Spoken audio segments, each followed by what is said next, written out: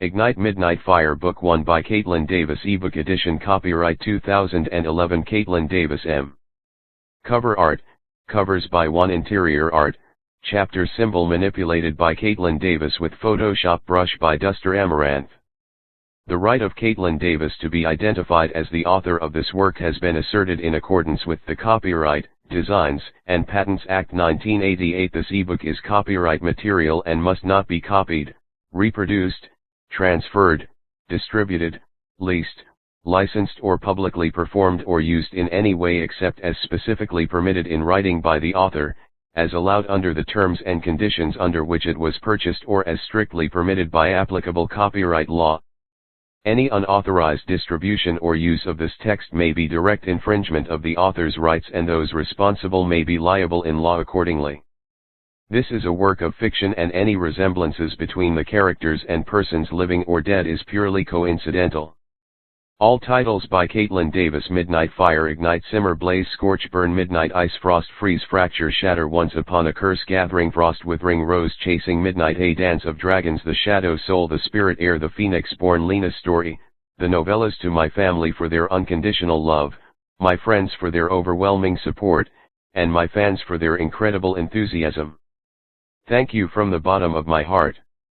Table of Contents. All works by Kaitlyn Davis. Dedication. Prologue. Chapter 1, Chapter 2, Chapter 3, Chapter 4, Chapter 5, Chapter 6, Chapter 7, Chapter 8, Chapter 9, Chapter 10, Chapter 11, Chapter 12, Chapter 13, Chapter 14, Chapter 15. Epilogue. Bonus scenes from Luke and Tristan's POV. Simmer preview about the author. Prologue. Kira watched as he languidly stood, flexing his muscles as though he had just awakened from a long dream. He stretched his arms over his head and cracked the bones in his neck before finally settling his gaze on her. She hardly recognized him, the boy she had fallen in love with. Where minutes before there had been light and emotion in his eyes, now there was only a black hole, a seemingly endless abyss. Kira had never seen him look at her that way, like less than food, like vermin, even since the first time they met. "Aren't you going to run?" he asked with sinister humor coloring his words. The smirk on his face may as well have been a knife cutting through her heart. The darkness had always called him, but Kira thought that being with her would be enough to keep him from crossing over. She saw now that he had surrendered to his nature, and for the first time, she felt real fear when he looked at her. Kira stepped backward on shaky feet, trying to digest the question. She didn't have an answer. How could she turn her back on him and run away? The man she loved was trying to kill her. There were no options. Could she forget it all the nights they had shared, kissing and swapping secrets and fight to kill? Or would she run and admit that there was no hope he would return to her? Kira said his name and reached out her hand, searching one last time for the man she had lost. "Yes, honey." The words hit her like a slap in the face as they rolled off his tongue, drenched in sarcasm. Kira looked up at the sun, still hidden behind the shadow of the moon, and sprinted into the tree line behind her. She couldn't give up on him now. But when the eclipse was over, maybe she would finally find the strength to fight. Chapter 1. As Kira waited in line for a parking spot, she studied the sprawling two-story building that took up her entire line of vision. A stone engraving read Charleston County High School, and Kira sighed at the daunting brick walls before her. Already she could tell it had a layout much different from the private school she had attended in New York, with numerous buildings sandwiched between corporate skyscrapers and spread out over a few city blocks. The students wandered here at a pace much different from the bustle she had grown used to during the past 5 years spent at the boarding school that she had begged her parents to attend. But last year her father had been laid off, and Kira knew she would be back home for her senior year. Her family had lived in Charleston for about 4 years, but Kira had never met anyone during her summers home. This would be new for her, a huge school that she would definitely get lost in and tons of people who had probably never even heard of the Met.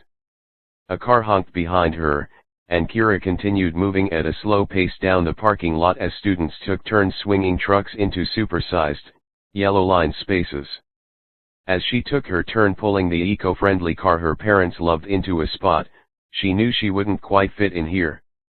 Kira looked to her left at the person sitting in the passenger seat of a pickup truck, a full 2 feet above her, and felt as tiny and invisible as she probably seemed to him. But enough, she thought, straightening her shoulders. Kira hated self-pity more than anything, so she grabbed her shoulder bag and made for the front door with the rest of the crowd. She did give Charleston one thing: the smell of marsh and pine was a heck of a lot better than that of car exhaust and garbage. Name, the secretary asked as Kira entered the main office for her schedule. Kira Dawson. Year. Senior. Kira ran her hands down the sides of her royal blue sundress, smoothing out the wrinkles to make a good impression on her new classmates. Here you go, honey. She took the folder and pulled out a schedule. Advanced Calculus, room 253C. Kira walked out to the hallway and looked around for a sign, anything to point her in the right direction, but saw only bare brick walls. After a few minutes, someone finally took pity on her. Are you new? A handsome blond guy with a lanky build stood behind her looking over her shoulder at the paper. Oh, 253C, not an easy walk from here. Come on, I'm next door to you. She followed, having no real other choice. So you are new, right, or have my great looks made you speechless? Damn, Kira thought, hating to be called out. Time to prove she wasn't a wallflower. Yeah, I'm new, and what good looks. You're so tall I can't even see your face. Touché. He studied her for a moment, and Kira finally got a good look at his face, which she had to admit wasn't too shabby. He had wispy hair the color of summer corn, a slightly crooked nose spotted with light brown freckles, and a wide, friendly smile full of perfectly white teeth. There was something about his eyes, green with flecks of yellow, which she found familiar and almost comforting. I'm Luke Bowery. He extended his hand, naturally tanned from a summer in the south, and she shook it. Kira Dawson. Nice to meet you, and thanks for the help. Not a problem. When I see a damsel in distress I just can't help but act the knight in shining armor. She laughed despite herself. Kira knew he was cocky, but she also instantly knew they could be friends. Here's your stop. Hope to see you later, he said and rushed into the classroom next door right as the bell rang. She hurried to do the same and quickly sat in the first seat she could find. The math was easier than she was used to, as were chemistry, biology, and Spanish. Her morning passed smoothly as she followed people from classroom to classroom and eventually into the cafeteria big enough to hold all 1,500 students at the school. Kira had packed her lunch, so she made her way down the rows of tables, searching for an open seat in a friendly crowd, almost giving up until a huge hand landed on her shoulder. Need saving again? She smiled to herself. It was Luke coming to the rescue once more. I wouldn't mind it.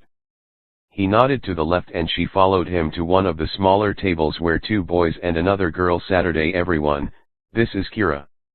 Kira, this is everyone. The girl rolled her eyes, pointing an exasperated look at Luke. Luke, truly amazing introduction, the slightly goofy-looking boy with shaggy brown hair and black-rimmed glasses said, and extended his hand. Hey Kira, I'm Miles, this is Emma and that's Dave.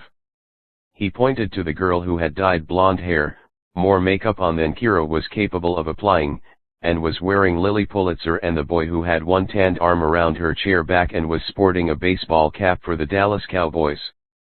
We all moved here last winter, but thanks to you we're no longer the new kids. Not much change happens here. I think 5 students in 1 year must be a school record. Wow, so everyone is pretty set in their ways then.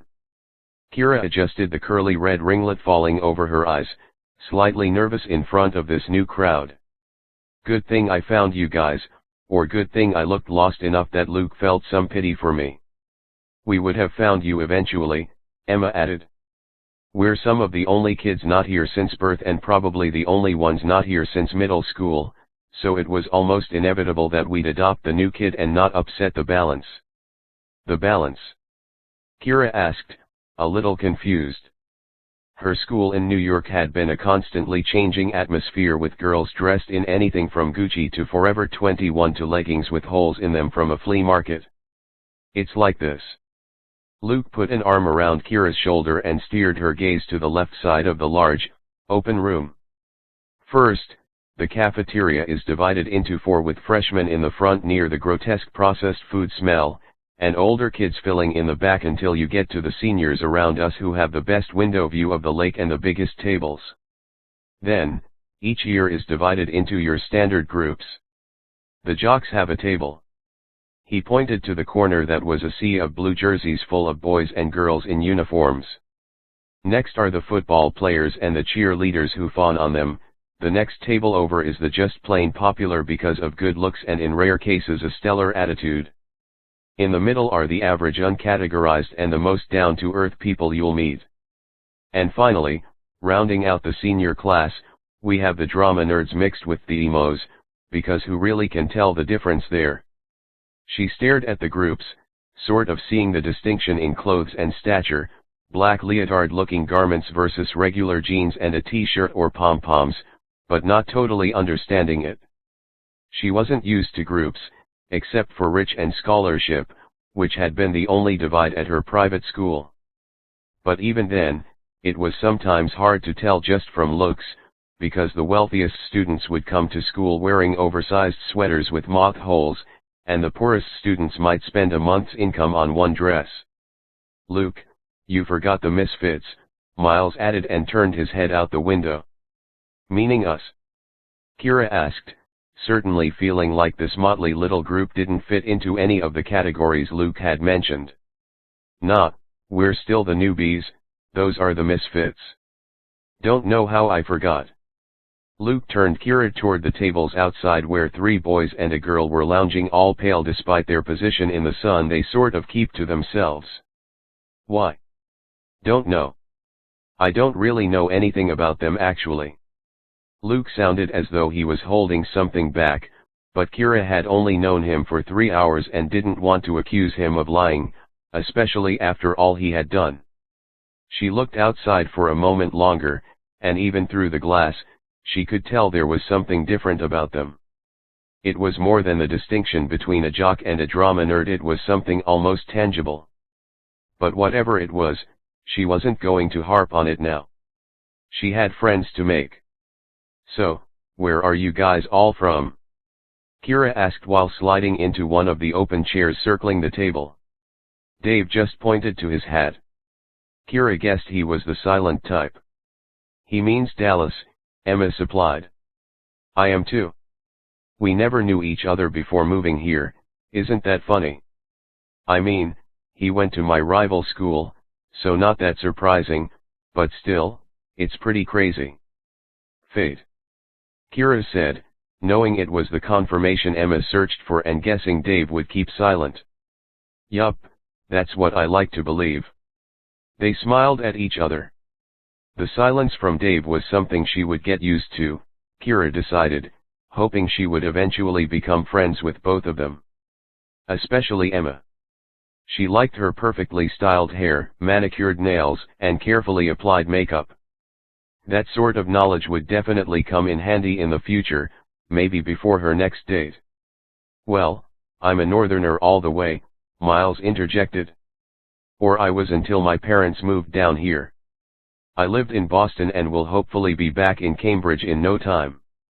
Kira smiled because Miles definitely looked like the Harvard type, with the pile of books next to his lunch. But she felt a little edge to him too. "And now, my turn."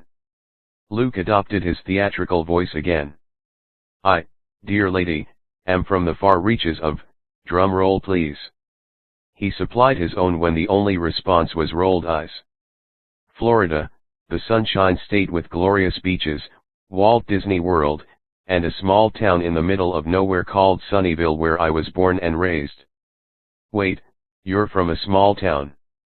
Kira sputtered, almost spitting out her drink. "I get that a lot, but why? I don't understand." "I don't mean any offense, it's just that your personality is so." Kira moved her hands in a wide circle searching for the appropriate word. "Charming." Luke supplied.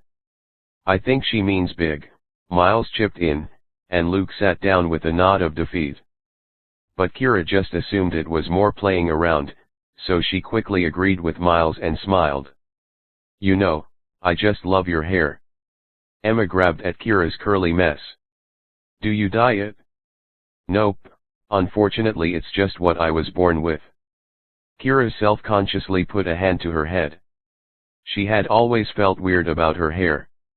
It was a curly mess of bright red and almost white blonde strands that mixed to create a sort of strawberry blonde with a punch. Well, I'm jealous. I wish I had such natural volume, and guys go crazy for a redhead. Enough guys already go crazy for you, Dave finally spoke up, pulling Emma tighter into the crook of his arm. Ah, the jealous type, Kira thought. Luke took a strand of her hair and wrapped the natural curl around his pointer finger. He stared at it intently, almost as if he were in a trance, and Kira stared at him, stuck. Luke, creepy much? Emma chimed in. Luke dropped the curl immediately, and he and Kira both turned toward Emma. Whoa, Luke, Kira has your psycho eyes. Really? Look at me, Miles asked with a curious expression. Whoa, was all he said when they looked over. Let me see. Luke gently held Kira's chin so she looked into his eyes.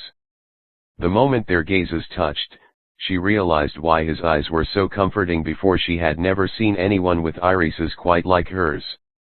They were barely green on the outer rim, but that hue was quickly overtaken by a yellow tint with red and orange specks that almost looked like fire. Most people were weirded out by it, but she liked that she wouldn't be alone in that, at least for the next year. I didn't think they'd look the same, Luke murmured softly. Kira paused at the words Luke clearly had not meant to say out loud. Well, obviously you wouldn't think a complete stranger has the same eyes as you, Emma said, and Kira silently thanked her for commenting. She was still trying to figure out what he was talking about. What's up with you today, Luke? You're acting all mysterious. There was a momentary pause. Luke opened his mouth, seemingly unsure of how to answer, but then the lunch bell rang. They all stood up, conversation forgotten. Kira had English with Luke, so he grabbed her arm and started pulling her through the all too confusing hallways she feared she would never figure out. After a few minutes, they arrived at the far side of the building and slid into their seats. More students began trickling in as the bell rang again, but no teacher showed up. Mr. Bell is notorious for being late to class, Luke leaned over and whispered to Kira. Oh, really? How is he still Lukey? The girl that Luke had labeled as a misfit plopped down on top of his desk. She had waist-length, stick-straight black hair, and her eyes were impossibly blue, almost like ice. Hitting on the new girl already? Tisk tisk, you should let her get to know everyone before she's forced to settle on you. Diana, Luke said tersely. I thought you graduated. She laughed, and her eyes flashed almost white as she stared at Luke. No. I'm quite content to stay in high school forever. And I had to wait for my boys. At their mention, the three boys who had been with Diana outside now walked into the classroom. Instantly Kira felt on edge, as though there was something else going on here that she was not privy to but was somehow part of. The look on Luke's face was strained. Something was happening between him and the others that no one else in the classroom but Kira could feel. She heard laughter and saw students hugging friends they hadn't seen in a while, but in the back of the classroom, there remained only the tension of a rubber band about to snap. Jerome, Tristan, John, Luke said each name with a stiff nod. They circled around him. Kira lost interest in the strained conversation and instead studied the newcomers. Jerome had black skin that miraculously seemed pale and the same steel blue eyes. He was built like a football player, like a running back who was speedy yet surprisingly strong. John had sandy blonde hair, shaved close to his head, with a thin and streamlined build. Finally, she looked at the guy Luke had called Tristan. He seemed different to her somehow, with jet black hair that hung over his eyes a little and barely visible dimples that played on his cheeks. His eyes were also an icy blue, but they seemed deeper to her, like steep ravines she could fall into. He stayed out of the conversation, she noticed, as if lost in his own thoughts, ones that seemed more troublesome than the cutting remarks being doled out by his friends. He had a rebel without a cause look that made him perilous for a girl's heart. Suddenly, he turned to Kira. His eyes brightened a shade when they landed on hers, staring. And Kira, who was never one to back down, returned his look with interest. "Who are you?" he asked in a barely audible voice filled with surprise, one just loud enough to attract the attention of his friends and Luke. Kira melted at the sound. He was dangerous, she knew, but something about him made her feel safe and afraid at the same time. "Kira," was all she could respond with. They both looked at each other, trying to unlock the other's secrets. His friends came to circle her now, and she instantly felt cornered. Fear sparked in her heart, a quick flash of lightning. She didn't quite understand the nerves, but she also couldn't shake them. "Well, what have we here?" Diana leaned in to really look at her, and Kira thought she read shock on the girl's face despite the confidence in her voice. Tristan laid a hand on Diana's arm, almost like a warning. "Diana, back off," Luke said, and tried to come to Kira's rescue, but it was Mr. Bell who saved her by running into the classroom very late and very out of breath. "All right, simmer down people, I just lost track of time in the teacher's lounge. Welcome to Advanced English.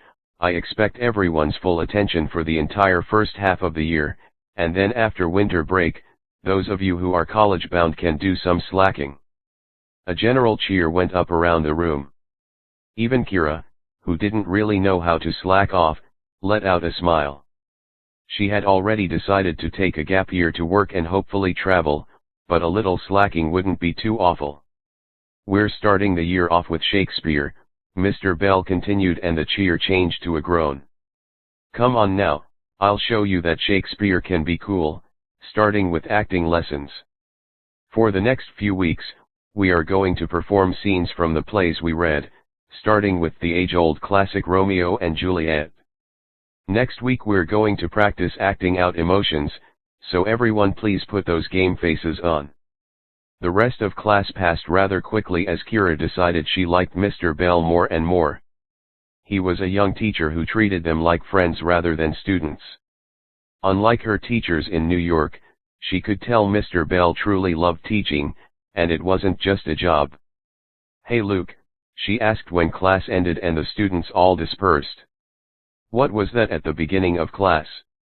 I thought you said you barely knew anything about those guys."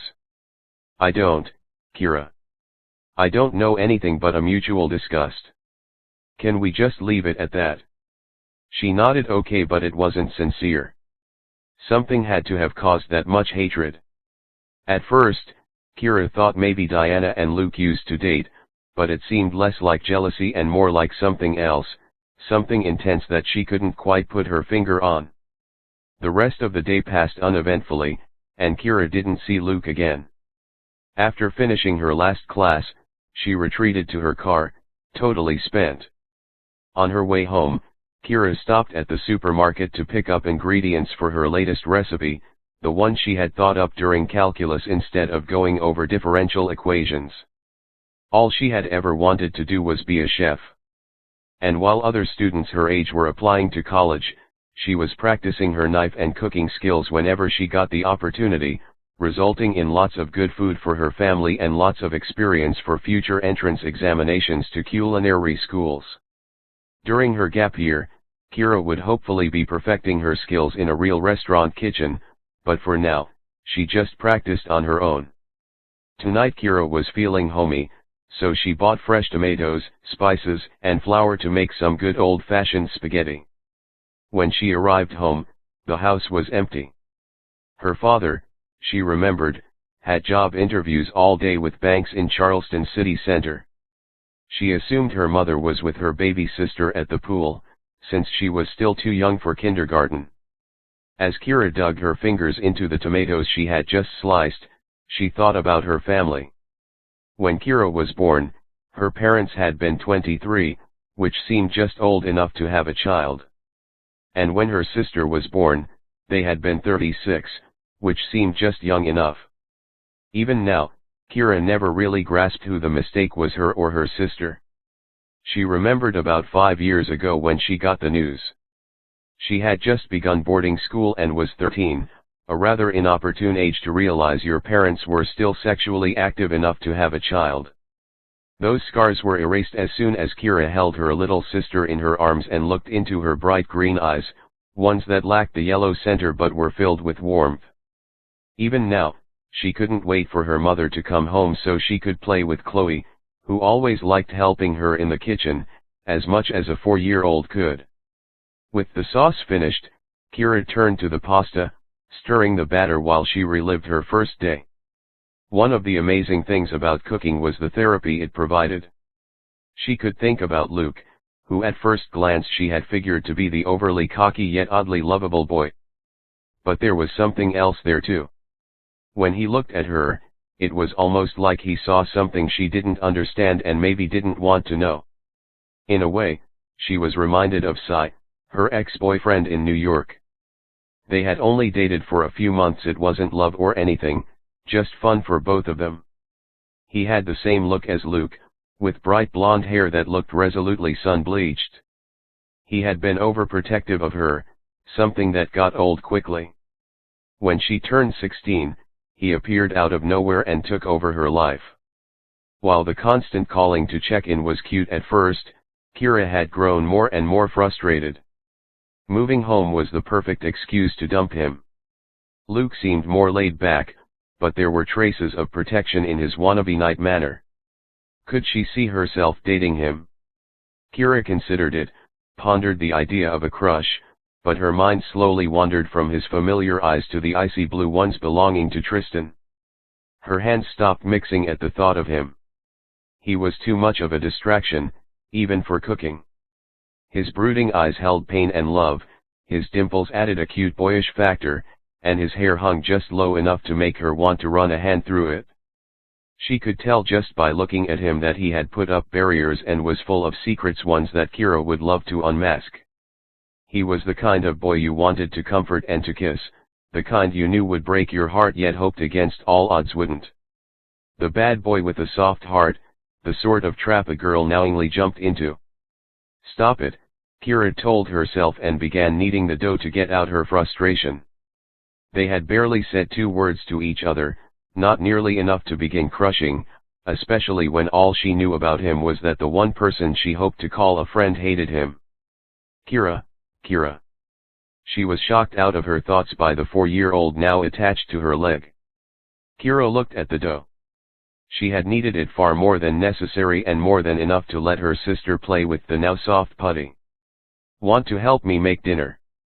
she asked, lifting Chloe onto the marble countertop next to the sink. Her mother came in seconds later and kissed her on the cheek. "How was your first day?" "Oh, fine." Her mother sank a little clearly, she wanted more details. "Any friends yet? Any guys? Now that you're home I'd hope to get some more information out of you." "Well, there was this one guy," Kira began telling her mom about Luke and how he had saved her. She could tell her mother was enjoying the teenage gossip she had missed out on while Kira had been up north, but she couldn't bring herself to speak about Tristan. For now, he would be her secret. "Damn you," she thought. "If you're causing me this much trouble now, I can only imagine what will happen if we ever have an entire conversation." Chapter 2. When Kira arrived at school the next day, Luke was waiting for her outside the entrance. She was happy for the escort but wanted to try walking herself to class to test her memory of the layout. Luke let her lead, which resulted in 2 missed turns and a 5-minute tardy to class, but she had still gotten them there on her own, which was something. In no time, Kira's morning classes whizzed by, and she was sitting with her newfound friends in the cafeteria, feeling like she had an actual place in the school. "Dude, Wonder Woman is definitely hotter than Catwoman," Luke said to Miles. The two had been in a heated debate since their teacher had mentioned comic books in chemistry class. No way man, Catwoman is totally badass and she wears a leather costume. Leather? Okay, Wonder Woman wears a bathing suit, has superhuman stamina, and can fly, Luke argued, mouth hanging open in disbelief that they were even still talking about the subject. Catwoman has a whip. Wonder Woman has an invisible flying plane. Dude, leather plus whip plus hint of evil wins every time. Dave decided to chime in with, Luke, I think Miles has you there. Ladies? Come on, help me out. Luke peered over with puppy dog eyes. A slight pout graced his lower lip. Speaking as a completely heterosexual female, I have to say that Catwoman is definitely hotter, Kira spoke up, hoping to end the completely absurd debate. Now, here's a real question: Batman or Superman? I have to go with Superman every time. At that, Miles spit out his drink. You have got to be kidding me. Kira laughed and let the new debate continue, now with male subjects who were of much more interest to her. But when Miles and Luke began spitting words at each other, most likely forgetting to breathe, she tuned them out. Letting her gaze wander over all of the different groups around the cafeteria, Kira eventually allowed her eyes to slip out the window to the one person she was secretly searching for. But when her view landed on the Misfits table in search of Tristan, all four of them were looking at her. Jerome, John, and Diana held their gazes for a moment before looking away, but Tristan continued staring. Kira's breath caught. She didn't understand or want their interest. Well, she secretly wanted Tristan's but not the others. She smiled at him, trying to change his sort of gloomy stare for a flirtier one. But he just looked away, confusing her more. Luke nudged her, pulling her gaze from the window. Come on, it's time to go to class. They walked together, winding through the sunlit hallways, and sat down quietly until Mr. Bell walked in, flustered. Hastily, he started to lecture. During class, Kira looked over her shoulder to catch all of the misfits staring at her once more. She held Tristan's eyes again, only breaking contact when Luke tapped her shoulder to pass her a note. He sufficiently distracted her with funny notes for the rest of class, but the hairs on the back of her neck remained standing for the entire period. Luke, why do they keep staring? Kira asked as they followed everyone out of the room. Don't worry about it. It's just because you're new. I'm sure it will wear off soon. But despite his reassurance, it didn't. Every day for the rest of the week, Kira was under scrutiny. The misfits would only look away when she finally turned to meet their gazes. Kira was confused, but more than anything, annoyed. I'm going to confront them, she told Luke after school let out on Friday afternoon. Her first week was complete, but she felt like things were only just beginning. Kira, leave it alone. He shook his head, exasperated with the conversation they had had every day this week. The more it bothers you, the more they do it. They're jerks. If you ignore them, I'm sure they'll stop. I can tell from your voice that you don't believe what you just said. Do you know what's going on? Kira made Luke stop walking before they reached her car, which was only a few steps away. She wanted to delve deeper into what Luke was obviously hiding from her. Nothing, it's just who they are. He turned away, unable to meet her eyes, and continued his stroll. Well, we'll see next Monday. If I catch them staring again, I'm going to talk to them. I'm not really one to stand idle when I'm annoyed. I'm starting to realize that, Luke said in a resigned voice and leaned against the trunk of her small car. Do what you want to. I doubt I could stop you anyway. Kira laughed.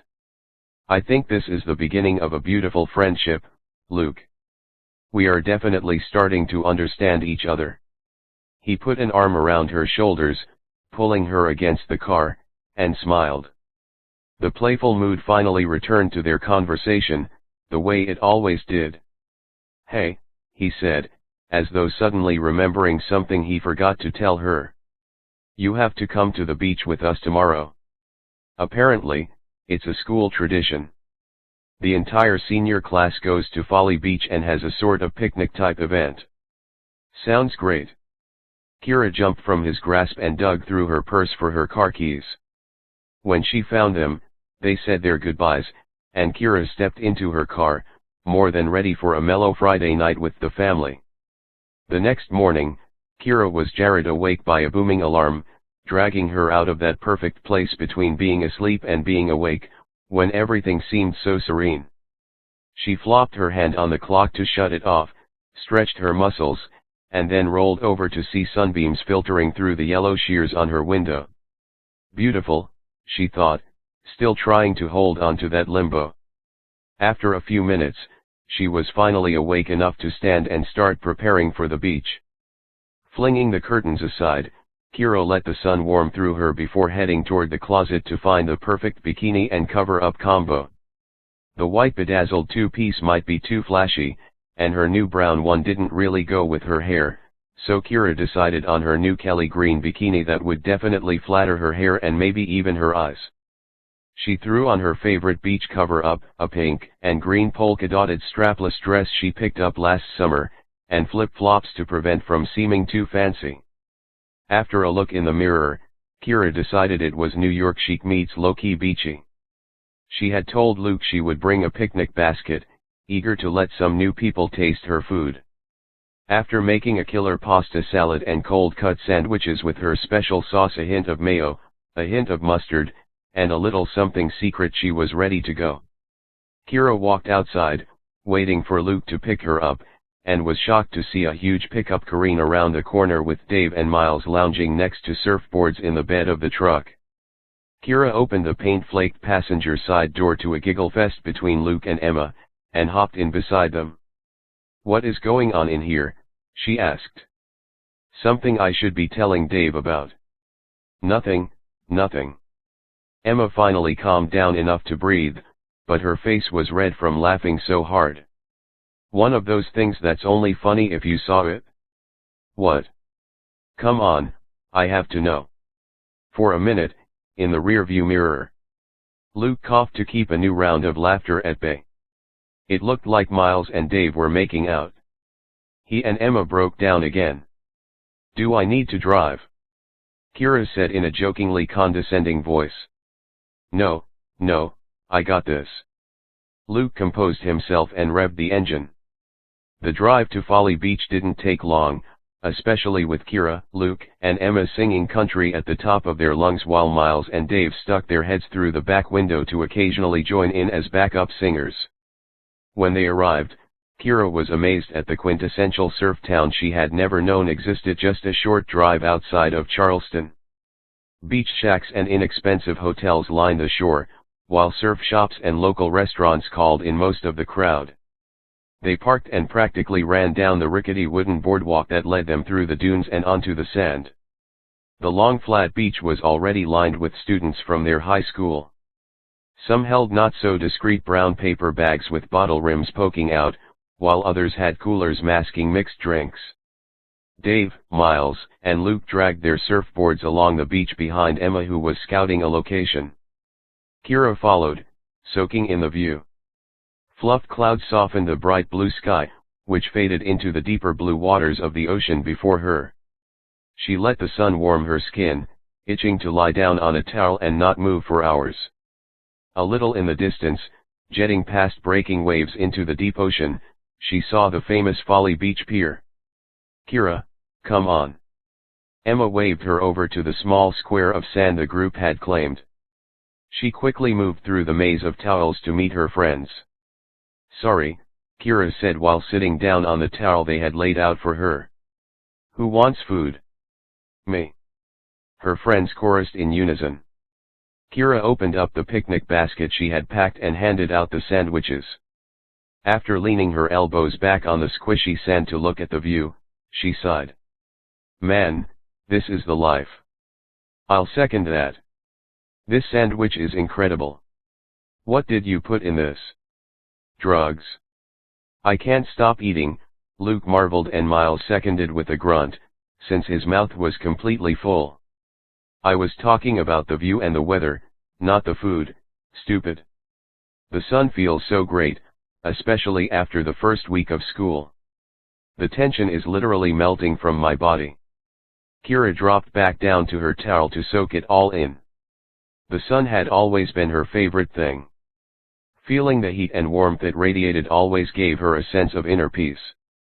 She had spent many afternoons in Central Park while living up north, but nothing could compare to the feel of the sand scratching your toes, the sun prickling your skin, and the surf rolling in your ears. And then Kira felt it, that tingle at the base of her neck that told her something was wrong. She opened her eyes to look around and saw that Tristan, Jerome, John, and Diana were walking onto the beach. They looked away when she caught them staring, and Kira finally broke. In school, it was one thing, but ruining her perfect moment of relaxation went way too far. She watched while they walked along the shore and took careful glances in her direction. When they sat down, yards to her left, Kira turned away. Experimenting, she looked back and met each of their eyes, catching them in the staring act yet again. This is ridiculous. Kira stood, dusting the sand off of her legs, and marched over toward the misfits before her friends even had time to realize she'd left. 4 eyes watched her carefully as she swiftly dodged people and came to a stop at the edge of the bright blue towel Tristan lounged on. Okay, what is your problem with me? She flung her arms wide, searching for some answer that made sense. You exist, Diana spoke coldly. Kira was shocked and she flinched. It wasn't the response she had expected. And what about my existence is so terrible that I can't turn around without you guys all staring at me? Not terrible, intriguing, Tristan spoke up before Diana could, tilting his head as he pondered her. Kira couldn't imagine what about her had caught their interest so much, and she was beginning to not even like Tristan's watchful eye. But then again, she couldn't help noticing the outline of a six-pack etched in his pale skin and how the sun made his eyes look even bluer. It wasn't so bad. You're completely ignorant of everything, Jerome said in a deep, rumbling voice. It's alluring. Kira didn't like the way he looked at her with a glimmer of malice in his eye. And even staring at Tristan shirtless wasn't enough to keep her there much longer. Look, I lived in Manhattan for 5 years. I'm hardly ignorant compared to almost everyone else who goes to our school, and I'm tired of this. Get over whatever it is you think you know about me, and leave me alone. Kira walked away, hoping she had gained an upper hand and that they would stop. When she turned her head back around, they were gazing at the ocean, hoisting up surfboards, and ignoring her. She smiled, glad she had faced them, but also confused. What had Jerome been talking about? Why would he think she was ignorant when he had never even spoken to her before? Kira. She stopped her unhappy thoughts and turned to Luke, who looked concerned. You okay? Yeah, I just had enough, like I told you before. He nodded. Come on, I'm making you surf with me and Dave. Go grab Miles's board and meet us out there. She quickly took off her cover-up and lifted the heavy board from the sand. Thanks, Miles, she yelled after she turned and started walking toward the water. When she stepped into the waves, she instantly knew this would be a much more enjoyable swim than those she went on in the Hamptons. Instead of walking into freezing cold and almost paralyzing waters, this ocean was bathwater warm. Kira smiled at the change, already starting to appreciate the permanent move down south, and headed out toward her new friends, who she felt like she had known for a lifetime. After jumping on the board and awkwardly paddling past the waves, Kira made it to Dave and Luke, who sat like pros with their feet dangling in the water and the nose of their shortboards angled up into the air. Kira noted her own very long board, which hadn't left the surface of the undulating water even though she sat on its back tip. Why is my surfboard so huge? I could barely lift the thing. It's a beginner board, Dave spoke up now that the conversation was of real interest to him. We only started teaching Miles about a month ago, and he's taking a little while to get the hang of it. Don't worry. I can tell you're a natural, Luke chimed in and playfully nudged the edge of her board with his foot, almost sending Kira into the ocean. Well, maybe not a natural, but it's really not that difficult. Kira nodded and listened to their detailed instructions carefully. She had never heard Dave speak so much. That alone was exciting as he told her exactly what she had to do. When the wave was approaching, paddle as quickly as she could, then make one last push right when it felt like the wave had complete control. Quickly put her palms on opposite sides of the board and push her chest up. Then, she had to move her right foot perpendicular to her left knee while still keeping most of her leg on the board for balance. Finally, the hardest part, she had to jump up by swinging her left leg through her arms in front of her other leg and then lift her upper body up while keeping her legs bent. Easy, right? Kira tried to assure herself, but as she waited for a wave, she couldn't stop the anxiety from building in her chest. How fast did these boards really go? Kira was no adrenaline junkie by any means, so to calm herself she tried to envision a Blue Crush scenario, in which she becomes a super hot surfer chick who woos a professional quarterback. She was jolted from the daydream when Luke and Dave shouted at her. Here comes a wave. Start paddling, Kira. With as much power as she could muster, Kira pushed her arms through the water, digging under the surface. One of the boys gave her a push, and then the wave was in control. She pressed up on her palms, moved her leg forward as quickly as she could, and promptly lost her balance. The board flipped, sending Kira crashing into the ocean. She rolled around underwater, riding the wave in like the boys told her, and felt the strong tug of her ankle strap as her board and she went in opposite directions. Finally, the speed slowed and she was able to break through to the surface of the water to swim over to her board. Kira flopped her arms over the board, rested her head for a few moments, and then looked up to search for Dave and Luke. She waved to them, gave a thumbs up, and then jumped back on her board to paddle back out. I'm going to do this, she told them resolutely as she spun her board around, back toward the shore. Turning for a second, she watched Tristan, who had just stood up on a wave. He looked like such a natural, taking steps along his board to control speed and doing a few tricks despite the smaller nature of the waves. She was totally captivated by it. Kira, here comes a set. Dave brought her back around and she started paddling again. This time, Kira did it by herself without a push from Luke, and got caught in the movement of the wave. After a few seconds, she toppled over, but this time it was when she tried to fling her foot to the front to stand. She paddled out after escaping the churning waters, already feeling the exhaustion in her arms, but not ready to give up yet. After about 10 more tries ending in belly flops, Kira had about reached that point where she was ready to give in. I cannot do this, she told the boys after lying back on the board and resting her body.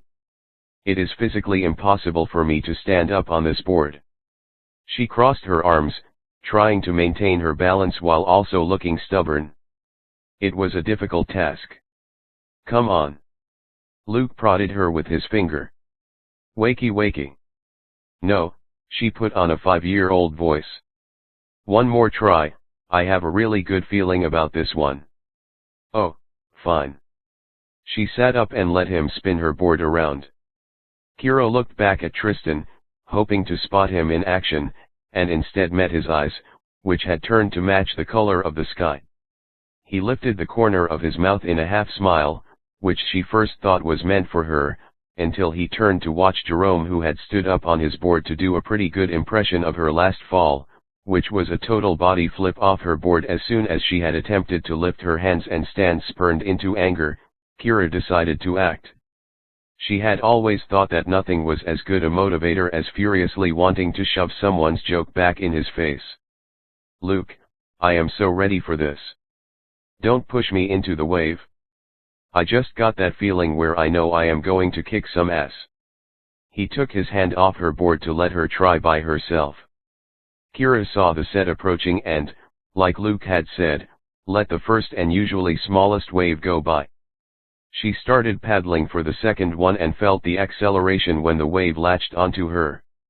Quickly, Kira lifted her upper body, smoothed her foot along the board until it came perpendicular to her knee, flung her left leg to the front of the board and stood as quickly as she could. She waited to lose her footing, to slip off of the edge, but that moment never came. She paid close attention, never letting the board wobble too much and trying to hold her own against the water rushing her toward the shore. This is exhilarating, Kira thought. The excitement mounted with every moment that she didn't fall and with every increase in her speed. When she finally felt herself slow down and saw the sandy beach through the water, Kira threw her hands up in the air, leaped off her board, and jumped up and down, splashing water everywhere. Luke and Dave rolled in on the third wave, only seconds behind her. Luke picked her up and spun her around while Dave slammed her hand in a high five. She looked over at Tristan again and caught the grin curving his lips. Maybe he had been rooting for her all along, she mused. That was awesome, Kira said with a beaming smile. It really was. Now let's grab some food. Luke turned toward the towels with a hopeful look that silently prayed Emma and Miles hadn't emptied out the cooler. What? Food. I just got the hang of this. The boys looked at her with sad baby faces. Okay, you guys go eat, I'm going to try for a few more waves. You sure? Dave asked, and Kira could tell he had finally warmed up to her. A day in the water could do wonders. Go, go. I'll be in soon. She shooed them along and then threw herself back on her board to paddle out past the breaking waves. As she caught the next wave, Kira knew she had the technique down. She rode in perfectly and paddled out for more. After a few turns on the small waves, she decided to try for something bigger. Tristan sat alone in the water, closer to the pier where the waves had been breaking earlier and getting larger. Some part of Kira wanted to prove to him that he was wrong in judging her based on stolen glances and wrong in making fun of her. Kira could feel his eyes on her as she paddled closer. And maybe she was being too self-assured or was too fueled by the anger he had sparked in her, but Kira knew she had to try to show him something about her that he hadn't already assumed. Kira never met his stare.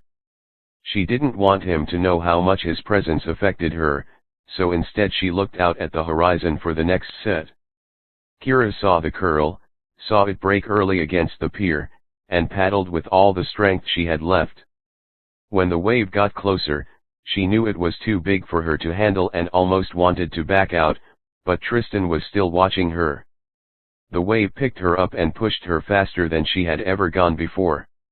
When she tried to stand, her board nosedived with the speed and Kira fell headfirst over her board and into the water. She flipped underwater a few times, the strain of her board pulling her forward until she finally broke the surface for air. After a gulp, the next wave crashed and she was thrown under again. She caught her breath for a moment of relief before the third wave in the set smacked her, and she had nothing left to fight. The wave pushed her under, and her board smacked her for it. Pain flashed. And then nothing. She was sinking. Her board tugged, pulling her underwater. And then Kira fell into darkness. Kira, come on. She heard the command in his deep voice, but couldn't respond. Kira, wake up. A hand slapped her in the face, once, twice, a third time, and then her eyes shot open and she tried to breathe, but her throat was stuck. Someone flipped her to her side as she began coughing, and finally she spit up what seemed like a gallon of water. Kira lay down again and closed her eyes, wanting to sleep. Kira.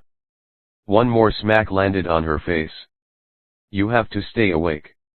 She opened her eyes and saw the blurry outline of a boy with dark hair and pale skin. Tristan. Hello. She saw the corner of his mouth curve upward despite her uneasy vision. What happened? You were being stupid, he drawled. Kira started to remember the wave and wipe out, and then her anger brimmed back to the surface. Only because you were being an ass, she grumbled. He just laughed. Come on, try to sit up. Tristan curved an arm around her back to help lift her up. She noticed, at that moment, that they both wore only bathing suits and she was basically sitting on his lap. Kira tried to discreetly look at his chest, which was quite chiseled, and then she noticed the nice bulge of a bicep in his arm. Kira let her eyes wander a few moments longer until Tristan picked her up far enough for the pain in her head to finally hit. She groaned, put a hand to her brow, and curled into his body a little more. Ow. Yeah, your board got you pretty bad. I know. Kira was starting to get annoyed by his habit of stating the obvious. She pulled her hand back for a moment. Crap. I'm bleeding. He stared at her hand, which was covered in running red liquid, until she put it back to her head. Kira noticed he was staring again, but this time at her wound. He leaned in closer, inspecting it, she hoped. After a minute, she couldn't take it. Tristan, tell it to me straight. How bad is it? He jerked as if she had interrupted him mid-thought. Oh. It's nothing. You'll be fine. Might need a few stitches. He sat her up on her own and moved back a foot. Thanks, for helping me, I mean, she said, not sure where to look, eyes landing on his face and then staying there. A few different emotions pass over his features until he finally settled on the half-smile she had started to like. Tristan grabbed a shirt from the unguarded towel next to him, looked at it, looked at Kira, and shrugged. He put it to her head, told her to hold it there, and helped her stand up. Get away from her. Luke's voice boomed from behind. He barged in, pushing Tristan to the side. Chill out, Luke. I didn't do anything. I don't care. Leave, he commanded, voice angrier than Kira ever remembered hearing. And if I don't want to? Tristan asked. Kira knew he was saying it more to test Luke and less because he really needed to stay. Then. Luke paused, clenching his fists and looking around. Then he promptly punched Tristan in the face. For a moment, Kira thought she saw a flashing light, but she quickly realized it must have been the sun, which had previously been silhouetted behind the two boys. Tristan fell over and rolled once on the ground. Luke. Stop it. He just saved my life. Come on, Kira. Luke tugged her hand. She glanced back at Tristan, who just nodded to her, and followed Luke. We have to take you to the hospital. She didn't mention the punch, wanting to wait for a good time. Instead, she went with her friends back to the car, listened to them talk about trivial things to distract her, allowed Luke to carry her into the hospital, and tried to process the heavy thoughts churning in her head. Chapter 3. During the car ride home from the hospital, Kira tried to drone out the lecture her parents were offering from the front seat. Surfing is dangerous, blah blah blah. She put her hand to her scalp and felt the 5 stitches that had been sewn there to hold her skin together. Truthfully, she was just relieved it had been the back of her head. Losing a little hair was nothing compared to having a scar on her face. Beside her, Kira's little sister was starting to nod off. She pulled Chloe's head over so it rested on her lap and ran her hand through her sister's silky brown hair, looking outside at the moss-covered trees passing by. Mildly distracted, she did her best to respond to her mother at the necessary moments, so she would think Kira was listening. But as the lecture droned on, Kira reached her hand up to the back of her head a second time and finally realized how close she had come to drowning, a fact she would never tell her parents. She didn't even remember getting out from under the water. All she could remember were the waves pounding her every time she tried to surface and the searing pain of her board hitting her on the head. Kira couldn't blame surfing. She could only blame her own stupidity. She'd known the waves were too big, but she was too stubborn to stop when she had a point to prove. Hopefully Tristan had been trying to prove a point too. Maybe he didn't hate her like she knew his friends did. When she got home, Kira ran to her room and called Emma. She needed to discuss things with the girl. For most of her life, Kira had been one of those girls that was one of the guys. Now, She needed a girl who was her opposite to help her dissect the situation. After half an hour, headlights pierced through the window and Kira went downstairs to get the door. "Oh my God," was the first thing Emma said. "We have so much to discuss. Let's grab some comfort food. Do you have potato chips?" "I can't resist." Kira grabbed some cookies and chips from the kitchen, and led Emma outside to the back porch. She sat on the hammock while Emma curled up on the wicker chair. "You know, Kira, it's a little spooky out here. You live kind of far into the woods." Emma hugged her legs a little tighter and searched the surrounding woods for anything terrifying. "Trust me, I know, but you get used to it." Kira let Emma get the search out of her system, and lay down, peering past the edge of the porch roof to search for stars. "So who first? Luke or Tristan? Don't tell me you called me over here just to gaze mysteriously at the sky." Kira sighed. "I know." She chewed her lip for a moment, thinking. "You choose." "I'm just as confused by both of them." "Well then, I've been dying to tell you what a freaking god Tristan looked like when he carried you out of the water. You, of course, were dangling there like a dead fish, but let me tell you." Emma shook her head as if there were no words and fanned herself.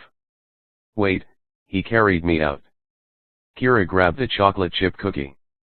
Reliving a near-death experience required chocolate, especially when someone just said you looked like a dead fish in the arms of a god. Great description. "Yes, dummy, how else do you think you ended up on the sand?" "I don't know."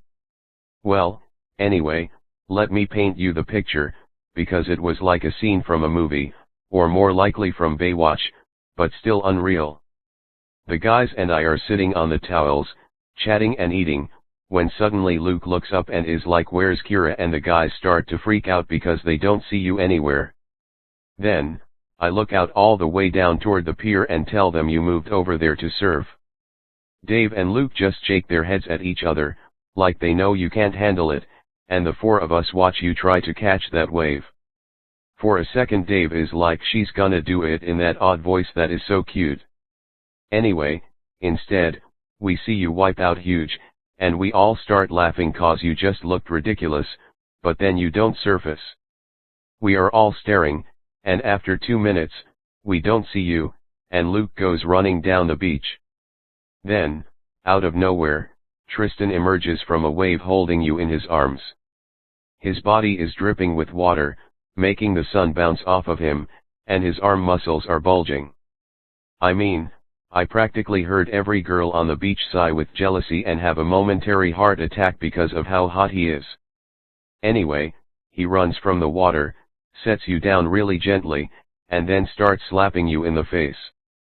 I didn't get it, but we all saw you wake up while we were running over and were so happy, until we saw Luke punch Tristan in the face."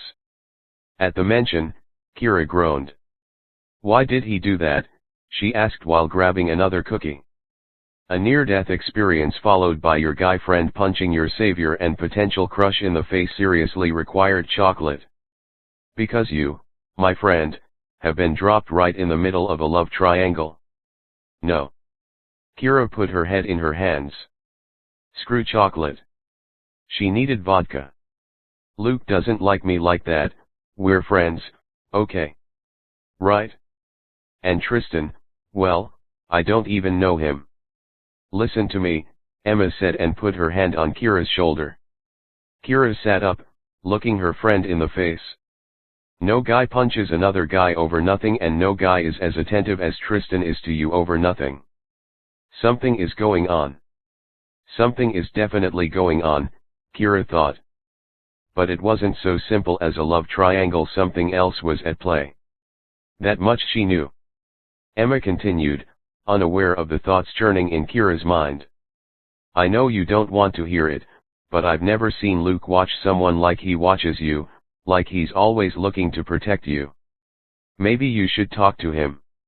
"Yeah, you're right," Kira replied, wanting to leave it at that and not let Emma know she thought something else was going on. Luke wouldn't tell her anything, which was why Kira had invited Emma over to dig up dirt that Luke would never tell her. And she couldn't resist asking Emma, the boy genius, about Tristan too. "So, do you think he actually likes me?" "I knew it, I knew it. You are definitely crushing on Tristan, and, well, who can blame you?" Her eyes started to glaze over. Emma. Right, sorry. I love Dave, but a bad boy is always dreamy." Kira sighed. Just what she didn't want to hear. "And you think Tristan is a bad boy?" "Kira, please, let's not state the obvious. The real question is, would he change for you?" Kira paused. "No." She tried to convince herself and Emma that she wouldn't be the one to try to change him. It never worked out, she knew, but in the back of her mind Kira could hear a small part of her say yes. "I don't know, not yet. But I will, I promise, even if it takes all the knowledge of boys I possess and a little more snooping." Kira laughed, happy she and Emma had started this new stage of their friendship. It would be great to have a girlfriend who she could gossip with, and who could help her figure out her disheveled love life, something she had never been able to master. "Have Tristan and Luke always hated each other?" Kira asked. Emma nodded while munching on a chip. "Do you know why?" Emma shrugged. "I'd say it was an instantaneous thing. Miles was the first one of us to arrive, then I showed up a day after him, and the next week Dave showed up with Luke right behind him. None of us really knew each other at that point, but I still remember when Luke walked into the lunchroom. We figured we would round him up, but when he walked down the cafeteria aisle, I remember he paused and looked right out the window toward the misfits. They all stood outside and stared back at him with seriously evil smiles. It was like a challenge or something. None of us knew what caused it, but that first day we met Luke he was nothing like he is now. He was angry the whole day and barely spoke to any of us. In fact, the next day we were all questioning if we wanted to let him in the group, but he came back on his second day as the charming person we know and love. Still though, he changes around them. Oh, and there was Bethany." Emma paused to grab another chip. She chewed on it slowly, eyes losing focus on the forest around them, and Kira wanted to wring her friend's neck in anticipation. This was it, this could be the explanation she had been looking for. "Bethany?" Kira prompted. "I'm trying to remember all the details." Bethany was the first girl Luke dated, here at least. They met his second week of school, and he was head over heels for her. After a month, we all knew he was in love, but none of us was as sure about her feelings. She was the kind of girl who tricks a guy into falling for her, but keeps a wandering eye. Emma sneered to show her disgust. "The boys all loved her, but I had a feeling something was off. Anyway, there was this party, and Bethany told Luke she was doing homework and couldn't come out. So, we all went without her, but it was totally lame and we heard people were partying at the beach. We drove the extra 15 minutes, and when we walked onto the beach the first thing we saw were Tristan and Bethany making out in the dunes. Luke ran over and punched Tristan in the face. By the time we got there, blood was all over Tristan's face and Luke's hand, and we had to pull him away. It was messy." Emma shook her head, and Kira flashed back to Luke's punch on the beach, somewhat surprised Tristan hadn't started gushing blood then too. "Yeah, wow, I didn't expect that." Kira chewed on her lip.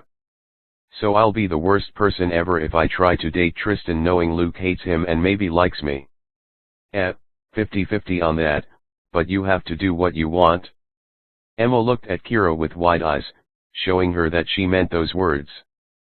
Kira curled back up in the hammock and listened to the breeze ruffle through the trees. That was the clue she had been waiting for, but she wasn't so happy now that she had it. Even if Luke and Tristan had hated each other from the start, Bethany had been the catalyst, and maybe Kira's presence had dredged up old wounds. She needed to talk to Luke about this. "Thanks for coming over, Emma," Kira told her friend at the door an hour later. Their conversation had moved past Tristan and Luke and into school gossip. But it became so late that Kira's pain meds had worn off, and she knew she needed to sleep on everything. Emma smiled. "You know I'm here when you need me." They hugged and Kira watched her friend leave before shutting the door and heading upstairs. Instead of lying awake for hours, as she had expected, sleep came almost instantly and thankfully dreamlessly, considering her tumultuous thoughts. The first thing Kira did the next morning was Google search for a Starbucks, and then call Luke to meet her there. In New York, coffee shops had been her favorite place to meet with friends, and she needed a comfortable spot to have this conversation with Luke. She loved the smell of coffee brewing and the artsy laid-back feel that most coffee shops had. Everyone was in his or her own world, typing away at a computer or talking about the previous day's events, but it was like a secret community. Kira's drive over was solemn, but when she arrived at Starbucks and sat down with a latte, she already felt more relaxed. The indie music of an up-and-coming artist was playing in the background, and she sank into her big leather seat to wait. Luke walked in about 10 minutes later, and she waved him over. When he sat down, Kira didn't really know where to start, so she waited for him to say something. "So, how's my hospital patient?" She smiled. Luke always did make her laugh. "Fine, thanks. And, even though my mom thinks I'm crazy, I can't wait to try surfing again. Such a badass." He grinned. She relaxed finally and tried to face what she had come to say. "Luke, believe it or not, I didn't just ask you for coffee to swap jokes, I actually need to talk to you about something." He nodded, prodding her on. Kira wasn't sure how to tell him gently, so she figured the best approach was quick and to the point, like ripping off a band-aid. "Luke, I know about Bethany." "Dramatic much, Kira?" "It's not like she died." She knew him well enough to know he was trying to brush it off, but couldn't quite. "Emma came over last night and told me the whole story, and I know that's why you hate Tristan." "Kira, that's not even half of why I hate Tristan.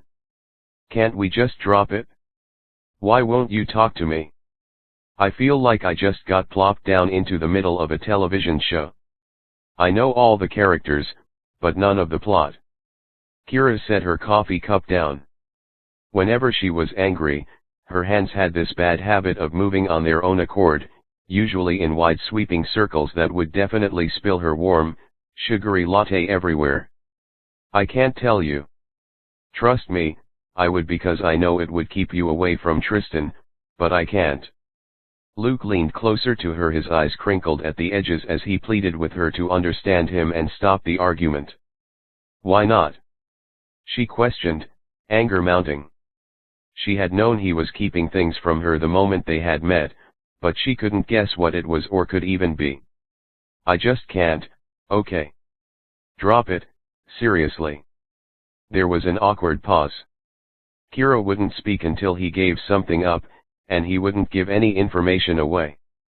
Luke fell back against his chair. "So, surfing." "Oh, don't change the topic," Kira snapped to shut him up. "There's something else I want to talk about too, as long as we're at a stalemate with the other topic." "We are." He nodded to enforce the finality. "Fine, then I need to ask you something." Kira picked her mug back up to ponder. On her ride over to the coffee shop, she debated talking to him about this in case it hurt his ego. But, now that she was angry with him for holding so much back and keeping so many secrets from her, Kira had no such reservations. "Luke, do you like me?" "Sure, what's not to like?" Kira stared at him, waiting. Typical of a man to totally misread the question entirely, she thought. "Oh," Luke twitched, finally understanding. "I mean, you're great and all, but I really thought we'd just be friends, you know." Kira smiled, totally relieved. "Thank God." "Me too. So, why did you punch Tristan yesterday if not jealousy?" "Plead the fifth." He grinned like a little boy trying way too hard to appear innocent. Luke, this is ridiculous. He saved my life. I would have died if not for him, and you punched him in the face. Seriously, you have got to get over whatever it is that's between you guys, because I won't let you punch him in the face the next time he does something nice for me. Not like she knew he ever would. It could have been a one-time, I was the closest person to you, sort of thing. But Kira hoped not. I know you don't understand, but eventually you will.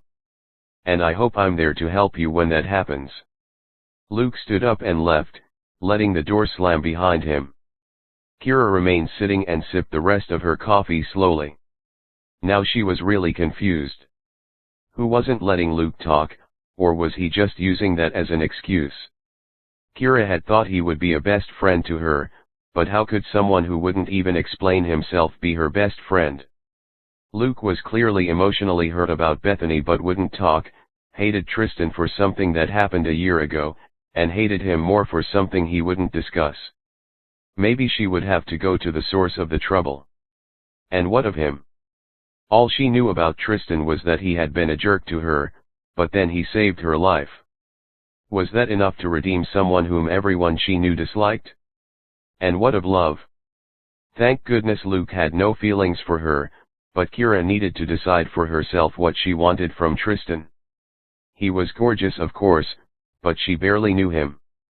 She shouldn't be catching her breath every time she saw him and getting little chills up her spine at the thought of him. And yet there she was, looking out the window of the local Starbucks, holding her breath and feeling a tingle when he unexpectedly stepped out of a car with Jerome, John, and Diana in tow. Tristan's face didn't have a single scratch from yesterday, and his pale skin wasn't marred with a purple bruise. Kira was surprised. On the beach it had seemed like Luke really hit him. But his cheek was pristine as it rose in a smile, a reaction to whatever funny words Jerome had just voiced. Kira watched, heart pounding, as a dimple curved into his cheek and his hair fell over his eyes. Tristan shook with laughter, but he stopped before the others. A dark look slowly gathered back to his face as his mouth curved down, and his eyes became full of his own troubled thoughts again. Kira could read him just as easily as she read other people. She just couldn't read how he felt about her. Unaware of her presence, the four of them walked toward a sporting goods shop next door. Quickly, Kira drank the rest of her latte, waiting until they went inside before sneaking over and carefully opening the shop door without making a sound. Kira wanted to snoop now that she finally had the chance to get some real unguarded information. She slowly walked down the aisles, checking each one with a quick peek before entering. She eventually spotted them in the surfing goods section at the back of the store and walked down the parallel aisle, trying to hear tidbits of their conversation. Through a small hole in the shelf, she could just barely see them, but it was enough for prime eavesdropping. They were talking about surfing wax because John needed some. Great, Kira thought. She was really going to learn a lot on this covert mission. After a few minutes, staring at what looked like soap to Kira, they moved down toward the boards themselves. Tristan needed a new surfboard. He had abandoned his in the water when he dove in to save her. They started to talk about his rescue. This was exactly what she needed. Why'd you do it? Kira heard John ask. Tristan carefully examined the fins of a new board and smoothed his hand along the bottom, testing the curve of the wood. I knew it would annoy Luke, and besides, we might be able to use her later. Letting her die would have been a waste. Kira stopped breathing so she could listen closer. This wasn't about her at all. Maybe he would have even let her drown. Good thinking, Jerome praised him. What was she to them? She would never let herself be used by anybody, ever. The fact that they thought she would was more proof that they were the ignorant ones, not her. I don't think it's as simple as you make it sound, Tristan. Diana spit out the words, and then put her hand on Tristan's, making him meet her gaze. I see the way you've looked at her. The way you held her when she woke. Don't be absurd. Tristan looked back down, brows nodding, unable to hold Diana's gaze for too long. She threw his hand away from hers and off the board, so he couldn't hide behind it. Jealously doesn't become you, Jerome said to Diana. We'll see, was all she replied. Kira didn't want to trust her ears. Tristan's concern had seemed so real on the beach. But, maybe Diana was right. Maybe he was helping just because he wanted to protect her. Maybe there were things he didn't want his friends to know. Maybe Kira started but then her tippy-toe balance failed her and she knocked the shelf, letting a few soccer balls fly off and bounce down the aisle. Crap, she thought and ran to another aisle to escape before they caught her. Kira heard one of them say to separate and check on who was listening, so she dove into the best hiding spot she could find, a tent that had been set up in the camping section. She zipped it halfway, to prevent from being too obvious, and hid behind the closed part of the flap.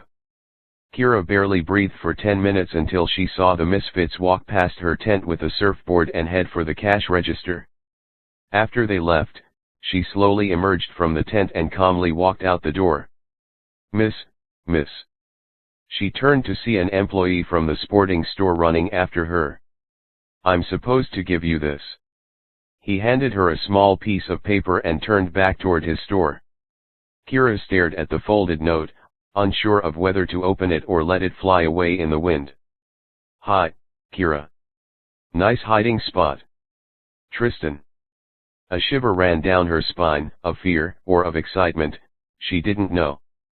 But she did know one thing: he didn't rat her out to his friends or they would have confronted her, which meant Tristan was keeping secrets. The question was really how many and from whom. Chapter 4. For the next 3 weeks, Kira ignored Tristan. At school, she built her friendships with Luke, Miles, Dave, and Emma. At home, she played with her sister and practiced for culinary school. She was determined not to think of him and the drama he would bring into her life. Instead, Kira focused on all of the people and things she did have and let that little part in the back of her head that longed for him get quieter and quieter. But she couldn't completely erase the nagging wish that he would be the one to break the silence and approach her. On the first Saturday of October, Kira decided it was finally time to start working on her term paper about Charleston's role in the War of Northern Aggression, more commonly referred to by the rest of the world as the American Civil War. Her history teacher had assigned the entire class a research paper due before Christmas about Charleston's local history and involvement in the war. The open-ended question was to be interpreted in any form she wanted, and Kira thought it was more than annoying that most of the students had a lifetime of knowledge about the city compared to her meager month and summers spent mostly at the beach. Today would be her day to wander around and explore until something interesting caught her eye. Battery Park was the first stop. Kira figured she would start from the southernmost tip of Charleston and move north. As she walked along the wharf that ran parallel to the park, Kira noticed that the Civil War monuments still stood, but their meaning had been left behind. Statues had been erected to honor past heroes of the South and cannons were placed facing the open water as if still waiting for an attack to defend against. However, the mounds of cannonballs were now a place for children pretending to be soldiers, and the statues were a challenge to little adventurers hoping to climb something more than a tree. The North had long since moved past the Civil War, but even in Charleston, a city engrossed in its own history, the past was beginning to be left behind. Kira leaned against the metal fence, facing the sea. In the distance, almost like a mirage, stood Fort Sumter, the ultimate spot of Charleston's Civil War history. It seemed hard to believe that such a small island fortress had been such a huge stronghold and spot of aggression. But she knew it was too easy of a pick for her paper and figured almost everyone in her class would be writing about it. Kira turned back toward Battery Park just as a modern-day horse and carriage rode past her. She tried to picture 2 women with hoop skirts and floppy hats riding around, probably pulled by a slave, and envisioned men wandering around in uniforms with muskets to patrol the streets against a potential northern invasion. She imagined a way of life come crumbling down, imagined the mansions in front of her exploding with cannon fire, and all the beautiful trees around her lighting up in flames. For a moment, she saw all of that, until someone's breath tickled her neck and a whisper made its way to her ear. Lost in thought, Tristan's deep voice sent a shiver down her spine, and a secret smile played upon her lips. He was officially the one who broke the silence. Since she had tested her own willpower and won, Kira decided it was perfectly fine to talk to him now. "I was until you so rudely interrupted," she said playfully while turning her body to face his. Kira took note of his dark-washed jeans and how they completely opposed her own white tank top and flower-covered skirt. Tristan shrugged and said, "Since I've already annoyed you, I guess there's no real reason to stop." She couldn't help but laugh, and he smiled in return. "What were you thinking about?"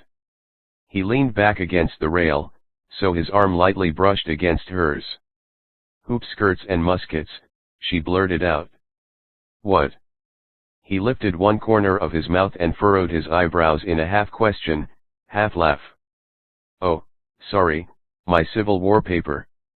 Kira frowned and looked beyond Tristan at Battery Park. "I see all of the history here, but I can't seem to find a topic that really stands out to me." "Come on." He put an arm around her shoulders and guided her toward a cannon across the street. "Who better to show you around than a Charleston native?" After not speaking for 3 weeks, Kira had never expected to have Tristan as her own personal tour guide, but it was perfect. He seemed to know everything about the city, and spending the afternoon with him was exactly what she needed to get the paper done. It also happened to be exactly what she wanted in her heart. Tristan led her around Battery Park first, pointing out a huge mansion that was a wedding gift from a father to a daughter after the war, and another beautiful town home that still had a piece of shrapnel lodged in the roof from a northern attack. He explained that Battery Park had been Charleston's first line of defense against any ships that made it past Fort Sumter and had not always been so picturesque. They kept walking as Tristan pointed out famous cemeteries where Confederate soldiers were buried and tons of buildings that had been preserved during the war that were truly from historic Charleston. They walked to the old slave market, which was now a flea market where local artisans could sell their goods. He showed her where the slaves had been kept, how they were sold, and where they were eventually set free. He painted the picture of a graceful city with an ugly undercurrent of racism that still needed to be weeded out. "How do you know all of this?" she questioned him after 2 hours. "You pick up a lot when you live here." He shrugged. "Charlestonians are very proud of their history." "I guess, but you describe it like you lived there." He breathed out a laugh, one that almost sounded like a sigh. "Do you actually believe that's possible?" His squinted eyes caught hers at that moment and she knew there was more to this question, some deeper meaning. Her heart skipped a beat. Was it possible? Of course not. Kira looked away, flustered, and focused on the old woman sitting on a blanket on the sidewalk weaving a straw basket. She could have been from a different era and almost seemed out of place near the busy intersection where cars zoomed by behind her. Kira looked back at Tristan. Did he fit into the scene? His constant brood made it seem like he was years older than he looked. She knew he had more on his mind than the average 17-year-old, but was that enough to start believing impossible things? Come on. He nodded to the side, making his hair slip to shield his eyes. When the piercing blue was hidden in shadow, Kira finally felt she could breathe and stopped her mind before it dreamed up even crazier theories. I want to take you to my favorite place in the city. They walked for a while, lightly chatting to avoid any serious topics, before Tristan stopped in front of a huge building. 4 round columns shot upward into a huge triangular frieze that reminded Kira of a Roman temple, until she looked further up and saw the top of a steeple. The building was huge but rather plain, with large wooden doors and sweeping windows, but no ornate decorations marred the beauty of the architecture. The yellow-tinted stone created a beautiful contrast against the blue sky, and Kira tried to take it all in before she looked to her left to read the sign that stated St. Philip's Episcopal Church. Kira was a little shocked. She had never figured Tristan as the religious type. I know what you're thinking, but it's because of the view. He started to enter and she had no real choice but to follow. When she walked inside, the sanctuary took her breath away. Huge white columns rose toward an arched ceiling that was also a polished white. The marble floor led her eye past the ivory pews toward a huge stained glass window behind the altar. With the sunlight beaming through, the window acted almost like a kaleidoscope, casting colors around the otherwise bare room. Kira looked up at the balconies that ran parallel down the sides of the church and were composed of carved mahogany, creating a striking contrast. And when she turned, an organ took up the majority of the back wall, and she could almost feel the music coming from the great instrument. "Kira, come on." Tristan stood beneath the organ and waved her over. "This is nothing." He walked over to the wall at the left corner of the church, and Kira watched him dubiously. Suddenly, what had seemed like solid plaster creaked open as Tristan found the secret latch he had been searching for. He pulled the thick door and moved his arm toward the opening as if to say, "After you, miss." "Is this allowed?" Kira asked while she peered into the darkness. "Rules are made to be broken," Tristan said with a wry smile. She knew it was a challenge. Could she drop her usually straight-laced mentality? Kira smiled back and started walking. As she passed through the hidden entry, she found a wooden staircase that creaked when she put her weight on the first step. She saw the light disappear and heard the door shut as she continued to climb with Tristan following behind her. When she reached the top, she could see the structure of the arched ceiling and knew they were above one of the balconies. Kira tried not to touch any of the dirt and dust, which she was sure held tons of nasty insects she would rather keep away from, and followed Tristan's exact movements as he confidently strode toward a second door. Cobwebs draped from the handle, and Tristan swiped them away.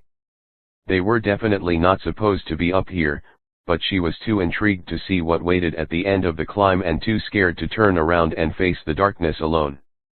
Kira's breath became labored as they walked farther and farther up the never-ending staircase that she could only assume belonged to the steeple. Finally, she saw light, and as she turned around the circular steps, a window appeared. She peeked through the grimy glass to see that they were well above the city skyline. "We're almost at the top," Tristan looked back to tell her as if he had heard her stop. Kira started climbing again, energized by the fact they had almost reached their destination. At last, the steps gave way to a wooden platform, and Kira was greeted by church bells and a long rope that hung through a hole in the floor. She followed Tristan through the maze of bells, until he finally sat down on a cushioned bench right next to a huge window. Using his sleeve, he cleaned the dust away. When Kira looked outside, she could see for miles. "Wow," was all she could say. Kira glanced toward the harbor and saw Fort Sumter and Battery Park for the second time that day, but now it was from above. The mansion seemed small, and even the trees looked like toys from so high up. She swore she could see all the way to the ocean, and she counted the sailboats in the harbor. From this vantage point, they looked more like white speckles than large ships. "I know, it's pretty amazing, right? Best view in the city." Tristan motioned to the other side of the bench. She sat down while still soaking in the scene. "How'd you find out about this place?" Kira looked at him and noticed he was just as caught up by the sight as she was. "My mother showed me." He paused, and Kira saw his eyes lose focus as he jumped back into his own memory. "It was a long time ago," he said after a few moments of silence. "Do you miss her?" she asked, guessing she must have died when he was young. Tristan nodded and she saw him retreat again. "You can talk to me." She reached out to grab his hand. He met her gaze when their fingers touched. Sadness laced his melancholic blue eyes, but Kira didn't know what to do about it. "I believe you," he said, grasping her hand tighter, and they remained quiet for a moment, just feeling comforted by one another's presence. Kira looked at her palm resting on Tristan's lap and wondered if she could have ever guessed that the day would lead her here. In the corner of her eye, she noticed something peeking out of Tristan's pocket, something she hadn't seen when he had been standing. "What's that?" she asked, and he followed her gaze to see what she meant. A second later, He pulled a small moleskin notebook from his pocket and handed it to her. "It's just sketches, you can take a look if you want. You draw?" She opened the book. "Just as a hobby." Kira imagined more than saw his shrug because she quickly became engrossed by his small pencil drawings. There were pages of hands that were perfectly shaded and seemed to leap from the paper. There were outlined sketches of people playing in parks, dogs running, and children hanging on swings. She came upon a series of pages dedicated to different people sitting on benches, one an old woman whose laugh lines told the story of a beautiful life, another a homeless man who was draped in newspapers for warmth, a third a couple holding hands and staring out toward their future. "Tristan, these are amazing," Kira told him without pausing to look up. She continued to flip through the small notebook, slowly taking in his work. "Seriously, this isn't just a hobby." "Thanks," he told her when she gave it back. "Have you ever thought about art school?" "Not for me." He shook his head while stuffing the notebook into his pocket. "Why not? You should let people teach you. Those drawings have a real personality to them. I can tell exactly who the people you are picturing are just by the expressions you give them." Tristan shrugged in response, which just made Kira push the point even more. "I get the whole bad boy thing you do, but I know it's just a front. You really care about people. I can tell from the drawings that you choose people you feel for in some way." He sighed when she finished talking, as if he had known she would notice that but had hoped she wouldn't. Then his expression changed, so his lip curved up and his eyes gleamed in a mischievous way. "A front, huh? I just broke you into a church. You broke me into a church to show me a beautiful view and a place that is sacred to you." "Not exactly the same as breaking and entering," she challenged back. "Ah, but we used the trapdoor, which most people don't know about. I could have just taken you up the janitor's steps. Would those have been cobweb-free?" He nodded and Kira slapped his arm. "Jerk. Come on, it was much more adventurous my way. Admit it, you were scared but secretly excited." Kira smiled, whispering, "That's generally how you make me feel." The words popped out of her mouth before she had time to think. She cringed and silently cursed herself for basically admitting she liked him. "Me too," he whispered, more to himself than to her. She looked up, but Tristan gazed out the window. She knew his thoughts were churning, and she wished she could peek inside of his head for just a minute. "Tristan," she asked to see if he was listening.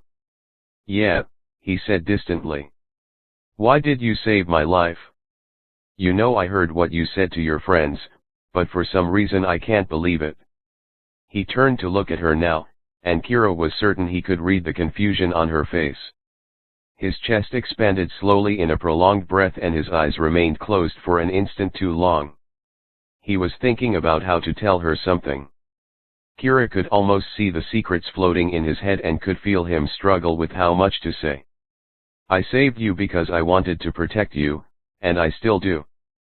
Some small part of me won't stop believing you are precious to me, even if I'm not supposed to feel that way." She inched closer, trying to read his mind with her proximity. "Who says you can't? Your friends." He laughed bitterly. "No, my so-called friends are the only ones making sense. We just can't ever be, Kira." "Why?" "Someday, you'll understand." He leaned back against the wall, away from her presence. "God, I am so sick of everyone telling me I'll eventually understand all of this stuff. Luke keeps telling me that, like some patronizing father who knows everything about my life, but won't give me any insight. And now you. I never expected this from you. What happened to Mr. breaking the rules?" Kira started pacing around their little corner, trying to make sense of everything. She was sure Luke and Tristan and his crowd all knew something she didn't. They were all keeping the same secret from her. When would she realize it? When would she finally connect the dots and stop feeling like the baby that everyone had to coddle? "I just can't be the one to tell you, to see you look at me with hatred, because you will hate me. Pain passed over Tristan's face and he winced. Look, Tristan, I get the whole self-loathing thing you have going on. I can see that you're troubled somehow by the way you retreat into your thoughts and lose track of the world. But don't presume to know my mind. You have no idea how I will react to anything. Everyone has some sort of past to hide. The fact that yours may be darker than most doesn't scare me. It makes me want to help you, not hate you. She practically spat those last few words, frustration at an all-time high. He stood, and she knew his anger had mounted with her little speech. Kira, you just don't know what you're talking about. It's not my past that you will hate me for, but today. Today, I let myself believe we lived in a different time, and when I saw you standing at the park, I couldn't help but be glad we could finally be alone together. But today, I let you feel for me and let my walls come down for an instant, and that is what you will hate me for the moments of intimacy that I will cherish but you will look back on and loathe. Kira hadn't realized the fight had brought them face to face and mere inches apart. Like people say, anger is just one small step from passion, so when she spoke, she hardly realized what she would say until she said it. Well, if it's intimacy with you that I'll come to hate, I might as well enjoy it while it lasts. Kira took one small step forward and their bodies melted into one another's. Quickly, his hands cupped her cheeks and his lips were on hers. She reached her hands around Tristan's back to pull him closer. Heat rushed through her body and she moved with Tristan as he pushed her back against the wall, encasing her body within his, pulling his arms around her waist. Her hands found their way to his head and she grasped his thick black hair, running her fingers through it. His lips moved from her lips, down past her ear to the base of her neck. Kira, Tristan sighed. But then his body stiffened and he pulled away. I have to go, he said with a firmer voice. Tristan turned away from her and left, disappearing before Kira even had time to react to what had just happened. Instead, she sank down the wall she had just been pressed against, gazed at the empty spot Tristan had filled moments ago, and began to cry. Kira needed to understand whatever was going on. The frustration of not knowing was driving her crazy. Luke didn't want her spending time with Tristan, and even Tristan didn't want her spending time with Tristan, so she decided there was only one thing to do: spend more time around Tristan. He was the key to finding out her role in everything, and she knew he wanted to be close to her even if another part of him fought that feeling. Watching him run away had just made Kira even more determined to solve this mystery revolving around her, even if she would come to regret losing this ignorance. Kira stood up and wiped her face free of tears. She looked out at the sun setting over Charleston and knew it was time to leave the church and what had happened there behind for a little while. She grabbed her bag, which she had set down on the bench, and noticed that Tristan had dropped his notebook on the way out. She leaned down under the bench and slid the notebook from its hiding place in the dark. In place of a novel, she knew what she would be looking at before bed tonight. After finding her way through the bells and back down the steps, Kira searched for that janitor's staircase Tristan had mentioned. She walked in the dark around the circular steps 3 times before finally finding a small knob beautifully free of cobwebs and dirt, and slowly opened the door. This path led right down to the front lobby of the church, and Kira silently cursed Tristan as she placed her foot on each superbly polished step. She quickly walked through the lobby and out the door, thankful no one was there to see her sneaking out. After a bit more walking, Kira finally managed to find her car. When she got home, her parents were not pleased. "Where have you been all day?" "I was worried sick." Her mother barraged her as soon as she opened the front door. Her father stood in the background nodding his head and giving her a stern look. "I expected you to come home hours ago. Isn't this why we bought you a phone, so you could call us if you were running late? You don't understand what can happen to a young girl out alone at night." Kira rolled her eyes and appeased her mother by listening to the lecture that began. She'd lived in New York, Kira thought. She understood the dangers of being alone in an unfamiliar place. She didn't bother to mention she had been abandoned by her tour guide after he ditched her in the church steeple they had broken into, which was why she had trouble finding her car. Eventually, her mother cooled down and started breathing again. After which, Kira quickly said goodnight, made her exit, and snuck into her sister's room to kiss her, sleeping for it. When she made it to her own room, Kira breathed a sigh of relief that her father had remained silent, because he usually asked all the questions she didn't want to give answers to. He was very good at reading people and almost always knew when she was hiding something. After a shower and some chocolates from her secret candy stash, Kira settled into bed and turned on her reading lamp. She gently eased Tristan's notebook open, and looked over the drawings she had gazed at earlier that day. Again, Kira noticed the expressions he was able to convey, and she tried to think on why he chose those people on the benches in those 3 drawings that truly caught her eye. A homeless man?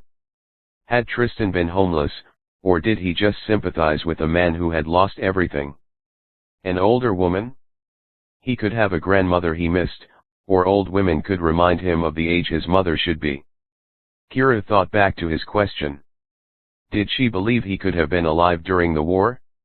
Could he sympathize with the old because he would never be there? And what of the young couple in love? Was that why he pulled away? He was jealous of those in love because he believed he was not deserving of it? Kira sighed. All she had were questions. Ever since she moved back to Charleston, everything about her life had become questions with no answers. She flipped past the bench drawings, past some blank pages, and tried to see if he drew anything else in that book she hadn't seen. After skipping through 50 blank pages, Kira was about ready to give up and go to bed when she turned one more page, and her own face was staring back at her. Her hair took up most of the small piece of paper, and within the mass of curls was the most perfect drawing of herself she had ever seen. The fire in her eyes sparkled. She was smiling in a laugh, and even her freckles were in the right location.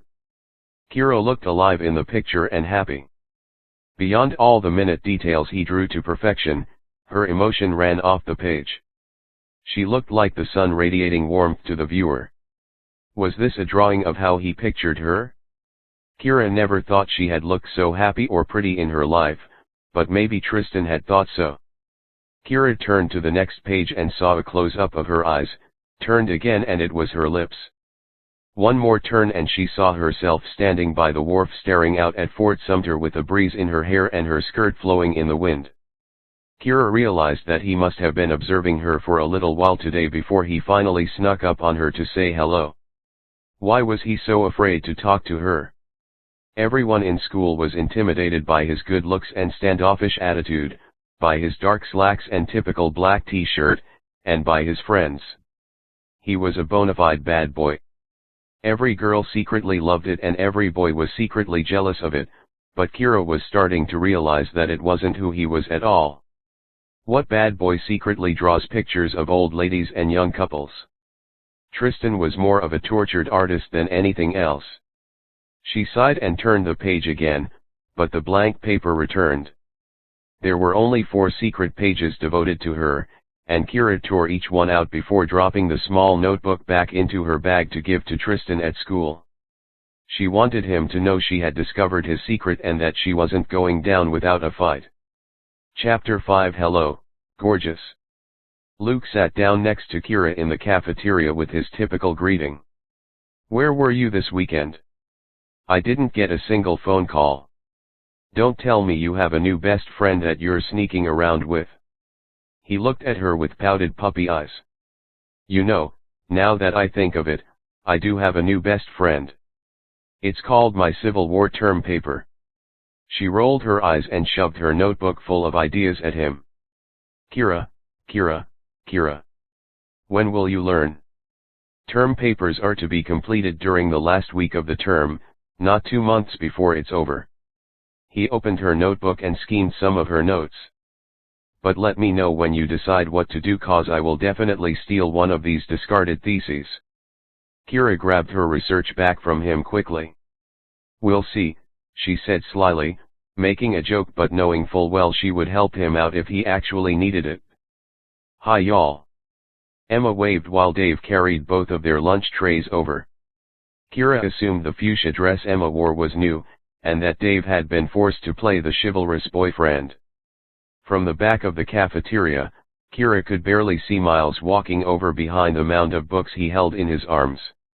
In fact, all that she saw were the black rims of his glasses pressed against his forehead. "How are you guys just sitting and laughing?" he said when he dropped what looked like 20 pounds worth of library books on the table. "Are you not at all worried about college?" Kira had noticed the fear of not getting into Harvard or another Ivy League school had made Miles go a tad insane. "Relax, man," Dave chimed in before slapping Miles on the back. "Yeah, seriously. Go buy some lunch and take a minute to chill out. The books will be here when you get back." Luke pushed Miles toward the lunch line.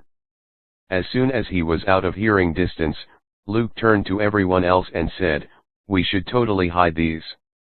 "Oh Lord, leave him alone." Kira put her arms around the books and protectively pulled them over toward her, Emma, and Dave.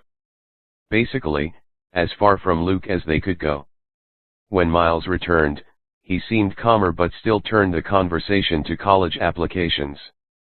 Kira knew all of that was irrelevant for her and couldn't help but let her eyes shift to gaze out the window. For the first time in a while, not a single one of the misfits was looking at her. In fact, Kira studied them for a few minutes and they seemed completely disinterested in everything going on inside of the school. She needed to grab Tristan when he was alone to confront him about what had happened and give him back his drawings, but how to get him away from his friends. To Kira. "Come in, Kira." Luke waved his hand in front of her face. She snapped out of her thoughts and rejoined the conversation. "What?" "Sorry, I've had a lot going on. Just asked what you would be up to next year." "Oh, a gap year to work in a restaurant hopefully, then I'll be applying to culinary school, and I'll be just as crazy as Miles is now." Miles finally cracked a smile at her statement and they continued lunch with ease. As she walked to English with Luke, Kira knew this would be her only chance to catch Tristan alone. But at the same time Mr. Bell walked through the door, Tristan came rushing in and sat down on the opposite side of the room. And when the class was over, Tristan ran out before Kira could even begin to stand and walk over to him. For the next 2 days, the same thing happened. Kira was always one step behind and couldn't trap Tristan alone for the 2 minutes she needed to get her point across. On Wednesday, after her third try at chasing him down, Kira pulled Emma aside at the end of the day and sat down with her on one of the benches outside of the school. "So, I need to get some advice. Can I give you the short version of my weekend?" Kira asked once they'd settled.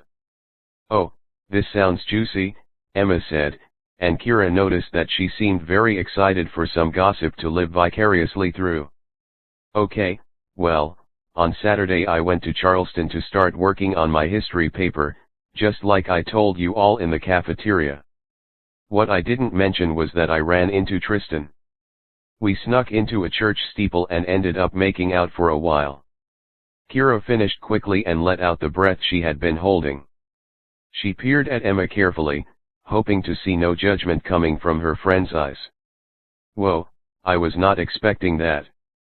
"Way to go, Kira." Emma put her hand out for a discreet low five, and Kira happily slapped her hand down. "Now back up, give me a little more detail, and tell me what the heck the problem is." "I basically ran into him early in the day, and then he said he would be my tour guide and show me all the Charleston hot spots. We ended up having a great time, and Tristan told me he wanted to show me his favorite place in the city, which happened to be the top of a church steeple, so we snuck up. We ended up talking, which turned into fighting, and fighting turned into kissing, and kissing turned into Tristan freaking out, running away and abandoning me in the church." Kira sighed and thought about how much to reveal about why Tristan ran away. She could tell Emma was trying to wait patiently, but her foot tapped against the sidewalk with enthusiasm at the new turn of events. "I'm not completely sure why he left," Kira continued, but I think it has something to do with his friends. And now at school he's avoiding me. I know I need to catch him alone, which is where you come in." She looked at Emma hopefully, needing a plan and fast. "And the only class you have together is English, right?" Emma asked. Kira nodded. "With Luke?" Kira nodded again. Emma chewed her lip. "I'm going to need to do some thinking for a minute, a little scheming time." Now it was Kira's turn to try to wait patiently while Emma sat with a furrowed brow and her chin resting on her hand. Kira looked out at the school parking lot, which had completely emptied during their conversation, and she was grateful to not have to worry about eavesdroppers. The last thing she needed was to be the talk of the school and to let her secret afternoon become public knowledge. Kira ran her sweaty palms down the length of her pants, trying to calm herself. "I have it." Emma's entire face brightened as she turned to Kira with a gleam in her eye. Kira was instantly overjoyed to have Emma on her side, especially when she looked so mischievous. "Today, in my English class, we got into groups of 2 to read lines from Romeo and Juliet, something about how hearing it gives it more meaning or whatever. Anyway, you'll only have about 5 or so minutes, but if you can trap Tristan and force him to be your partner it might give you the time you need." "Emma, you're a genius." Kira grabbed the girl's shoulders, shaking them with glee. "I totally forgot when Mr. Bell made that announcement at the end of class." "Too distracted by your lover?" Emma asked with a teasing grin. Kira tried to laugh it off, but the caught-in-the-act look was all over her face. "Seriously though, I need some details. Was he a good kisser?" Kira had a quick flashback to being backed up against the wall in his arms. "Yes," she said while biting her lip to keep from smiling too widely. "Can I get some more details on that please? A little play-by-play maybe? I can promise you, every girl in the school wishes she was in my shoes right now, well more likely yours, but still." Kira laughed and started giving up some of the more intimate details about the romance of the location and how they were yelling one moment then caught up in it the next. Emma hung on her every word and sighed romantically at the appropriate moments. It was the perfect 10 minutes to Kira, who had been thinking too many deep thoughts recently. She just wished she had thought to supply some chocolate or peanut butter. One thing was certain though, next time she needed to watch romantic movies like The Notebook, Emma would definitely be the one to call. She needed another person besides her mother who could appreciate the "I want to cry because this is so heartbreakingly romantic" sort of movie. Eventually, Kira drove away from the school and found her way back home, just in time to make dinner. She sat her little sister on the counter as she prepared the chicken piccata and heard all about Chloe's day with her imaginary friend Beth. Sometimes Kira wished she was still in those days of make-believe, but despite how nerve-wracking the past few weeks had been, she knew she was on the verge of figuring it all out. She just needed a bit more patience. The next day, all Kira could think about was how to put her plan into action. She barely spoke to her friends at lunch and was silent during her walk to English with Luke. Just as they were about to turn into the classroom, she stopped moving. "Hey, Luke." He turned when he heard her speak. "I forgot something in my locker. I'll meet you inside." He nodded and continued into the classroom. She tried to walk at a normal pace, but quickly sped to her hiding spot and peered around the corner of a locker to keep a lookout on the classroom door. For a moment she was worried that Tristan would be the one to sneak up on her, but Kira soon saw Mr. Bell enter the classroom, and Tristan was close behind. After he disappeared inside, Kira made her way to the door, hoping that an open seat was left next to Tristan and that all of this planning wasn't for nothing. Luke sat at the front of the classroom with an open seat next to him, and Tristan was 2 feet from her next to the other open seat. She flashed an apologetic look at Luke and sat down, trying to look guilty at being late instead of smug at having everything go smoothly. Tristan didn't glance at her, but she thought she saw his arm muscles tighten in anger when she sat down a few inches from him. Kira tried to act innocent and pulled out some paper to jot down notes during the first half of class. Really, she was losing all of her patience waiting for Mr. Bell to end the lecture and start with the acting lessons. If he didn't do it soon, she knew her chance to trap Tristan for a few minutes would be lost. She couldn't really pull the "I left something in my locker" act again. Kira knew Luke would be suspicious. Finally, Mr. Bell walked down the aisles assigning pairs, and Kira let out a silent breath of relief when she and Tristan were paired together. "Okay, everyone, now that we've finished reading the play, I want you all to practice reading Shakespeare out loud." He was a playwright after all, his words were meant to be spoken. "I think the balcony scene will do since I paired you all in co-ed groups. You are all hormonal teenagers, right?" The class responded with a laugh, and everyone opened their books to Act 2, Scene 2. Tristan turned to Kira with what she could only call a pained expression and tried his best to read some of the most romantic lines ever written in a completely melancholic voice. "But soft, what light through yonder window breaks? It is the east, and Juliet is the sun. Arise, fair sun, and kill the envious moon, who is already sick and pale with grief that thou her maid art far more fair than she." Kira couldn't help but laugh at him as he speedily grumbled out the lines without even an ounce of passion. "You know this is supposed to be a love scene, right?" He looked up at her with contempt while she tried to swallow her smile. "Oh, really? I hadn't noticed." He looked back down at the page and continued to read aloud in his monotone voice, totally ignoring her, which just prompted her to continue. "Look, Tristan, there's no point hiding the fact that you like me, from me I mean. I flipped through your notebook again after I saw that you'd left it behind. I saw the drawings you made of me." He looked up at her then, and Kira handed his small moleskin back to him, happy to at least have that out of the way. For some reason, she thought he was looking at her like she was an unruly child who wouldn't follow instructions. Where he got that from, she had no idea, but he continued with his speech, so she continued talking over him. They were really great, actually pretty flattering. She smiled, hoping he would look at her again, but he didn't. "Anyway, I think we should talk about what happened, not here obviously, but somewhere where we can meet in private."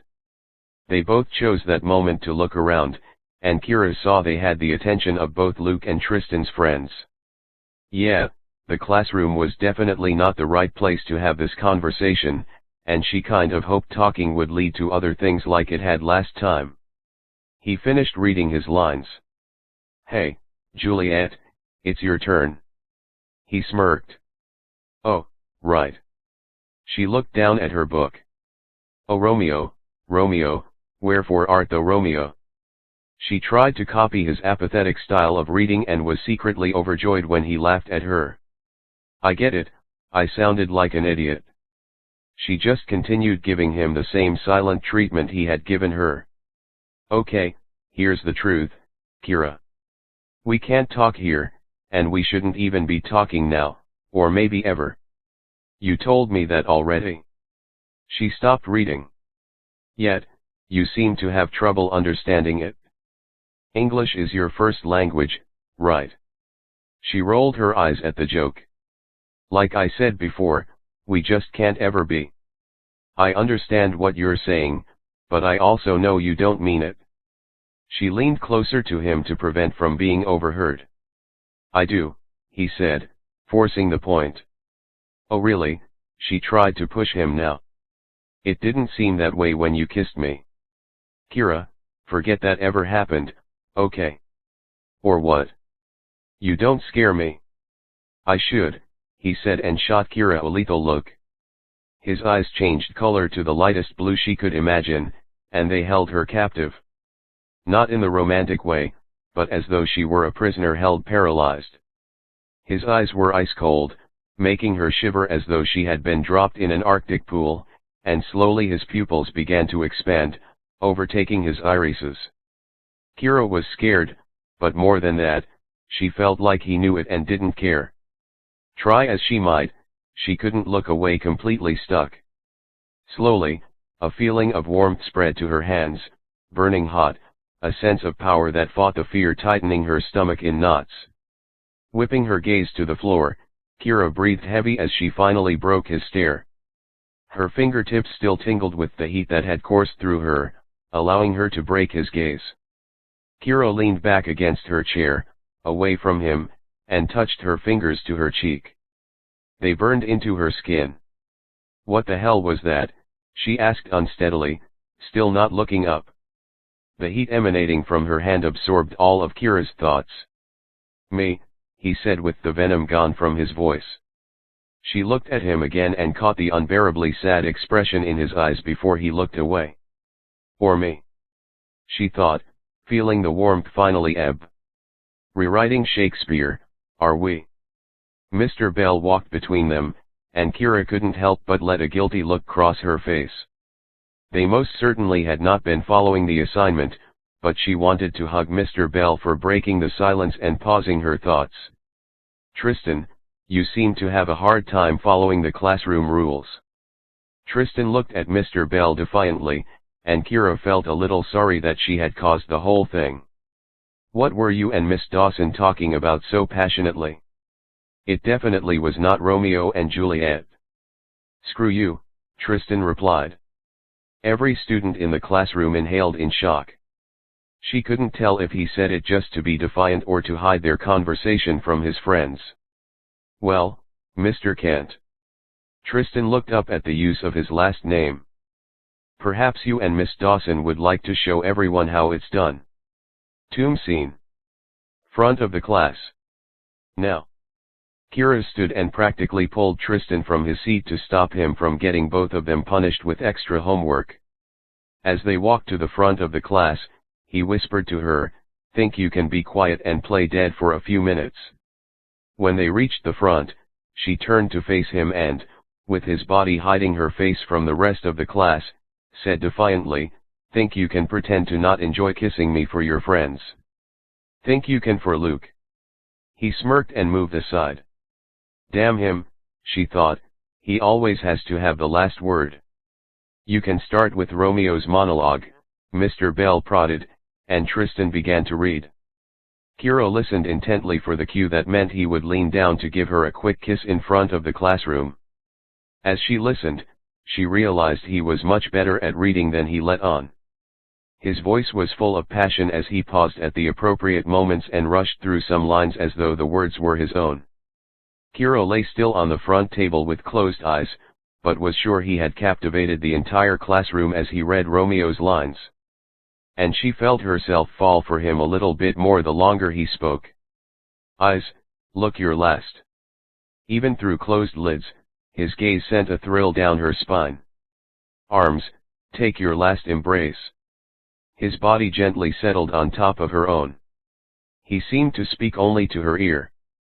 "And lips," he whispered, running his thumb along the edge of her lower lip, something the script definitely didn't call for. "Oh, you the doors of breath, seal with a righteous kiss, a dateless bargain to engrossing death." He lifted himself off of her to continue reading. Kira heard him utter the last few lines and recognized the swish of his clothes as he lifted his arm to swallow invisible poison. "O true apothecary, thy drugs are quick," he spoke with a stalled voice. His hands fell on either side of her face and the desk creaked as he leaned slowly down. From the brush of warm air, she knew that his lips were only an inch away. "Thus with a kiss I die." For what seemed like a millennium, Kira lay still, waiting, until finally, in the softest kiss she could ever imagine, his lips landed on hers and remained there for a few seconds longer than they should have. Her lips curved into a smile and his did the same. Unfortunately, he then pretended to fall off the desk and die. Shoot, Kira thought, listening to the engrossed silence of the class, how the heck am I supposed to follow that? Mr. Bell spoke for the other characters, until she knew it was her time to wake. Kira opened her eyes slowly and sat up to speak her lines to the friar. She tried to look appropriately shocked when she was told of Romeo's death but heard some people snicker at her failed attempt. And just when Kira was supposed to have her own monologue, the bell thankfully rang and saved her from the embarrassing experience. Kira looked down at Tristan and almost believed him dead, until he jumped up, winked at her, and fled from the classroom. Kira sat for a moment longer, trying to guess who had come out of that exchange with the upper hand, wondering if Tristan would agree to talk things over in private. More importantly, she felt her own cheek, trying to recall the overwhelming warmth that spread from her hand to that very spot. Kira had no idea what had happened, and she didn't know who to ask for answers. With a heavy sigh, Kira lifted herself from her seated position on the makeshift tomb and walked over to gather her things. When she left the classroom, Luke was waiting for her by the door. "So, that was interesting," he said with shrugged shoulders and hands buried in his jeans pockets. Kira remained silent as they walked step for step down the hall. "I personally thought you were captivating as Juliet. Great idea to put a hand to your chest then forehead and pretend to faint when you saw Romeo had died. Classic move." Kira smiled and shoved him away from her for making fun. "I'm not an actress, and I never said I was," she said in her defense.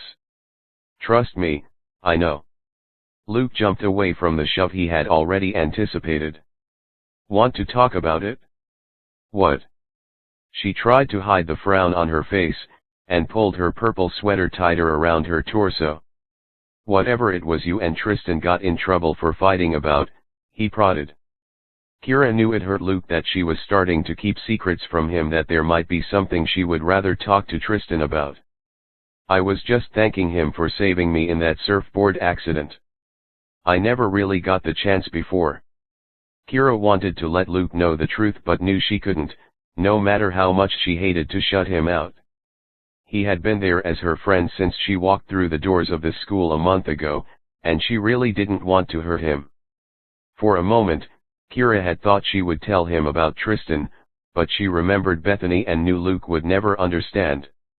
He was too emotionally involved to put himself in her shoes. "I bet he didn't want to hear any of it." Kira shrugged. "Something like that. Cheer up." Luke put an arm around her. "Want to skip class and buy some ice cream? I wouldn't mind playing hooky for the rest of the day." She smiled at the mischievous look in his eye. "And how are we supposed to do that?" she asked, knowing the campus security would definitely report 2 students ditching class. "Follow me you must, young Padawan," Luke said, quoting Star Wars and attempting to use a Yoda voice. He started running down the hallway, and she ran after him, knowing they were already late to class and had nothing left to lose. He stopped at the hallway intersection in front of the main exit and peered around the corner. Out of nowhere, Luke produced a straw and a small rolled-up piece of paper, sending the most perfect spitball she had ever seen, well, the only spitball she had ever seen, into the head of a security guard down the hall. She covered her mouth to stop from laughing as Luke sailed another one into his head. The security guard spun around angrily, and Kira and Luke snuck into an open janitor's closet. They heard the guard's heavy steps as he ran down one hall, paused and made a wrong turn down the hallway leading away from them. "Go, go, go." Luke pushed her out of the closet and they ran for the door. Once they made it through the exit, Kira forced Luke to keep running, and she bit back her own laughter until they made it to the parking lot. "Ice cream, my lady." Luke pretended to bow and offered his arm. Kira accepted. They marched over to his car and sat down safely inside before erupting into a fit of laughter that only stopped when they both had tears streaming down their cheeks. Luke revved the engine and pulled out of the parking lot. They left the school completely behind them. Kira couldn't think of a more perfect ending to the day, or of a more perfect friend for that matter. She smiled to herself, glanced at Luke when she caught him looking at her, and turned up the music to take on lead vocals. Chapter 6. A week later, Kira opened her locker to see a portrait of herself leaning against her textbooks. She grabbed the small paper that held a close-up of her face, with a dusting of light curls around the edges, and knew it was a message from Tristan. She turned the paper over to read the note scribbled in cursive on the back. "Meet me in the auditorium at lunchtime." She noticed he didn't even sign his name, like he knew she had been waiting for a sign from him. She, of course, had been waiting. But still, The arrogance of assuming he was the only guy who would leave her a note.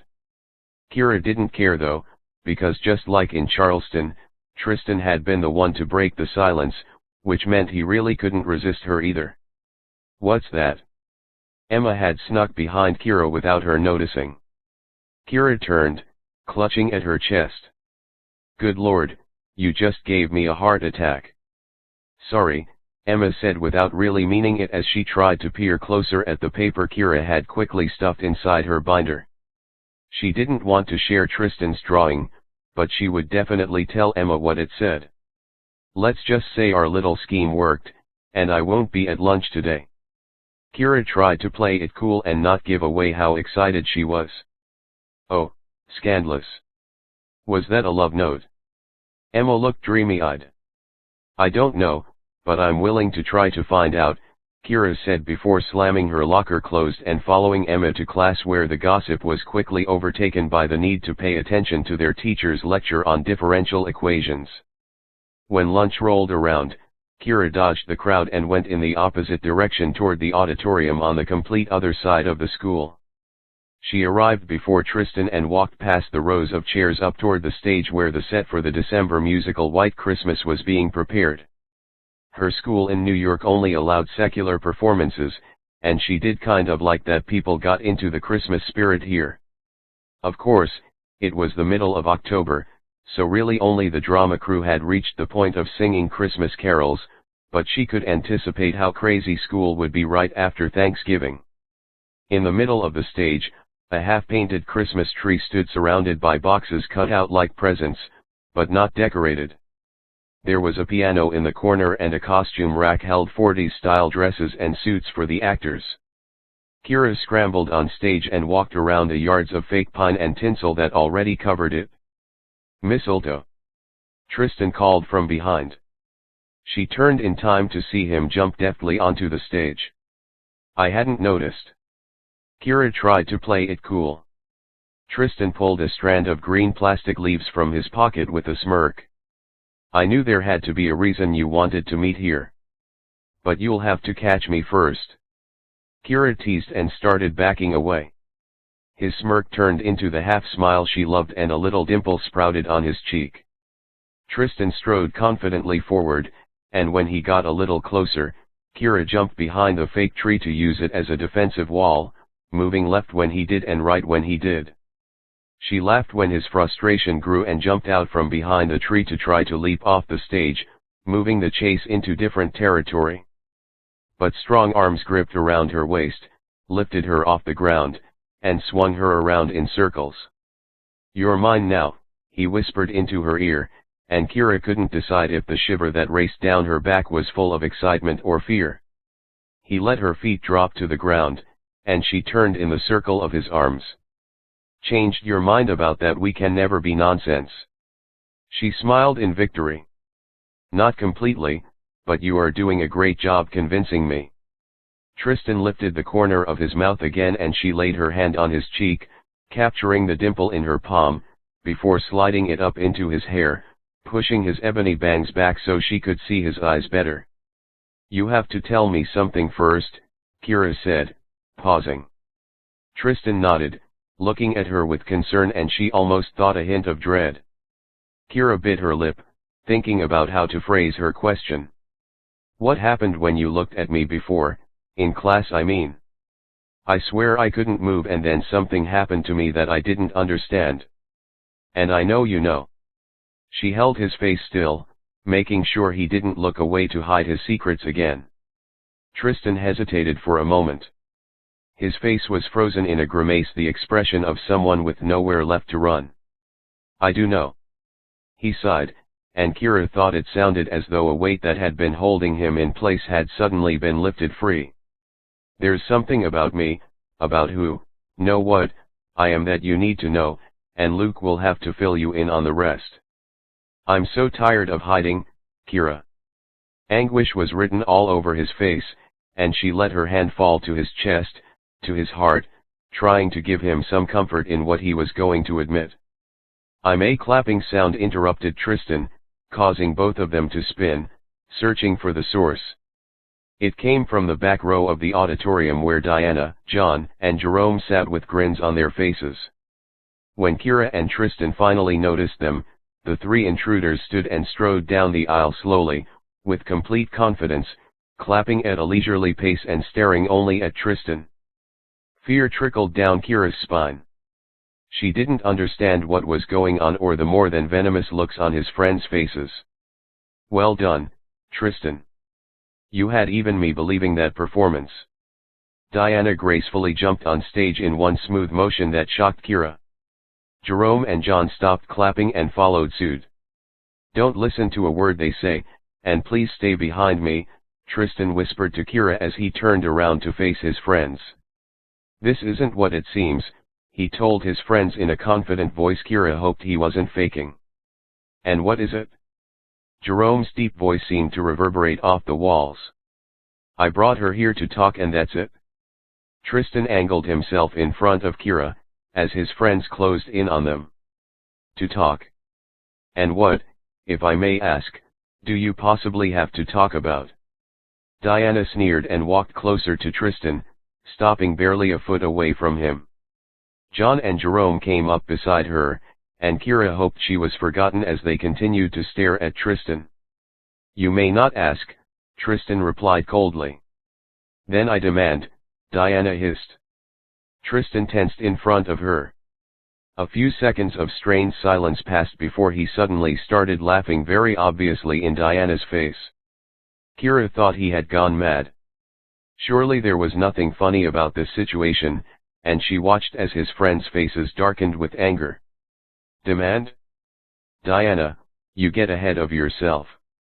You know you can't threaten me. Tristan used his height to look down at her, proving his dominance.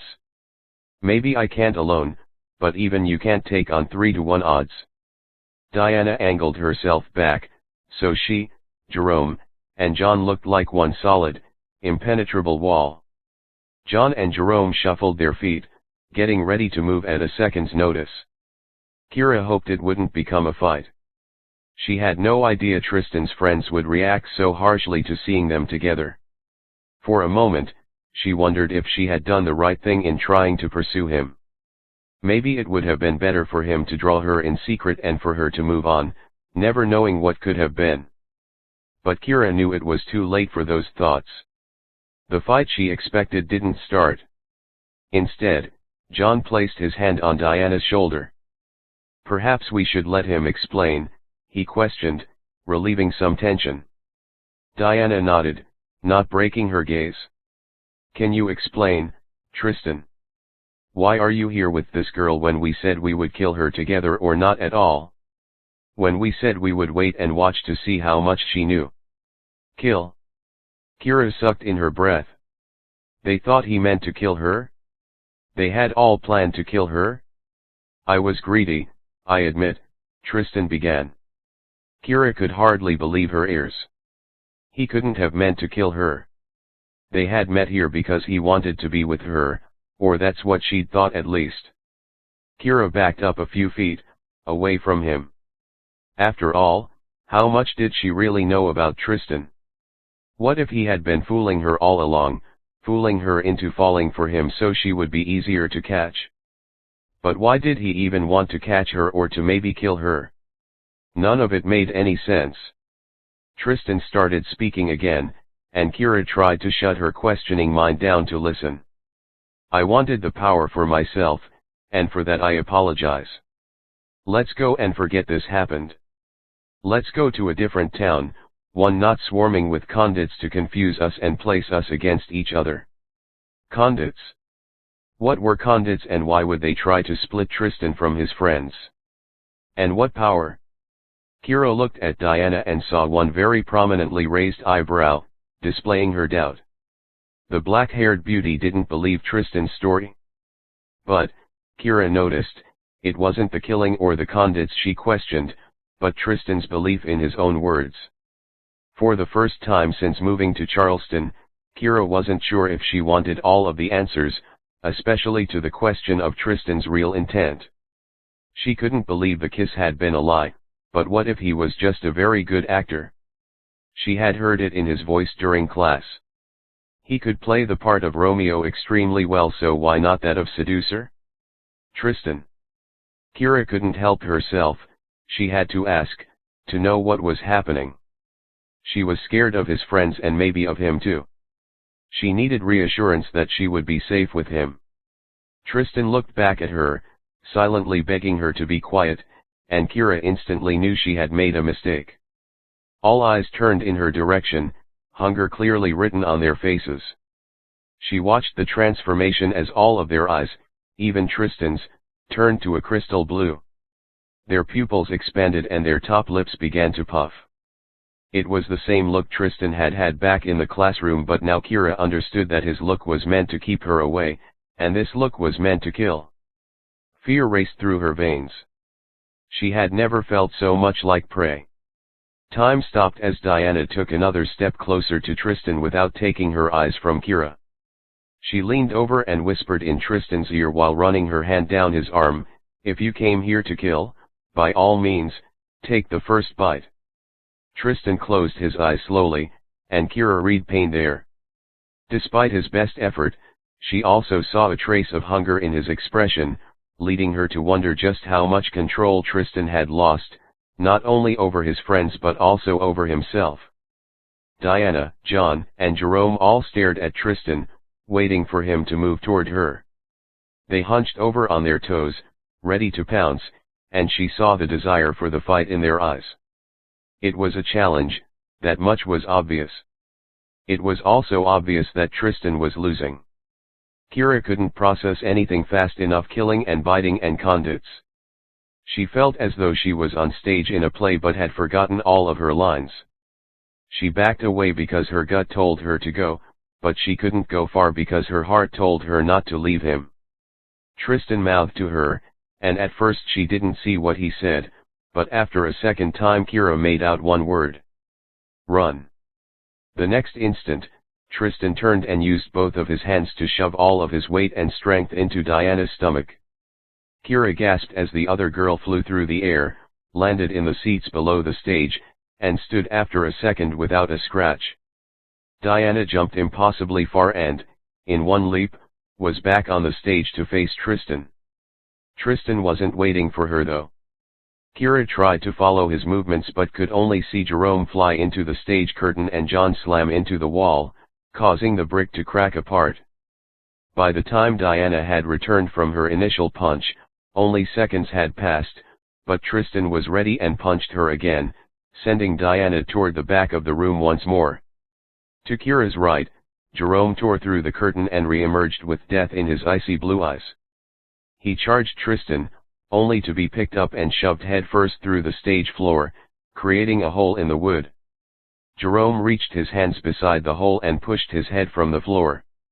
Instead of a bloodied mess, he emerged untouched by the landing. Kira was frozen. Unable to move. Unable to look away. She had known that Tristan had secrets, but watching him now made her realize she never should have tried to uncover them. He wasn't human, none of them could be. Vibrations rumbled through her as their bodies slammed into the walls and the ground, causing the entire auditorium to shake from its very foundations. Not wanting to attract attention, she continued to watch as Tristan stood like a titan, throwing his friends around as though they were dolls. The building started to fissure with the force.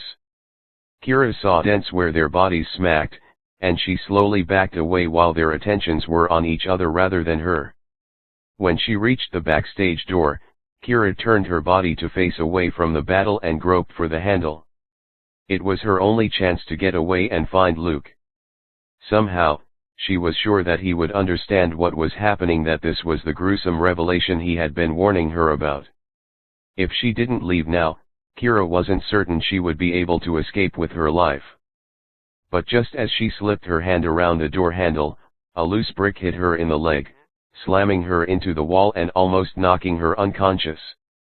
Kira fell to the ground and suddenly there was silence. All four of the misfits stared at her. She touched her thigh, felt the warm liquid seeping from a newly formed cut in her leg, and met Tristan's eye. Now his hunger was obvious, and the sliver of his iris that was still visible began to glow blue.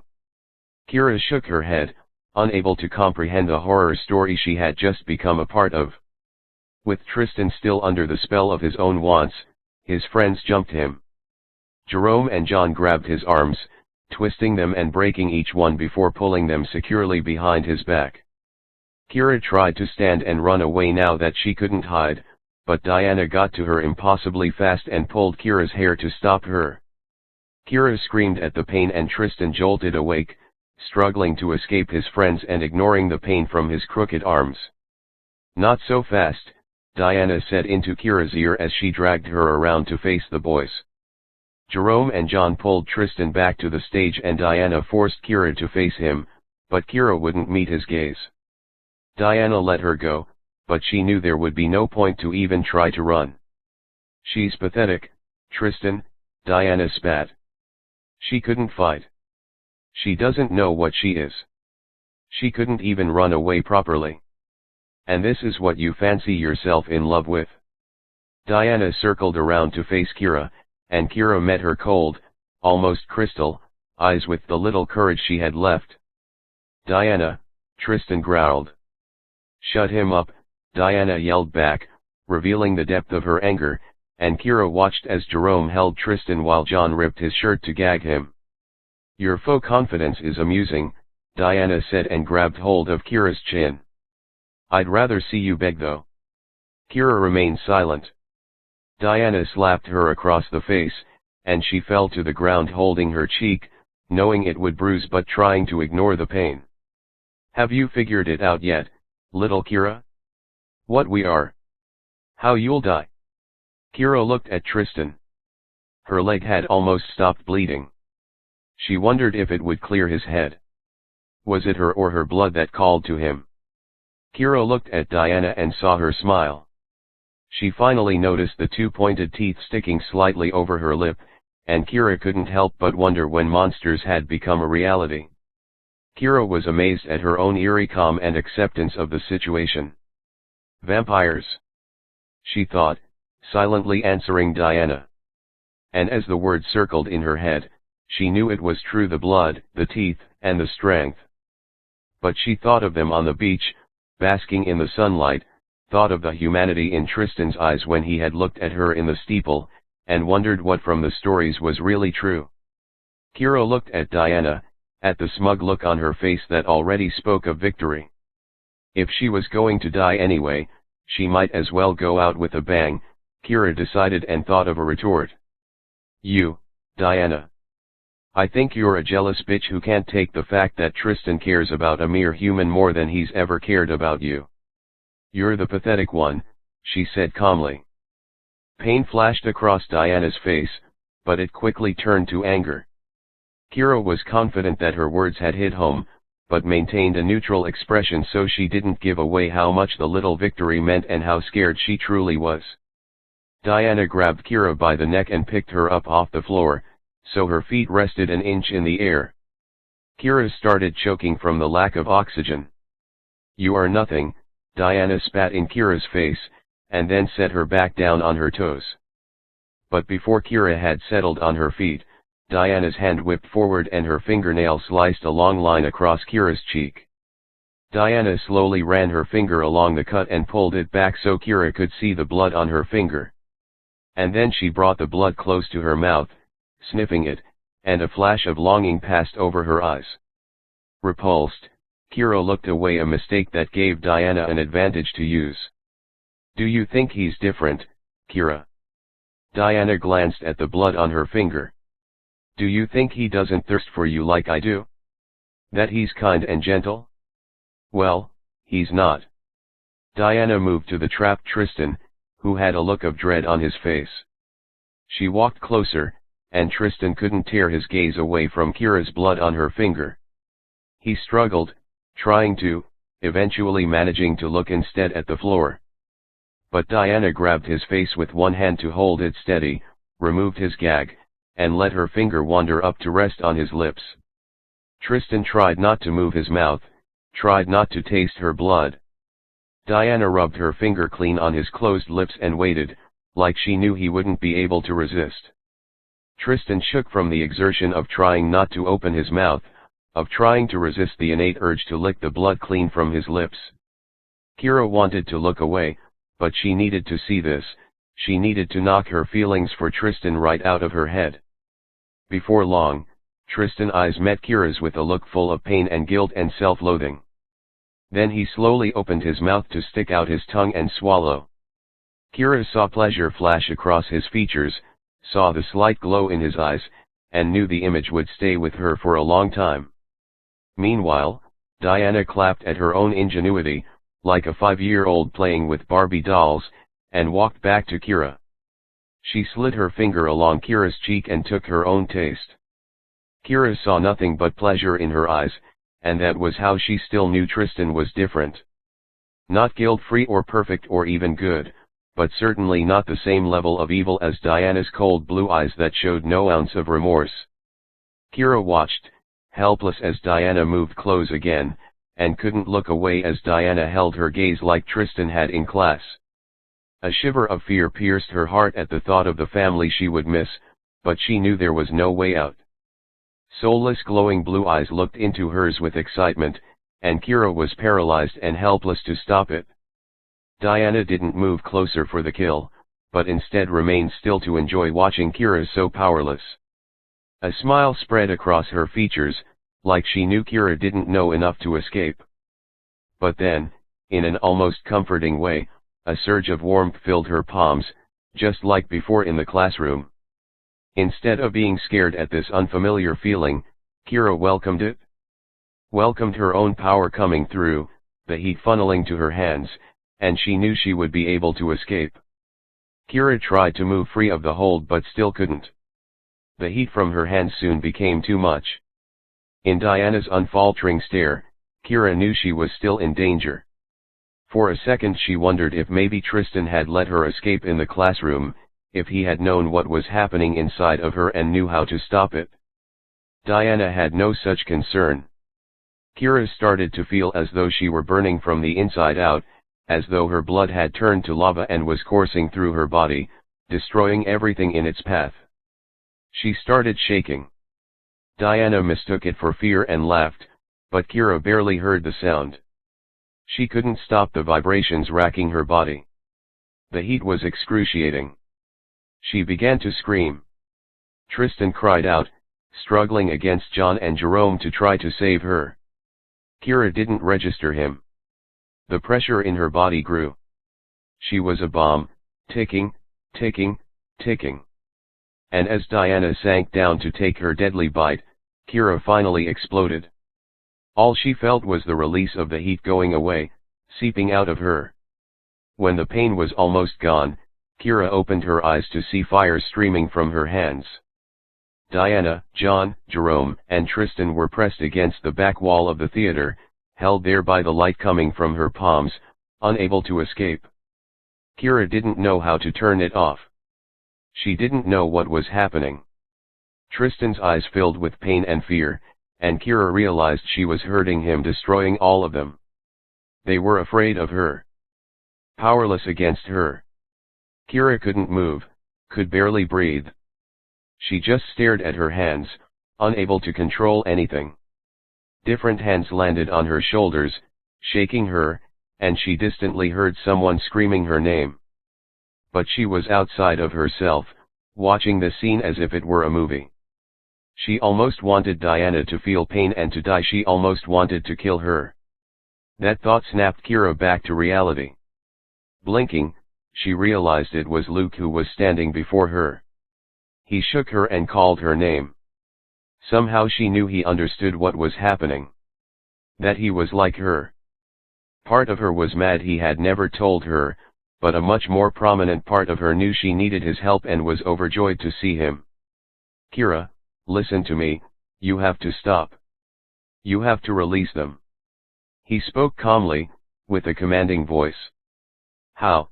She cried, not knowing how to turn it off, scaring herself. Just close your fists and let go of the anger.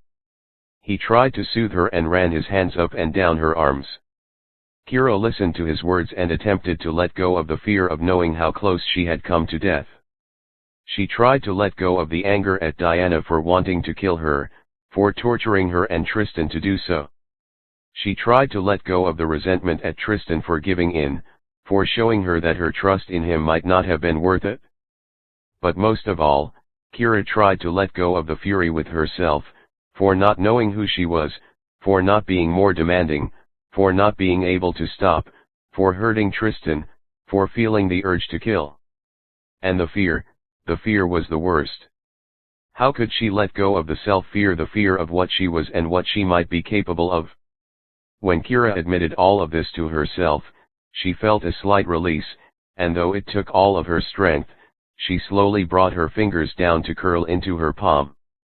Kira brought her thumb around to hold the light and trap it within her hands. Tendrils of fire tried to seep through the cracks between her fingers, but Kira held steady until finally the heat died and she was able to just let it go. She looked at the back wall where Diana, John, and Jerome jumped from the crevices they had been pressed into and ran from the room. Tristan dropped slowly down and gave her one more glance. In that instant, she realized he was right, they could never be. He looked at her one last time, with sadness and with fear, and followed his friends out the door.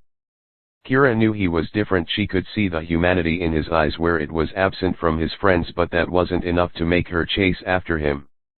Instead, she looked at Luke, at his familiar eyes, friendly demeanor, and look of concern, and collapsed into his open arms as tears began to fall from her eyes.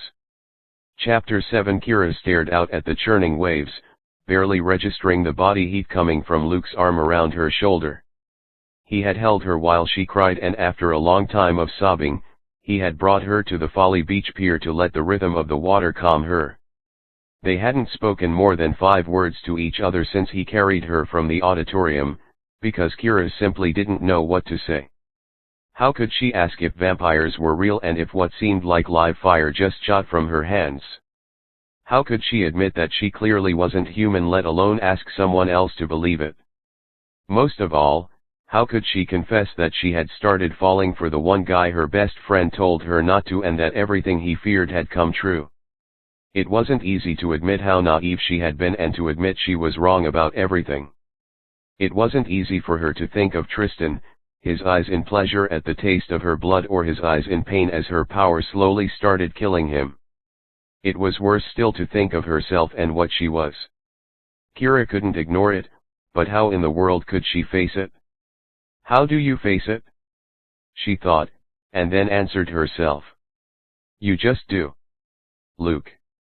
She turned to him. Luke didn't move. He just watched and waited to see what she would say.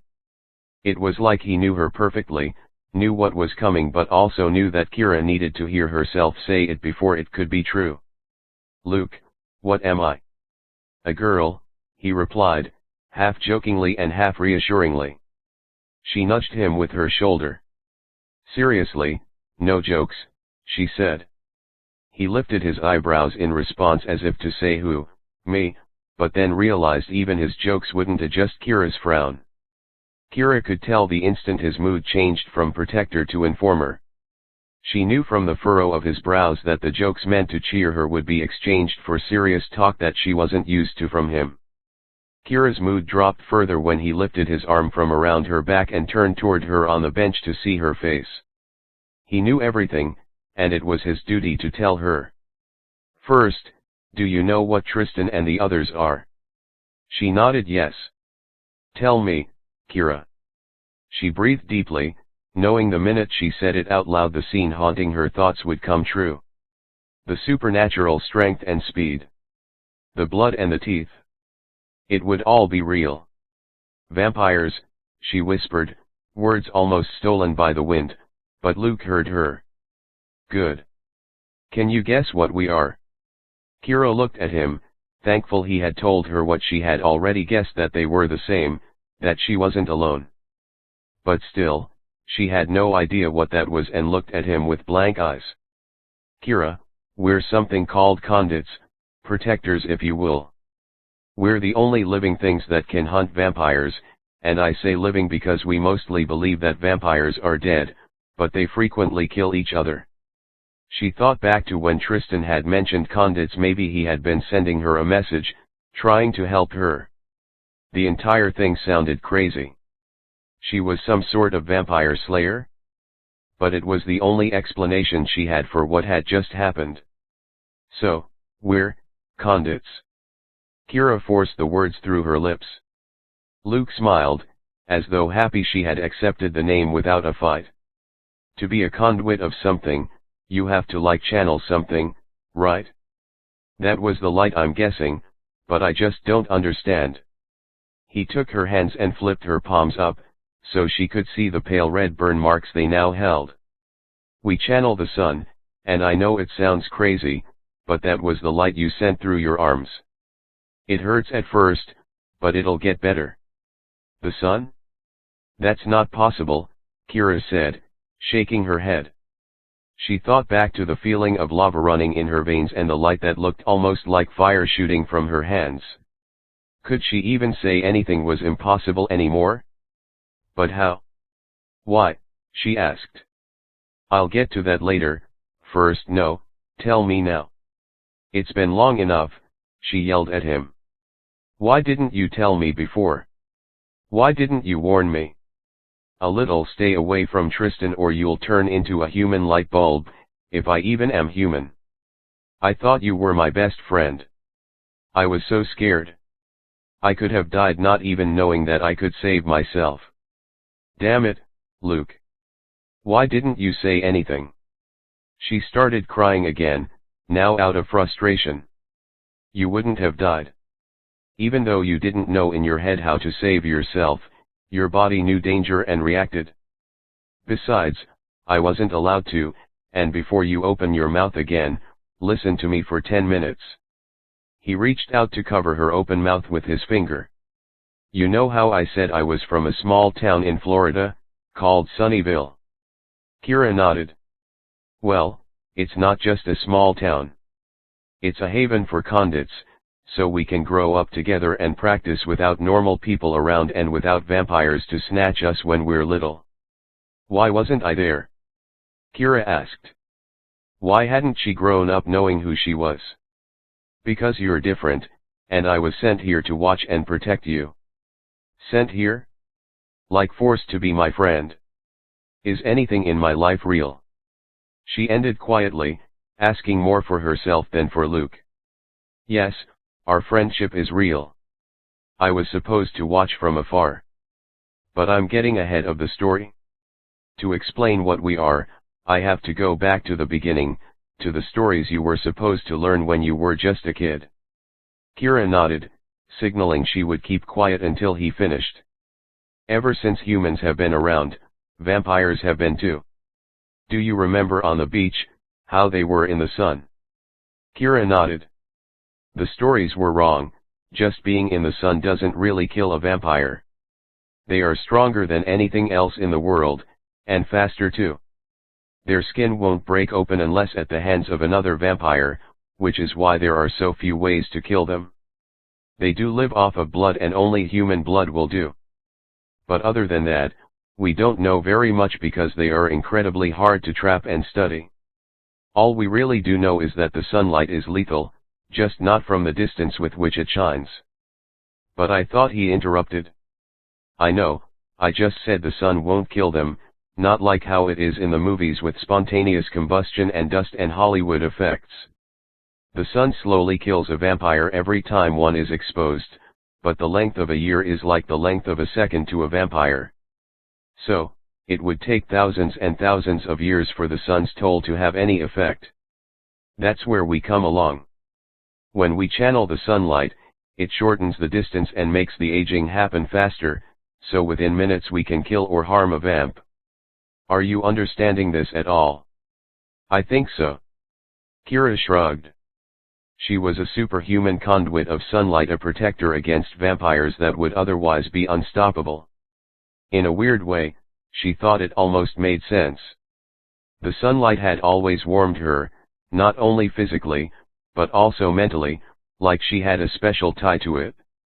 And there was no other explanation she could imagine to describe what had happened before. It was comforting to know she wasn't a monster but a savior. But Luke, I don't understand how I'm different. Why I wasn't raised with you. Just have a little more patience, I promise I'm almost there. Kira swallowed her next words to let him continue and looked back out toward the ocean. The constant churn of the waves, the monotonous pushing and receding of the water, helped her maintain a sense of calm, something she figured she would need as he went on. Amongst ourselves, there is debate about how vampires, and therefore ourselves in response to vampires, evolved. Many believe vampires were sent by Satan after his fall from heaven to take over God's creations on earth. They think that we were God's response, that we are heavenly avengers meant to kill the evil and rid the earth of them. They call themselves punishers. Many others think vampires evolved like parasites, a virus that needs a host and changes the human body for its own survival. They think there is something human, something redeemable within the creature, and therefore swear not to kill, but only to harm a vampire if it attacks a human. These condits believe they naturally evolved as nature's response to the parasite and call themselves the protectors. This debate, this question of purpose, has been around as long as history can remember. It caused a huge split in the condits, and separate species, if you will, formed because of it. Punishers practiced only killing and sprouted red hair that myth says is a sign of their inner anger. Eventually, they lost the ability to use the light only in defense and became killing machines. Protectors practiced only defensive tactics and developed almost white hair, as a reflection of the purity they see deep within a vampire's soul. They lost the ability to kill. And you're a protector? Kira asked, trying to follow along and knowing that Luke's blonde hair marked him as such. He nodded. But I'm neither. She still didn't understand, thinking of her own strawberry blonde tresses. She didn't fit either category. Never in the history of both our people have the punishers and protectors been able to have children. It's been forbidden, because there is something else I haven't mentioned yet. Vampires can become immune to us. I don't understand. I thought we were some super race created to stop them. Kira gripped the pier's wooden railing as dread formed in the back of her mind. She was different somehow, and it couldn't be good. In a way, but then we would be all powerful over them. There's always a catch, and it's another reason the two races split. If a vampire drinks the blood of a conduit, he or she becomes immune until the blood leaves their system, which varies depending on the amount taken. If a vampire drinks a punisher, he becomes immune to their killing light and could theoretically move from punisher to punisher, killing each and becoming stronger with each kill. It's too dangerous to even imagine. So, when the debate began, the sides decided to split not only to harvest different powers, but to make sure no vampire could become immune to both powers at the same time, which would mean he or she could wipe out both races. If a protector gets caught, punishers must be able to kill the vampire responsible. And if a punisher gets caught, protectors need to trap the vampire until the blood leaves his system. Otherwise, vampires could become unstoppable. It would be chaos, which is where I come in. She interrupted. Luke's look told her she had guessed right, and Kira tried to figure out what she was. I'm a child of both races? I can aim to kill or to harm. Luke nodded. And I'm forbidden to exist. Luke nodded again. I could mean the end of the world. Luke looked away from her this time, and tears formed in her eyes again. Am I evil, like them? No, God no, Kira. Luke pulled her into his arms, so she was smushed against his chest, and they sat for a while as she tried to absorb all of this new information. She was a thing of good but could also mean the end of the world. So why had they even let her live?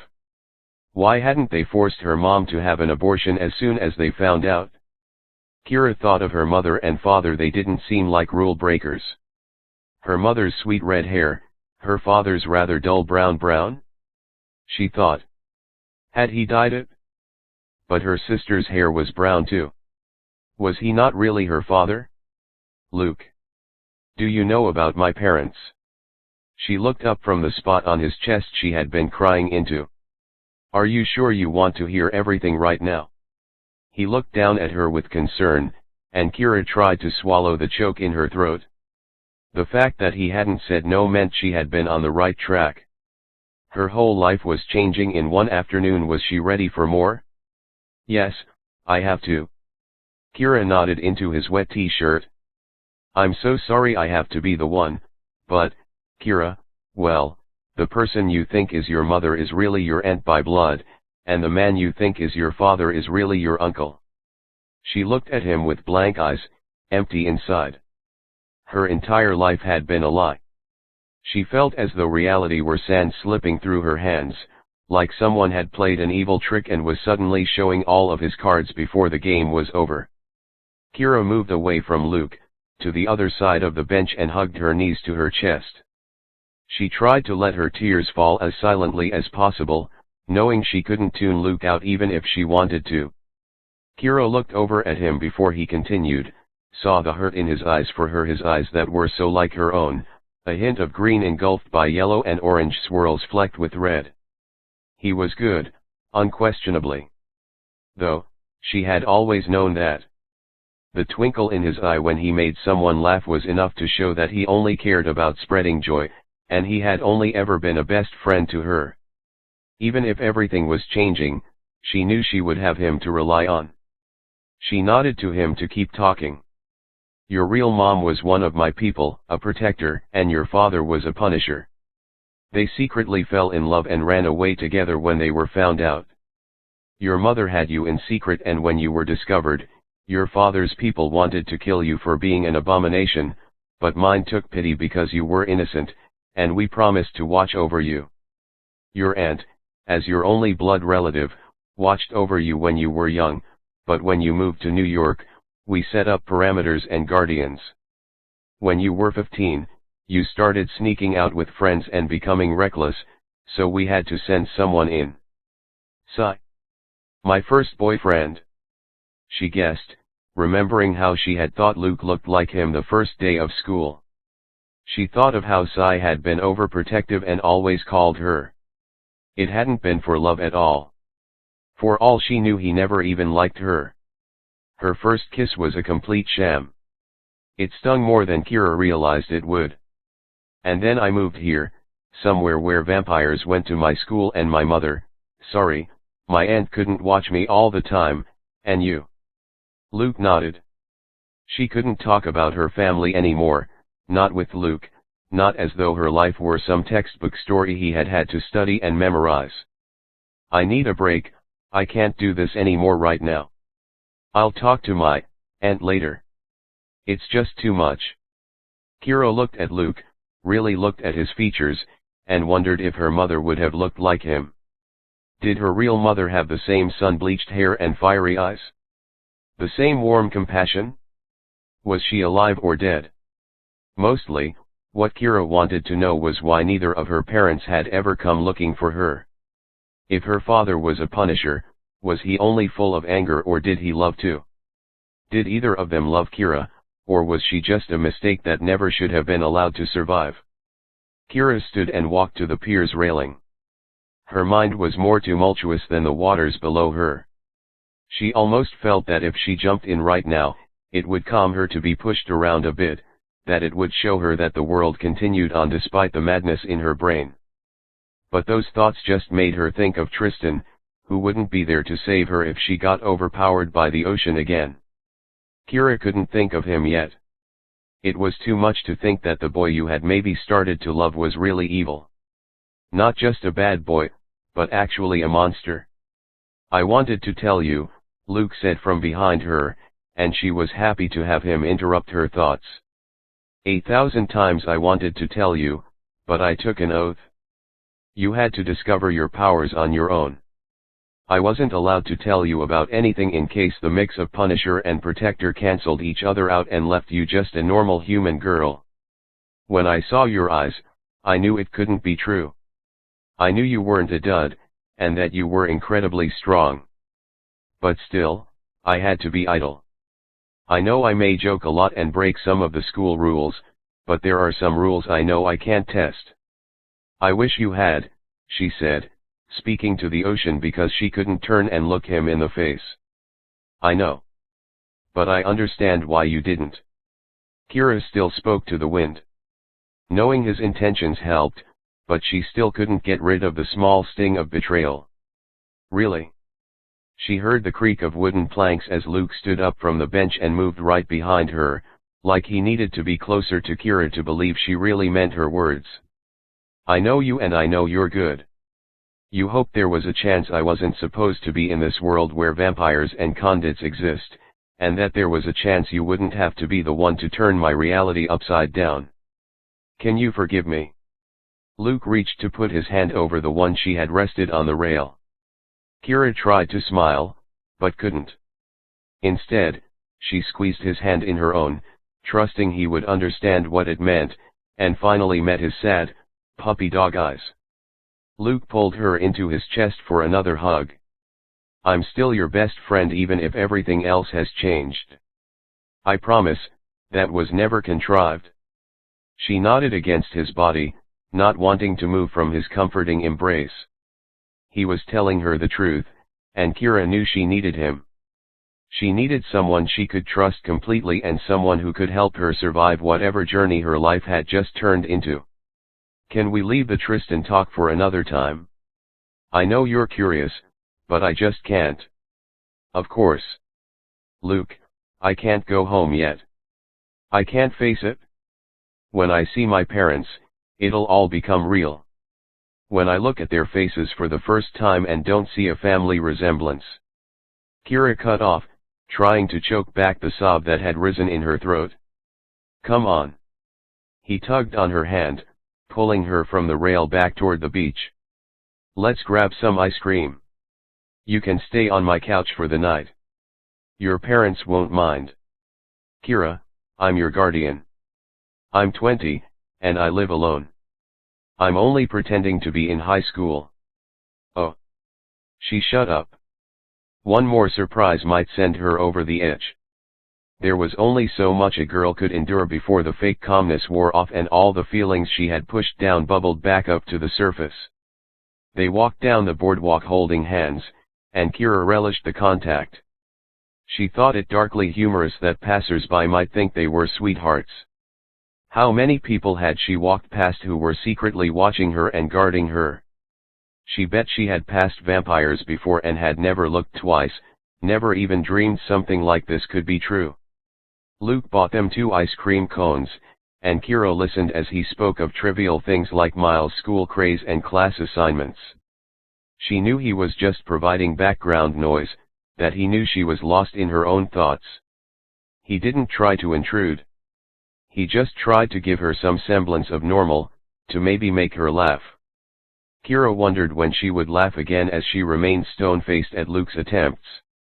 When they finished, Luke steered Kira around to his car and drove her to his house. It was small, and he explained that it had been given to him when he moved here to start watching over her. She wondered if he was getting paid and how much of a job this was for him. Was it a normal thing for a convict to have to do? To act like a babysitter? Or did they all stay in their safe havens, not even trying to go out and search for people to help? She knew nothing about her culture or her own people. It was an odd feeling to have barely any idea where she came from. Her mother had always told her she had an Irish heritage, and when she was little, Kira used to spend hours reading about the Druids and old Irish folklore. She liked having a sense of history, and it was important to her to be able to connect to the past. But now, she was part of this ancient secret society she knew almost nothing about. Most of all, Kira wondered about her parents, her real parents. She wondered who they were and why her aunt had to raise her. The mystery of her sister was easy to explain now. Kira almost laughed to herself. Ever since her sister had been born, she had asked whom the mistake had been. Clearly, Kira was the misfit. It was almost comforting to have one question answered, but the answer left her feeling empty. A mistake? The word rolled around in her head, knocking everything out of place. Not only her parents' mistake, her life itself was also a mistake, one that could end the world as she knew it if more vampires found out. Luke left her in the living room to go find some blankets for the pull-out she would be sleeping on. When he came back, he unfolded the couch and made it into a bed for her. He fluffed the pillow and pretended to be a bellhop showing her around a hotel suite, but went to get her water when she never cracked a smile. Kira's cell phone rang while Luke was in the kitchen. The caller ID said it was home, her mother she assumed, but she let it go to voicemail. When she closed her phone, she saw the edge of the burn mark on her hand. She let herself fall onto the couch so she could peer at the spot more closely. Her hands looked like they had little starbursts on them, like she had put a red paintball between her palms and pressed together to make it explode. She ran her finger along the edge and felt the raised line of the burn. It didn't sting at all. She hadn't even noticed her hands until Luke had mentioned the marks to her on the pier. "It'll go away," Luke said when he walked back inside and saw her staring. He gave Kira the glass of water. "The burns, I mean. After a while they'll go away, and each time you use your power, they'll show up less and less." Kira clenched her fists and looked away. She didn't want to think about using her power again. "Kira, we're not evil. It's a gift, not a curse." She rolled her eyes and grabbed for the water, taking it from Luke's hand. "I'm going to show you something I used to do as a kid when I couldn't fall asleep." He left the room and returned after a few minutes with a 6-inch disco ball in his hand. Kira finally laughed. "You danced disco when you couldn't sleep? Hey, I'll have you know I do a mean rendition of the Saturday Night Fever dance, thank you very much." He laughed with her and she felt almost happy again. But the moment passed. "Okay, Kira, I know you. I know you're afraid of yourself right now, of what I've told you, but it can be a beautiful thing. When I was little, my mom always told me how I would grow up to help save people's lives. And I'd sit in my bed at night, so angry that I was just a kid and couldn't go out on adventures yet. So when I couldn't sleep, I would practice my skills, just hoping and waiting for the day when I would be good enough to leave Sunnyvale for the real world. But right before I went to bed, I would take out my disco ball, stop laughing, I would take out this totally awesome and not at all embarrassing or funny disco ball I stole from my older sister and do this." Kira smothered her giggle as Luke lifted the string attached to the disco ball and held it in front of them. With his other hand he spun the ball, then shot a small, completely controlled sliver of light from his hand. As soon as the beam struck the disco ball, circles like moving diamonds twinkled and spun around the dark room. She looked around, feeling more like she was in a planetarium than a living room, and was awed by the scene. He let the light die out and gave her the disco ball. "When you're ready, we'll start practicing your gift. And when you feel comfortable, pull this from your drawer and give it a try." He stood from the couch and looked back at her before he walked to his room. "Good night, Kira." "Night, Luke," she said as he disappeared around the corner. She let the silver globe fall into her lap and kept an eye on the spot Luke had just vacated. Why, she asked herself, couldn't she have fallen for him instead? Luke was perfect. He was funny and charming, and someone she could tell everything to, but still she thought of him as a brother. He could spill light from his own hand but still couldn't spark anything within her. Something was wrong with her, Kira decided, since she was some sort of mixed breed freak. Her heart just didn't work the right way. Maybe she was only attracted to other misfits, which was exactly what Tristan was after all. He was a vampire who seemed to want to be human. You can't get more out of place than that, she thought. Kira sighed and lay down on the sofa, curling under the blankets Luke had set out for her. As she rolled up into a fetal position, Kira wished that when she woke up tomorrow it would all be a dream. But maybe that, she realized, was just too impossible to ask for. Chapter 8. The next morning when Kira woke up on Luke's couch, drool dribbled down her cheek and her head pounded from a headache. Yeah, she thought, yesterday really happened. The scent of coffee drifted in from the kitchen and she dragged herself from the warmth of the covers to face her new life. Today, She had to talk to her mother. Kira had to learn about her real parents and about her history. There was no turning back and there never would be. All she could do was rise to the challenge. I guess we can add skipping school to the list of badass things you've done, Luke said, as he entered the living room. It's right up there with taking on 4 vamps all by yourself. She tried to smile and took the cup he handed to her. Advil? She asked. He nodded and returned a few minutes later with 2 maroon pills in his hand. Headache? She nodded. How are you feeling otherwise? A little shocked and awed, a little scared out of my mind, and just a little like myself. Kira took another sip and felt a rush of warmth spread through her body in a completely natural sort of way. It was refreshing. So what happens now, Luke? I take you home and you talk with your mom. You mean my aunt? No, I mean your mom. Whether she gave birth to you or not is irrelevant. She still raised you, and she's still your mom. Kira nodded slightly at his words, hoping she would eventually feel the same way and not just betrayed. I meant more along the lines of, I've accepted this whole supernatural world business and I've accepted whatever birthright I have, so what happens now? I'm supposed to train you and teach you, but we can worry about that later. Now, let's watch the new episode of Top Chef I have saved on my DVR. You observe the food, and I'll observe Padma Lakshmi. Sometimes I worry about you, Kira said as she rolled over to lean her head on his shoulder. It was her favorite show and she relished in the normalness of it. For the next hour, Luke made inappropriate comments about the host and Kira unsuccessfully tried to turn his attention to the food and the art of being a chef. They sipped coffee and attempted to enjoy the peace.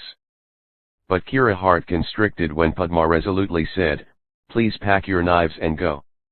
The words sounded more like a death sentence to Kira, who knew she needed to pack up and go as well. Her parents would be furious with her and had probably been calling her non-stop. Thank God for the ability to turn a cell on silent, Kira thought. She helped Luke put the pull-out couch away and folded the sheets she had used. Then Kira helped drop the dusty brown cushions back in their place, carried the dirty dishes into his tiny old-fashioned kitchen with hideous blue cabinetry, and finally grabbed her handbag to follow him out the door. "Luke?" she asked after a while of driving in silence. He looked over in her direction to show she had gained his attention. "Thanks for everything. For letting me spend the night, for coming to stop me when I couldn't stop myself, and for doing the hard thing by telling me the truth." He reached over and squeezed her hand. "Do you think we could do something fun and normal tomorrow?" "It will be Saturday," she asked when they pulled up in front of her house. "I'll rally the troops and surprise you. Now, good luck. Call me if you need me later." "Thanks," she said as she pushed the car door open and slid out. Luke drove away, leaving her alone in front of her home. It had never seemed as daunting as it did then. The car was in the driveway, meaning her mother had skipped out on work. The real question in Kira's mind was, is she angry or worried? Will I open the door to screaming and yelling, or hugs and kisses? If Kira knew her mother, the wrath of God was about to fall upon her. Hesitantly, Kira lifted her foot, let it hover above the ground for a moment, and then placed it in front of her to begin the long walk to her front door. She had decided this morning to rise to the occasion, and Kira had a feeling this conversation would be the toughest part. The front door opened before she even had time to take her key out of her handbag. "Where have you been?" her mother shouted and pulled her inside by the arm. "Your father and I have been worried sick. We were up all night. I must have called you 100 times, but did you call us back?" "No. Of course not. Why bother to calm the woman who has raised you since birth and thought you dead in a ditch by the side of the road?" Kira fought the urge to scream back and allowed her mother to vent her frustration. It almost felt normal, and in some weird way, the fight comforted rather than hurt Kira. But all she kept thinking was, how dare you yell at me, you lied to me, for my whole life you lied to me. Who are you? Why didn't you tell me? Why didn't you protect me? Kira let out a slow breath and tried to rein in her anger. She needed answers, and she had a feeling that she would need family. Eventually, they could be her true family again. Do you have anything to say for yourself? Her mother panted when she had finished ranting. I almost died, Kira said softly.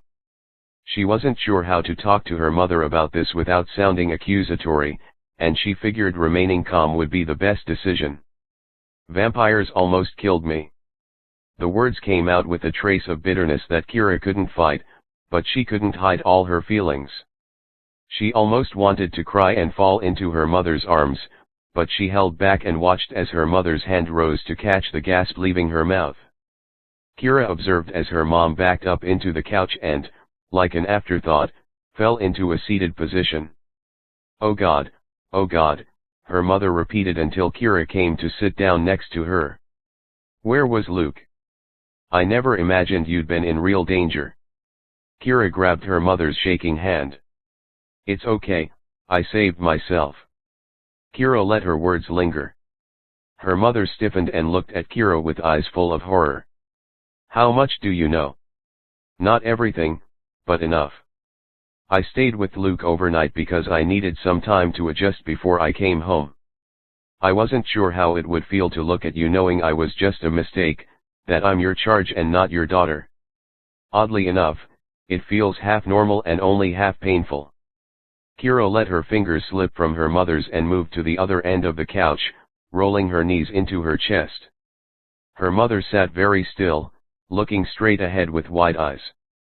Will you ever forgive me? She whispered while bowing her head into her hands. I hope so, Kira answered truthfully. She didn't know if she could ever let the pain of not knowing who she was fall away. She loved her mother, but right now, she felt as though she didn't know who her mother really was. Were you ever going to tell me I was adopted? That my whole life has been a lie? Oh, Kira. Her mother reached for her hand, but Kira moved it away, not ready to forgive her yet. It hasn't all been a lie.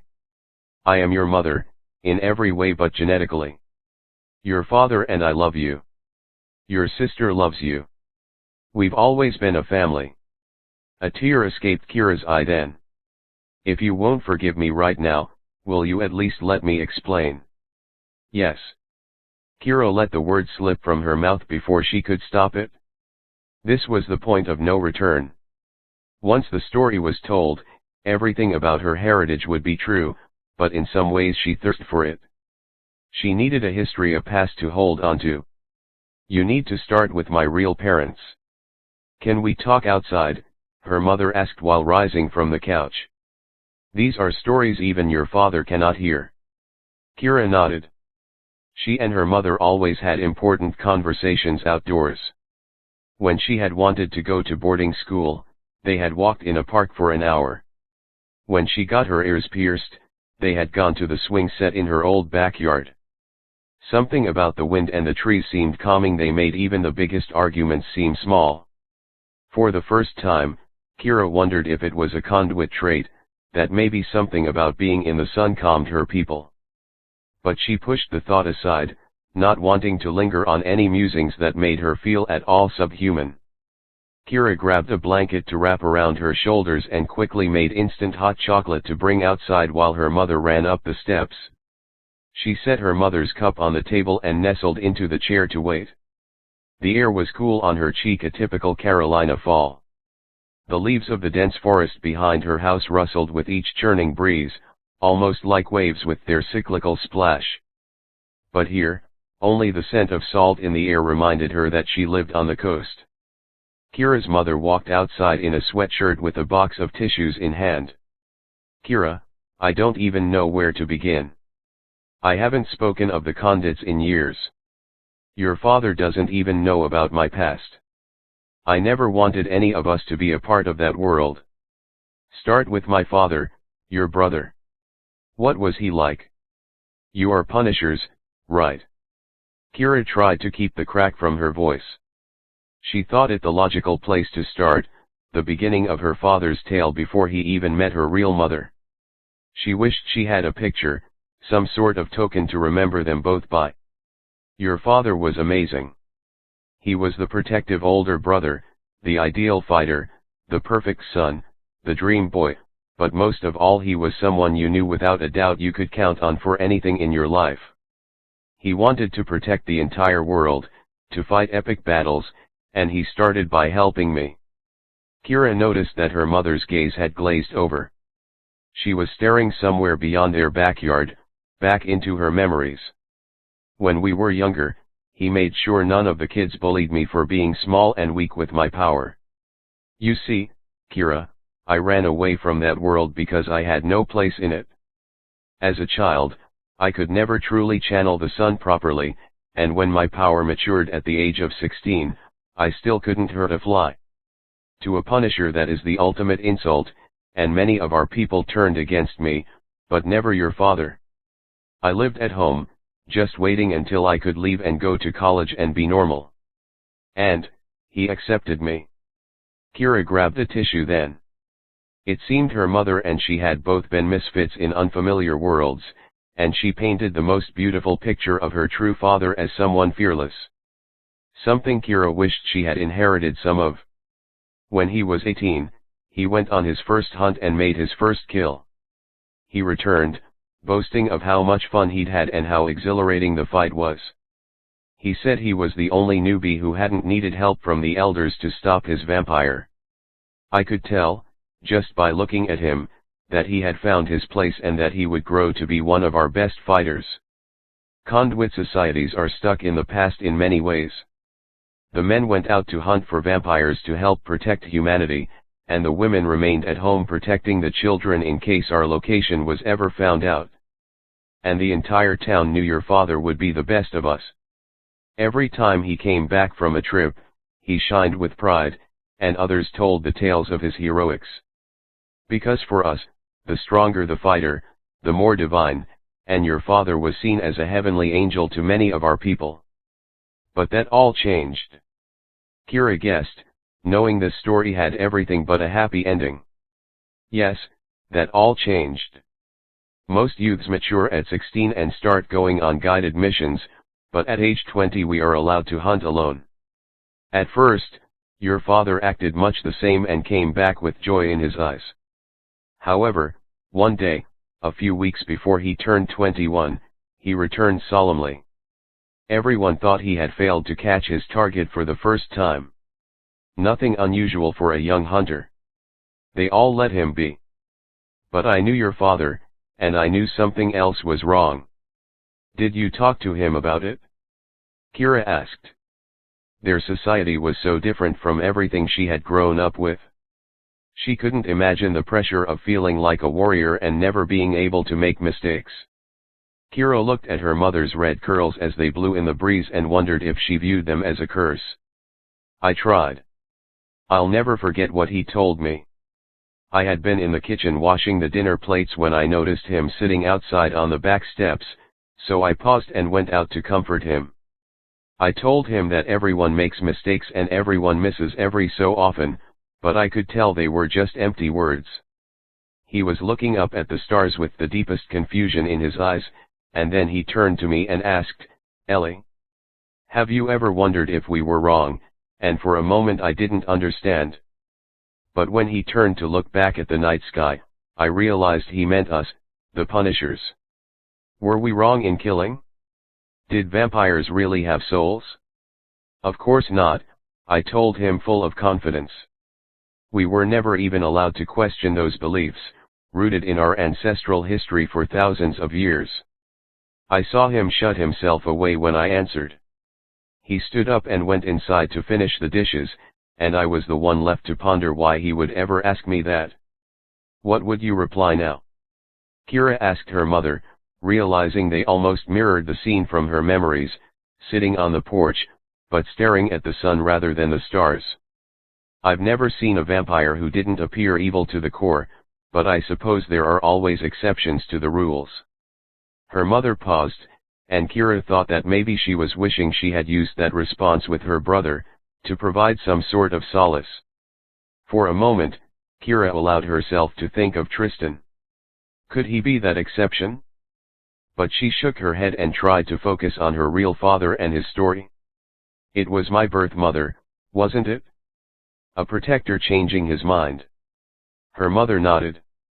I didn't realize it for a long time, but in the year that followed, he went on more solo missions and came back with rebellious ideas of capturing vampires and running tests on them rather than killing them. He wanted to research the old texts to see if anyone had ever found a vampire with his soul intact. He never found anything, but the elders were still so angry with him. He was their golden boy, and within a year he became dirt. I noticed he received secret letters and made whispered phone calls when he thought our family was asleep. I confronted him, but he never answered straightly. I never dreamed he was secretly dating a protector. Of all the rules in our society, that is the most unbreakable and the most forbidden. For 2 years this continued, but soon after his 23rd birthday, he received news that scared him enough to finally come clean to me. I was 21 at the time and had been living away from home for a while. I had already met your adoptive father and we were so in love. Of course, I traveled home to visit, but the conduit life already seemed so far off to me. But one day, I opened the door of my apartment to your father's very conflicted face. I read joy, but also the deepest sorrow, and I knew something was incredibly wrong. Ellie, I remember him choking out to me before breaking down into sobs. I brought him inside, and there he confessed to me that he had fallen in love with the most beautiful woman in the world, one who had the purest blonde hair imaginable. At first, I was horrified.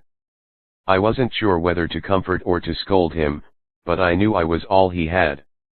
He told me how they first met while she had been living in New York trying to protect its citizens from the ever-increasing local vampire population.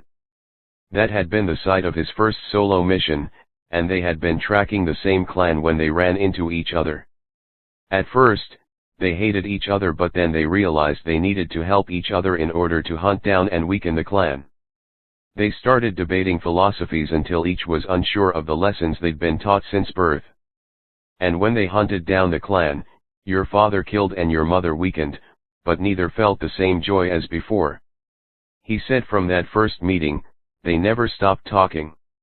At first, it had been secret run-ins in New York, then letters, then phone calls, until finally they had stopped taking on real missions and just escaped to meet each other in private. He said they had secretly gotten married a month ago, and he pulled a ring from a chain around his neck. And finally, he showed me a letter your mother had just written, confessing she was pregnant with a child. And it was the worst news imaginable. Kira guessed and sipped on her hot cocoa for solace. She sank further into her seat and grabbed a preemptive tissue to wipe at the tears that would soon be falling. No, your father was the happiest I had ever seen him, but it was difficult. They knew there would be no turning back. A child meant a life on the run, because you had to be kept secret. He confessed to me that they had made a plan to meet up where they had first met and then run away, and keep running if that was what would be needed to keep you safe. He was going to completely turn his back on his people, all for you, the unborn child he already cherished above everything else. But the plan backfired. Kira asked and her mother nodded. This seems to be a story where everything that could have gone wrong, did go wrong. In many ways, it was. Your father and mother did run away together, and you were born 8 months after your father had come to see me. I was the only one he told, and I begged him to come see me, to let me see you. He told me they had found a safe place and he couldn't give it away, but that they would chance it and come to me.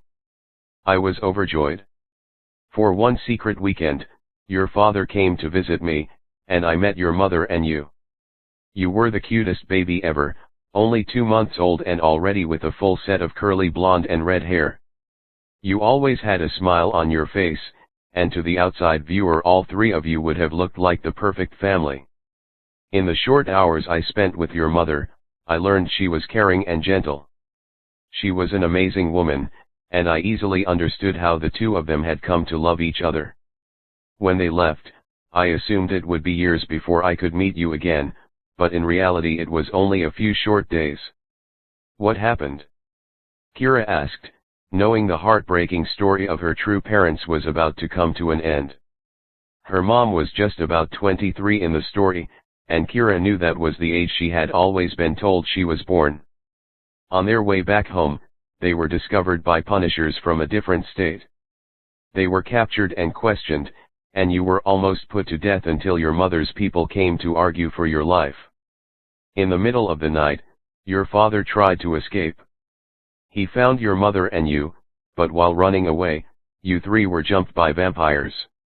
Your father was killed, as was your mother, but the vampires had all shared a little of the blood, so none was completely immune to our powers. We got there just in time to save you and hold them at bay by mere feet. We rescued you and saved your father's body, but your mother's was still on the other side of the barrier that our powers had created. When we went back the next day, it was gone. And I was given to you, my closest relative, so I could live outside of that world and maybe have a chance at a normal life. The protectors agreed to guard me, and you and father adopted me to save me. And also to love you, as I always have. I used to pray at night that you hadn't been gifted with any powers, but as you grew, I knew that wasn't true. You had eyes of fire and hair to match, and my prayers turned to hoping you would never find out what you were. But, I did. You did, her mother agreed sadly. She had barely looked at Kira while they spoke, too afraid to see judgment from her daughter's eyes. The change saddened Kira, as the slight awkwardness in the air spoke of their forever altered relationship. What were their names? Kira asked, wanting a small thing to remember her parents by. Names were simple, but held so much meaning. Andrew and Lana. Kira took another tissue to wipe at her face. The story of her parents was sadder than she ever imagined.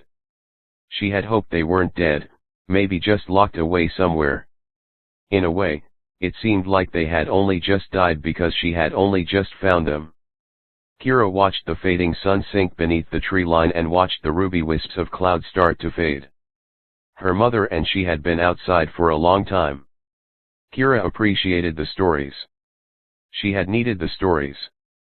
But it wasn't enough to make her forget everything else. I have to ask why you never told me. Even knowing I was adopted without knowing all the details? I could have handled this new world of the Condits so much easier if every other facet of my life wasn't shattering along with it.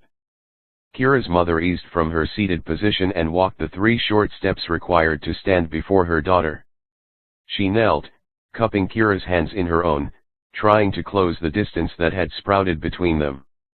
I just didn't know how. I wanted to. Your father and I discussed it every year. First we excused it because you were too young, then because you were going through puberty and we knew that was a fragile time for building an identity.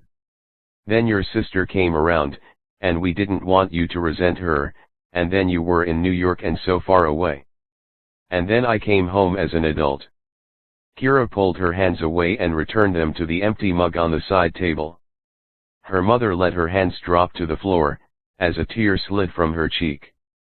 You're still my baby. I didn't know how to tell you without breaking the family apart.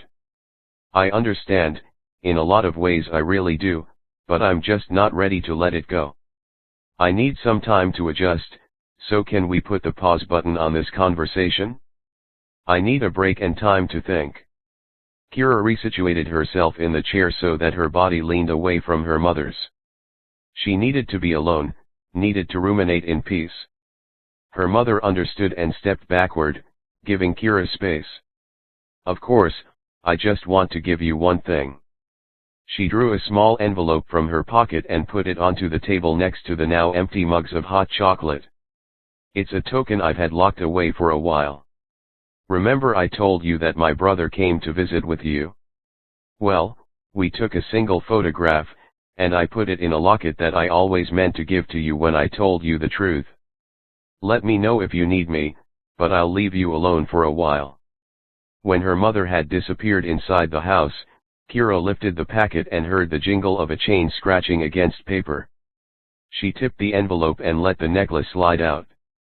The locket was a silver oval, completely plain with no engravings, and next to it on the chain was a gold ring the size of a man's finger. She looked at the inside arch of the band and read the cursive words etched there.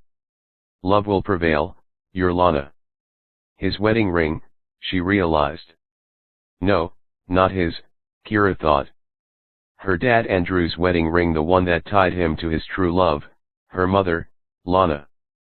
Kira clutched the ring to her chest, letting tears fall freely, and used her other hand to open the locket, which had fallen to the other end of the chain. Her father and mother held her between them. 3 smiles and 3 pairs of green speckled eyes looked out from the photograph. Kira couldn't believe she had no memories left from those few months she had had alone with her parents. Her father's hair was a mop of red curls, and freckles spanned his cheeks. His smile was wide and open, just like hers in that it was hard to tell if she was laughing or just smiling. Her mother's hair looked like the sun. It was so perfectly blonde and straight like Luke's. Her smile was more reserved, but her eyes were the same large shape as Kira's, just slightly too big for her face. Kira wondered if her own had ever looked so full of joy and secrets. And there Kira was, a tiny little baby sandwiched between them, laughing and looking up at her mother. Kira stared at the photo. It was minute in size but more important to her than anything else she had ever owned. She moved over to the hammock and lay down, staring at the open-faced locket while time passed by unnoticed. This was the only connection she would ever have to them, and she wanted to memorize every detail she could. Kira wished she could recover just one memory, but her mind from those early weeks of life was too far gone. A car rolling on gravel distracted Kira, and she heard Chloe giggle and her father's deep laugh. They were home. Both were removed from the conduit world, and for a moment, Kira wondered what he thought the story was. How did he imagine her parents had died? A car crash? A murderer? No one but her mother had the real truth, the full story, except maybe her grandparents. Strangers to her, who she now knew must exist somewhere in the world, but had never wanted anything to do with her. The screen door opened. "Honey," the baritone voice of her father asked. "I spoke with your mother. I just wanted to see how you were. If there was anything I could do." Kira shook her head. "I love you, and I always have." "I know," Kira replied, still turned away. She heard him sigh as he went back inside. Kira was sure her mother had told him not to push her and to let her be. She curled further up like a baby, closing the locket and gripping it to her chest, as close to her heart as possible. The stars were starting to appear in the ever-darkening sky, and Kira let her tears pool. Kira cried for the life she was robbed of as a child, the one she had just been robbed of again. She cried for her dead parents and for her living substitutes now guilt-ridden over their lie. Mostly she thought about what could have been and what would be. About training with Luke and what training with her parents might have been like. She wondered if her parents would have told her the histories of the convicts like bedtime stories to gradually fall asleep to. Somewhere in all the sorrow, Kira fell asleep and let her dreams do the imagining for her. She hardly noticed when her real-life father picked her up from outside and carried her inside to bed. Chapter 9. A ringing phone woke Kira the next morning. Her eyes were swollen, and she was dehydrated and dizzy from the days before. When she turned over in bed, a cool chain rolled across her skin. She pulled the locket back over her heart, cupping it in her hand. At least it's something, Kira mused.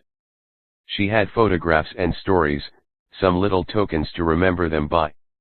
Love will prevail, she thought. It was comforting to know her parents had loved each other enough to risk it all to be together. She hoped she could do the same if the time ever came. The incessant ringing sounded in her ear again, and Kira reached under her pillow to grab her cell phone. She looked at the caller ID Luke. Was she ready to get out of bed and face the world? No.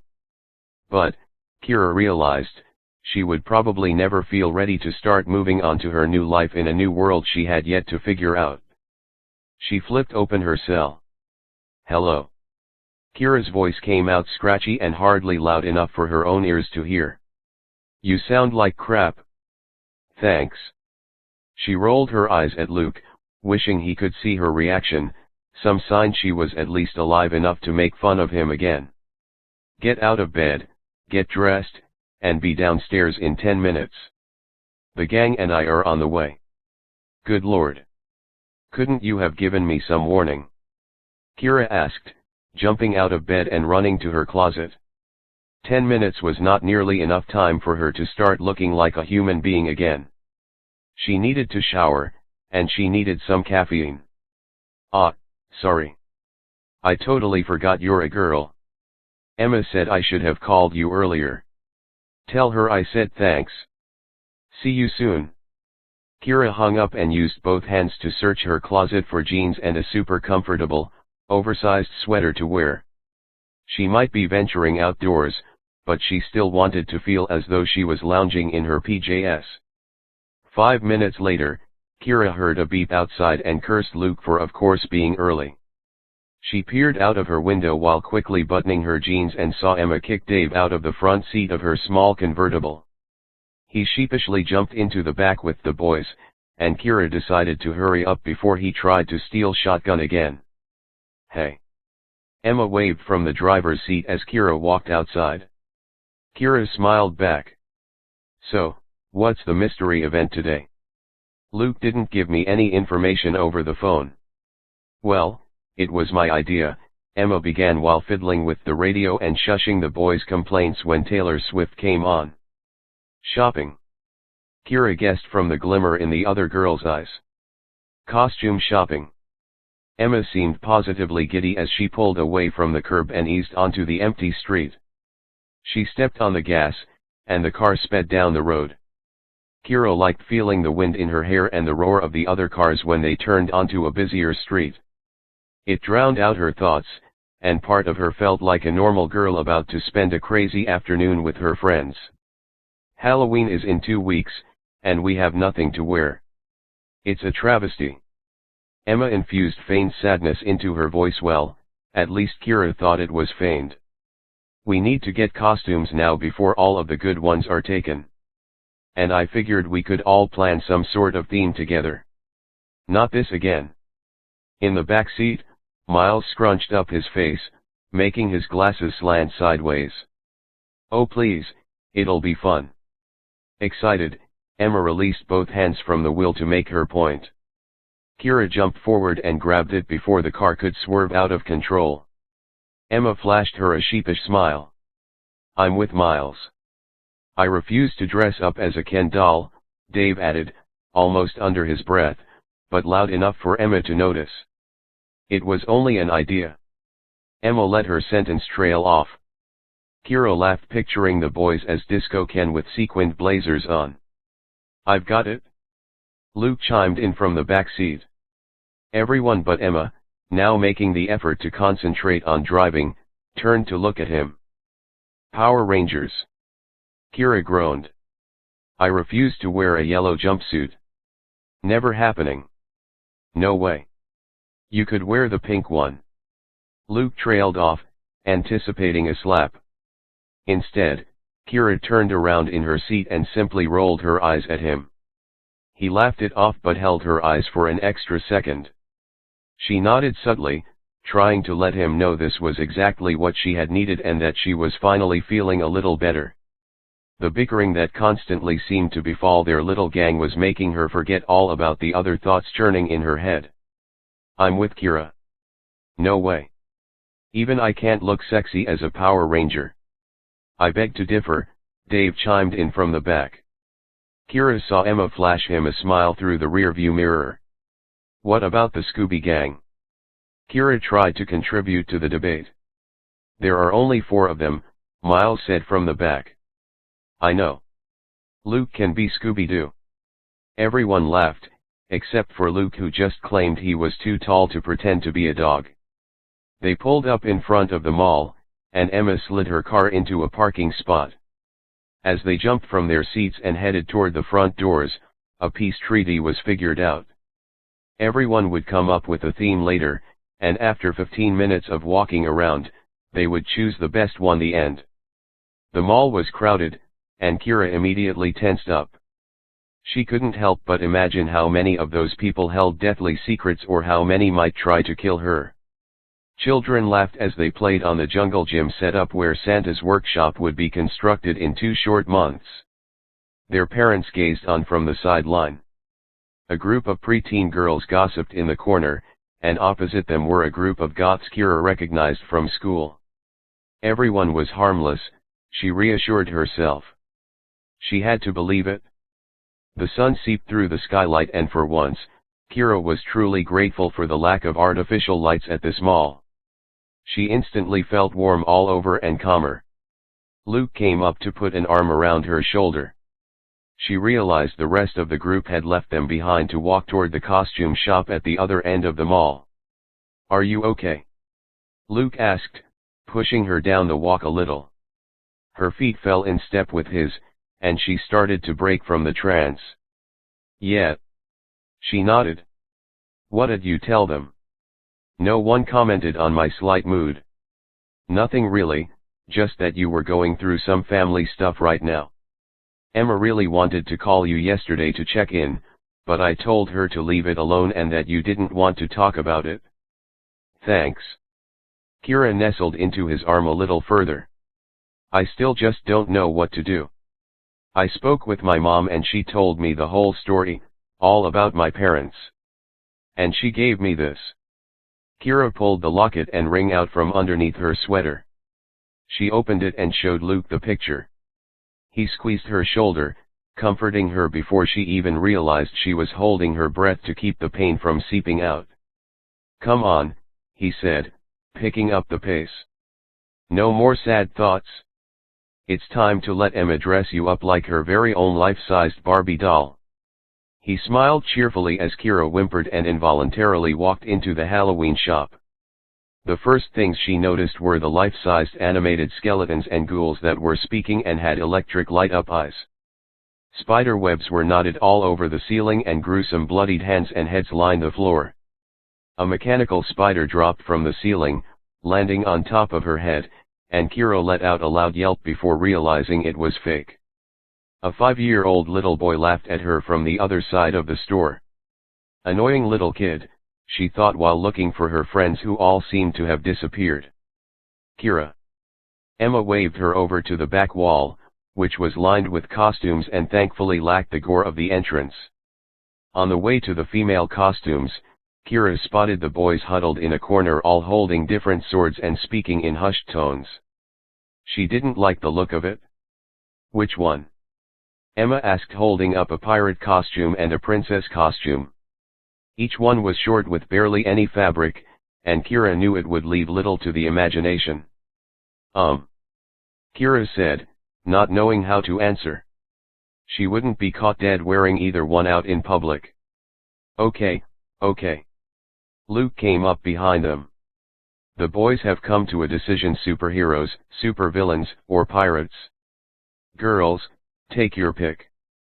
Kira noticed he still had a saber loop through his belt hole, making him look more like a little boy than ever. "Oh." Emma ran off without answering.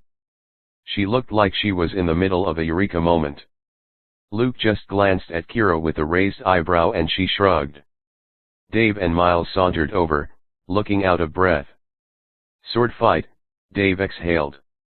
"It was awesome." "We need to be pirates," Miles added, and Luke looked crushed that they dared do something so amazing without him. But Emma came rushing back at that exact moment and thrust something that looked vaguely like black pleather into Kira's hand. "Put it on," she squealed and ran into the dressing room behind her. Kira rolled her eyes, afraid that she had already guessed what it was, and followed suit. When she closed the curtain behind her, Kira unfolded the costume, looked in the mirror and sighed. A Catwoman outfit. Of course. Kira didn't want to be caught dead in the thing but knew she had to appease her friend. With a loud exhale, she stripped off her clothes and tried to squeeze into the skin-tight suit. When she was ready, Kira took a quick peek into the mirror, and she had to admit, she looked good. She had never worn skin-tight leather before, but it definitely looked hot. Kira held the whip in her hand, put the mask on over her eyes, and smiled. She looked nothing like herself, but she kind of liked it. The faux cat scratches up the side of her leg definitely looked really sexy, and she tried to push aside the part of her head that started to wonder what Tristan would think. She couldn't let herself go there. "Kira, come out. I bet you look awesome," Emma called from the other side. Kira peeked around the curtain and saw that a few feet to the side Emma was dressed in a poison ivy costume. The boys looked appreciative and were at the moment fighting over who got to be Batman if the theme stuck. Kira slid open the curtain, and the boys dropped their jaws, halting the fight mid-argument. Kira smiled. It felt good. "Wow," was all Miles said, scrambling to right his glasses, which had tilted during the argument. The other two boys remained silent, still slack-jawed. "Perfect." Emma walked in front of her and beamed with joy. "These are the perfect costumes. We are going to look amazing at the party." Party. Kira's heart immediately sank. It was one thing to dress like this in front of her friends, but another thing entirely to dress like this in front of the whole school. "Yes, the party. The Halloween party? I thought you knew about the school dance. I've only mentioned it 100 times. "Oh, that party," Kira thought, but tried to recover by murmuring, right. She could never let Emma know she didn't pay attention to half the things she said during lunch. The girl spoke at a rate of about 100 miles per hour. "You do like the costume, right?" Kira saw the hopeful look in Emma's eyes, saw how excited the boys were, and sighed. "Yeah, I love it." "Excellent." Emma practically skipped back into her dressing room. Kira pushed the curtain aside, stepped back into her room, and would have screamed, except a hand closed over her mouth, and Tristan pushed her up against the mirror, holding her so tightly she couldn't move. He closed the curtain with his other hand. Kira's body began to heat immediately. She wasn't sure if it was his proximity or her powers, but she couldn't stop the flush that rose to her cheeks or the slight fear that crept into her eyes. Please calm down. I'm not here to hurt you. Please, don't be afraid." She saw the pleading glint to his eyes and knew he would have already hurt her if he wanted to. She tried to swallow her fear and felt her body relax into his. Tristan freed her mouth and dropped his arms down to his sides. "Hey," he said, smiling so that slight dimples formed on his cheeks. He shrugged. Kira started to smile in return, but stopped it, mentally shaking herself. She couldn't just forgive him. She forced herself to walk around Tristan's body and slide down the wall to sit on the floor. The image of him licking his lips clean of her blood rose to the forefront of her thoughts, and Kira remembered the desire and repulsion that ran across his features. She looked away from him, unsure of how to act, what to say, and mostly what to feel. There was anger, of course, but there was also sadness. She had missed him. She had tried not to, but Kira couldn't hide the bit of joy she felt at seeing him again. "Please, say something." Tristan knelt down to sit next to her, keeping his voice barely above a whisper. She looked at him, at his pale skin, shaggy black hair and somehow warm blue eyes. He was evil beneath it all. She had to remember that, or else she would keep falling deeper under his spell. She didn't understand, looking at him now, why she couldn't have fallen for Luke instead. It would have been so much easier. But here she was, wishing he would sit a little closer and explain to her that none of it was true. "Why you?" The two words escaped her lips before she even realized she had spoken. Hurt filled his eyes. And like a receding tide, the morning's joy quickly seeped from her. "I'm sorry," Tristan murmured and started stand, shaking his head more at himself than anything else. "Wait." She lightly touched his arm, but it was enough to make him sit back down again. "I didn't mean it. It's just, it would have been so much easier to hate you." She let her eyes fall to the ground, counting the feathers and sequins that had fallen off the many costumes that had been tried on in the small room. I know. They passed the next few moments in silence. What do you want? She asked, daring to speak first and glance at him. I saw you and Luke walking over, and I just had to talk to you. I need to explain what happened. You know I would have never hurt you, right? She nodded, hoping it was true. I was going to tell you. I swear. But then Diana interrupted and we started fighting, and before I knew it, things were spiraling out of control. And then there was the whole part where you almost killed me. He laughed a little, stealing a peek at her through his lashes. Sorry about that. She smirked at him in return. We'll call it even. A little shred of hope lit his features. Why, were you almost going to kill me? The hope vanished, but Kira had to ask the question. He ran a hand through his hair, frustrated. That was their plan. Kira sucked in her breath. But even before I met you, I never would have let them go through with it, he hastily spoke. I'm not like that, I swear. I don't kill people. I know you might not believe me, but it's the truth. Kira knew she shouldn't, but somehow she did believe him. She started to say so but heard Emma from the other side of the curtain. Are you okay, Kira? Crap, she thought. The dressing room really wasn't the ideal place for serious conversations. Yeah. She fumbled for an excuse. Just having a little trouble with the zipper. No big deal. The boys are all in their costumes. Poke your head out. Kira glanced at Tristan and stood up. She stepped over his outstretched legs, suddenly remembering she was in a leather pantsuit. She could feel his eyes taking in her outfit and immediately felt embarrassed. She tried to quell the blush threatening her cheeks as she slid her head around the curtain. Kira barked out a laugh at the sight of Dave as Batman, Miles as Robin, and Luke, of course, as the Joker. Perfect, she said, meeting Luke's eyes and ignoring the questioning concern they held. I know. We're going to make quite an entrance next week, Emma said. Kira noticed she was already dressed in her normal clothes and held a shopping bag in her hand. How long had Kira been in the dressing room? Okay, I'll be out in a moment. She ducked her head back behind the curtain and glanced at Tristan as he jerked his head back from a position that seemed precariously close to one someone would use to check out her behind. I have to go, she stated into the awkward silence, not sure how to get changed with him in the room. Can we talk later? Will you meet me somewhere? There are so many things I still want to say.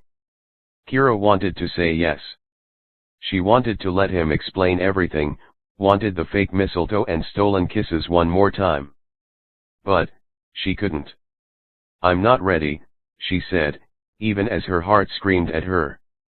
I don't know if I ever will be. I know you didn't mean to ever hurt me, but that doesn't change anything. What you are, what I am. She let that last thought linger. There was still so much keeping them apart, so much she didn't know about him and wasn't sure she wanted to find out.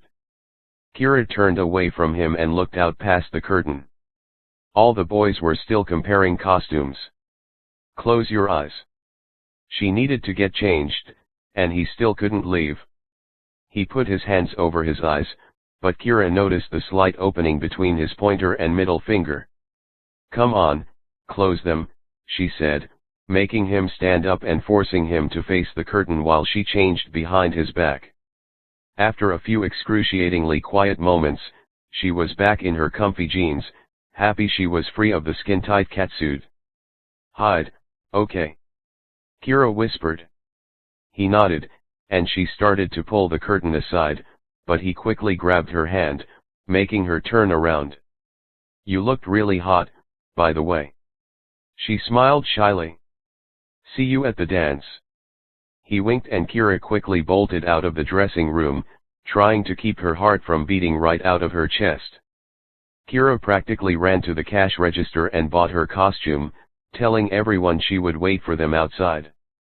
She found a bench, curled her knees into her chest, and let her thoughts wander. What was she going to do? He drank blood, for crying out loud. How was she still attracted to him? Kira could never tell Luke, and maybe couldn't even tell Emma.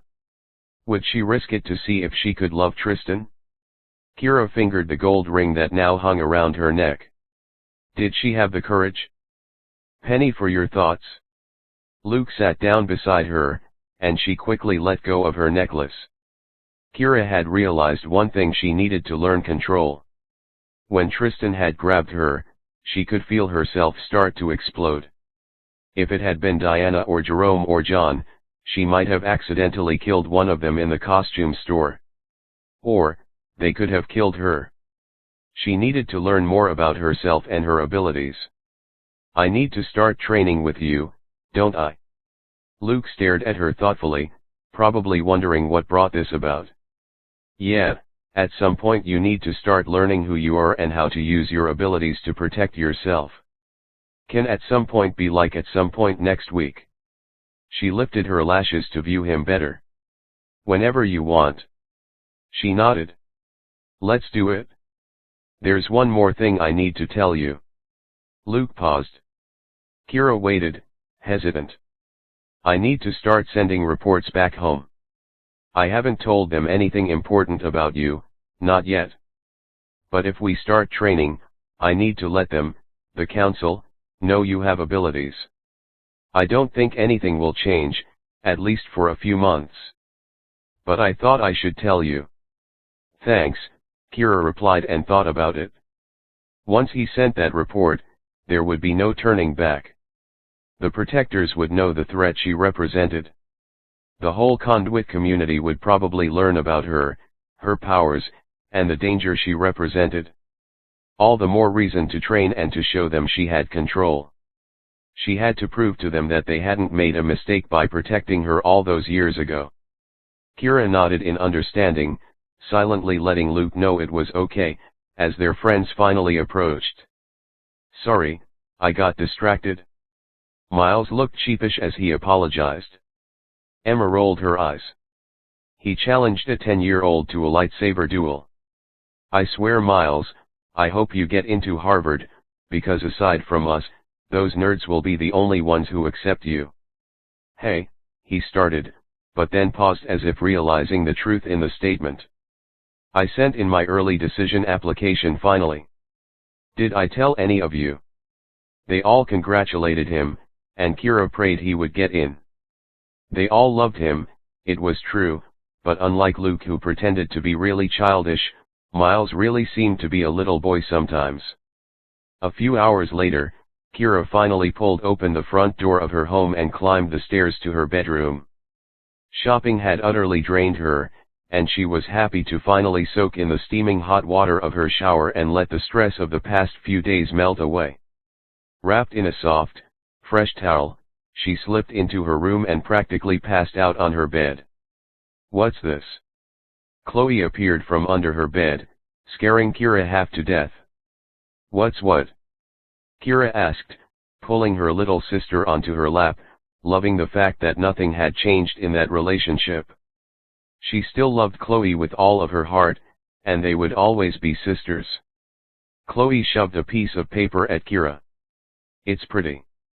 Chloe smiled, and Kira took the paper, sucking in her breath when she saw a drawing of her as Catwoman and a note that read, "Can't wait." Where'd you find this? Kira asked, finally finding words. On the bed, silly. Her sister tried to take the paper back, but Kira pulled it out of her little arm's reach. Tristan had been here, in her room. Chloe slid off her lap and tugged on Kira's arm. Make me hot cocoa, Chloe ordered. Kira laughed and tried to get out of Chloe's grip while still holding onto her towel. Let me get dressed first. Chloe pouted, but let go of her arm and rushed downstairs to wait in the kitchen. Kira stared at the drawing for another moment before walking over to her bookshelf and slipping it in with Tristan's other drawings that she had hidden in her jewelry box. She tried in vain to ignore all the questions creeping into her mind and quickly got dressed to appease the 4-year-old terror downstairs. Chapter 10 I can't do this. Kira shouted at Luke in frustration. Just relax. Think about lighting the rock on fire. You can do this, I know you can. Kira looked at Luke, wanting to strangle him. Real easy to feel so calm when you've been practicing since birth, she thought as she wiped the sweat from her brow. All the mental exertion was draining her. She and Luke had been practicing for almost an hour and nothing was happening. Kira was almost beginning to think everything had been a dream. Clearly, she had no special powers. Kira stopped for a moment to look around Luke's backyard. They stood in a small patch of grass surrounded by dense forest. Kira couldn't make out his neighbor's home through the bushes. Even in the sunlight the trees were dark, and Kira knew that if she walked 10 feet into the bushes it would be pitch black. A perfect place to practice, Luke had told her when he picked her up from her house and brought her over to his place. No one would see anything, and they would be completely safe. An entire week had passed before Kira had brought practicing up with Luke again, and since her parents had left for church without her this morning, she had called Luke right away. Things were still awkward at home when her parents were around, but when she was alone, left with nothing but her thoughts, home was excruciating. Now, Kira wondered which was the lesser of two evils. Come on, try one more time, and then we can take a break. Kira sighed and refocused her energy on the boulder Luke stood next to. He told her it wouldn't actually burn, that vampires were the only things affected by the light, but she was a little afraid of hurting him if she couldn't rein it in once started. Kira. He brought her back to attention. Just focus, he had said, it'll come to you naturally. Well, Kira stared at the rock thinking, light on fire, please God give me a little flame, but nothing. Her palms didn't even feel warm. She threw them up in the air. This is just never happening. I can't keep staring at a rock and pointing my hands in front of me, I might as well say abracadabra and try to make your house float away. This is ridiculous. Luke shook his head. Let's take a break. I need to think of something. I don't know why this is so hard for you. When we were all young, using the power felt like using another limb, it was always easier than this. And I know you're strong. I've seen it. Well, good for you. Kira huffed and collapsed on the grass where she was standing. He walked inside his house, clutching his forehead with one hand, clearly trying to make a better lesson plan than the one they were currently following. He's as new at this as I am, Kira thought. She let her back fall flat against the grass so she could stare up at the blue, cloudless sky. Come on. Dear son, please give me the power to channel your rays through my body, thereby allowing me to inherit my apparent birthright and kill some vampires. Love, Kira. I've officially gone insane, she reflected while rolling over onto her side to stare at the few brown leaves dusting the ground. Autumn was a lot different in the south, a little too green for her liking. Kira wondered what it would be like to have a Christmas without snow. She would miss the New York blizzards, the slushy streets, and the cursing pedestrians slipping down the subway steps or marching Prada boots through inches of snow. Rockefeller lit up at Christmas. The city came alive when the lights on the gigantic tree were switched on, and the ice skating rink was crowded at every hour of the day. She had always come home for a week during Christmas break to visit with her family, but hanging ornaments on a plastic tree never felt right. Kira used to love coming home to her dorm where her roommate Sarah and she would decorate a blue spruce pine tree. But, Kira sighed as she sat up, she had more pressing concerns. Luke said it would be easy, like breathing, eventually. She wondered if maybe it was just too late. She took psychology back at boarding school, and she remembered learning about human development. The first few stages of life are the most important. If you don't learn to speak by the time you're 4, you probably never will. Babies are born curious and learn far more than adults do. Maybe she had just missed out on her chance. Enough ruminating, Kira mentally shook herself. She needed to learn this. Luke finally re-emerged from his home and carried over 2 lemonades. Kira gladly accepted. The mix of cold and sweet instantly refreshed her, and she turned to Luke, waiting to hear his thoughts. So, basically, you're a freak. Hey. He threw his hands up in defense. Kidding. I just don't think the way I was taught as a boy is going to do anything for you. Your body doesn't react, doesn't know its own potential. We need to awaken you first. Okay, creepy much. I just mean, we need to find some sort of trigger so you can start to remind your body how it's supposed to work. Well, how did you learn? Maybe if you tell me a little bit about the procedure, I'll understand. Luke sat down next to her on the grass, sipping his lemonade and staring deep into the ebony woods. It's hard to explain, I guess. Try, she said, not letting him off the hook at all. This was all his idea anyway. Well, not technically, but still. When you're little, the teaching is less about learning how to bring the fire out and more about learning how to stop it and control it. Ever since I can remember, I would think of the fire, and it would come. Easy as pie. The hard part was controlling it. So, it'll be doubly difficult for me. She ran a hand through her hair, exasperated. Fantastic. One of the main reasons conduit communities live in such seclusion is to protect the children who have no control. The fire doesn't hurt humans or even inanimate objects, only vampires. So, theoretically, it would be safe to live anywhere. But babies just release energy all the time without any warning, and suddenly there's a streak of fire soaring through the air like a cannonball until an adult catches it and sucks it back into themselves. Obviously, if we lived in human communities, people would start to catch on to the strangeness. Will I ever be allowed to see that? Kira asked, vulnerable. She wished she could have grown up in such a place, totally accepted by everyone. I hope so. Sunnyvale was like nothing you've ever seen. I miss it sometimes. Why'd you come here, Luke? Why'd you take on this mission? Kira had wondered it for a while. Who would willingly enroll in high school to basically babysit the one person who could potentially destroy the world? Nobody wanted that kind of pressure. Because it was my duty. That can't be the only reason. You're not one to blindly follow orders. Remember, I dated a protector in New York, and he was nothing like you.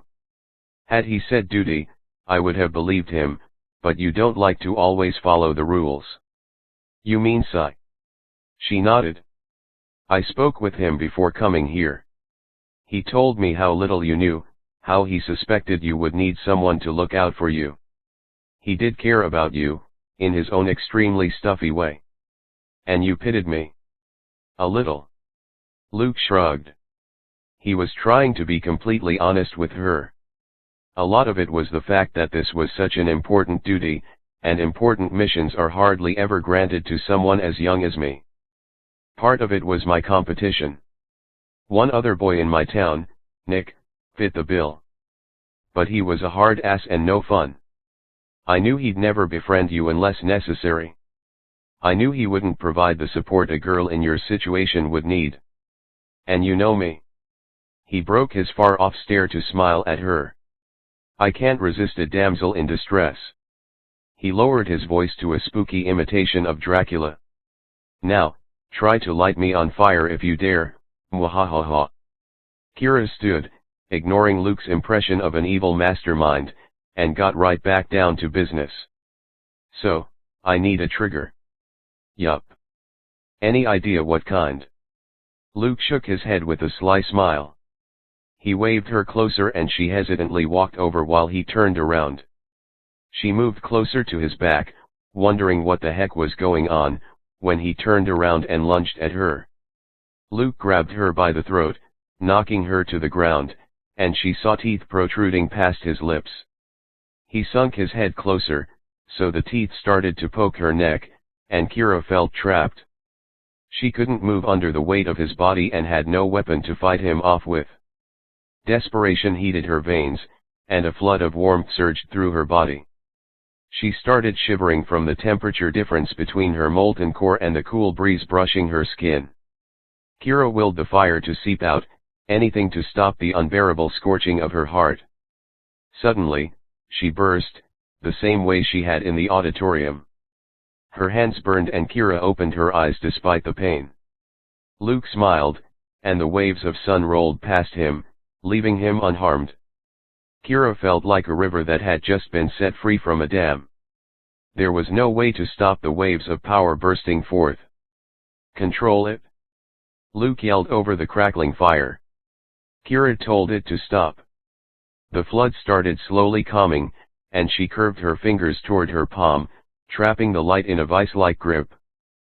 Finally, the last bit of light burned out, and Kira almost expected smoke to seep from her palms. Instead, Luke trapped her in a hug and swung her around. "That was incredible.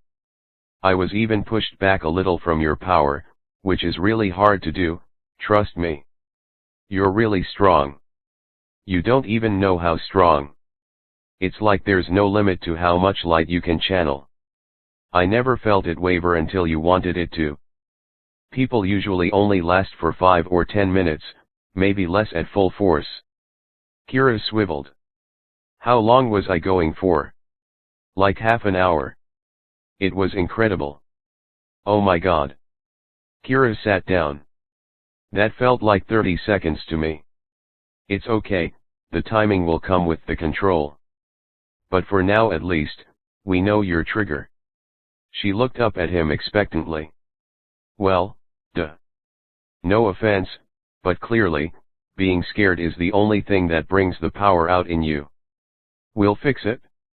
Don't worry." "How?"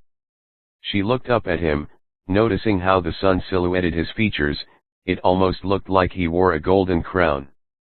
"I mean, I can't always run around jumping on you with fake fangs. That was just a one-time deal. You're okay, right?" I got a little into the moment. His eyes peered toward her throat.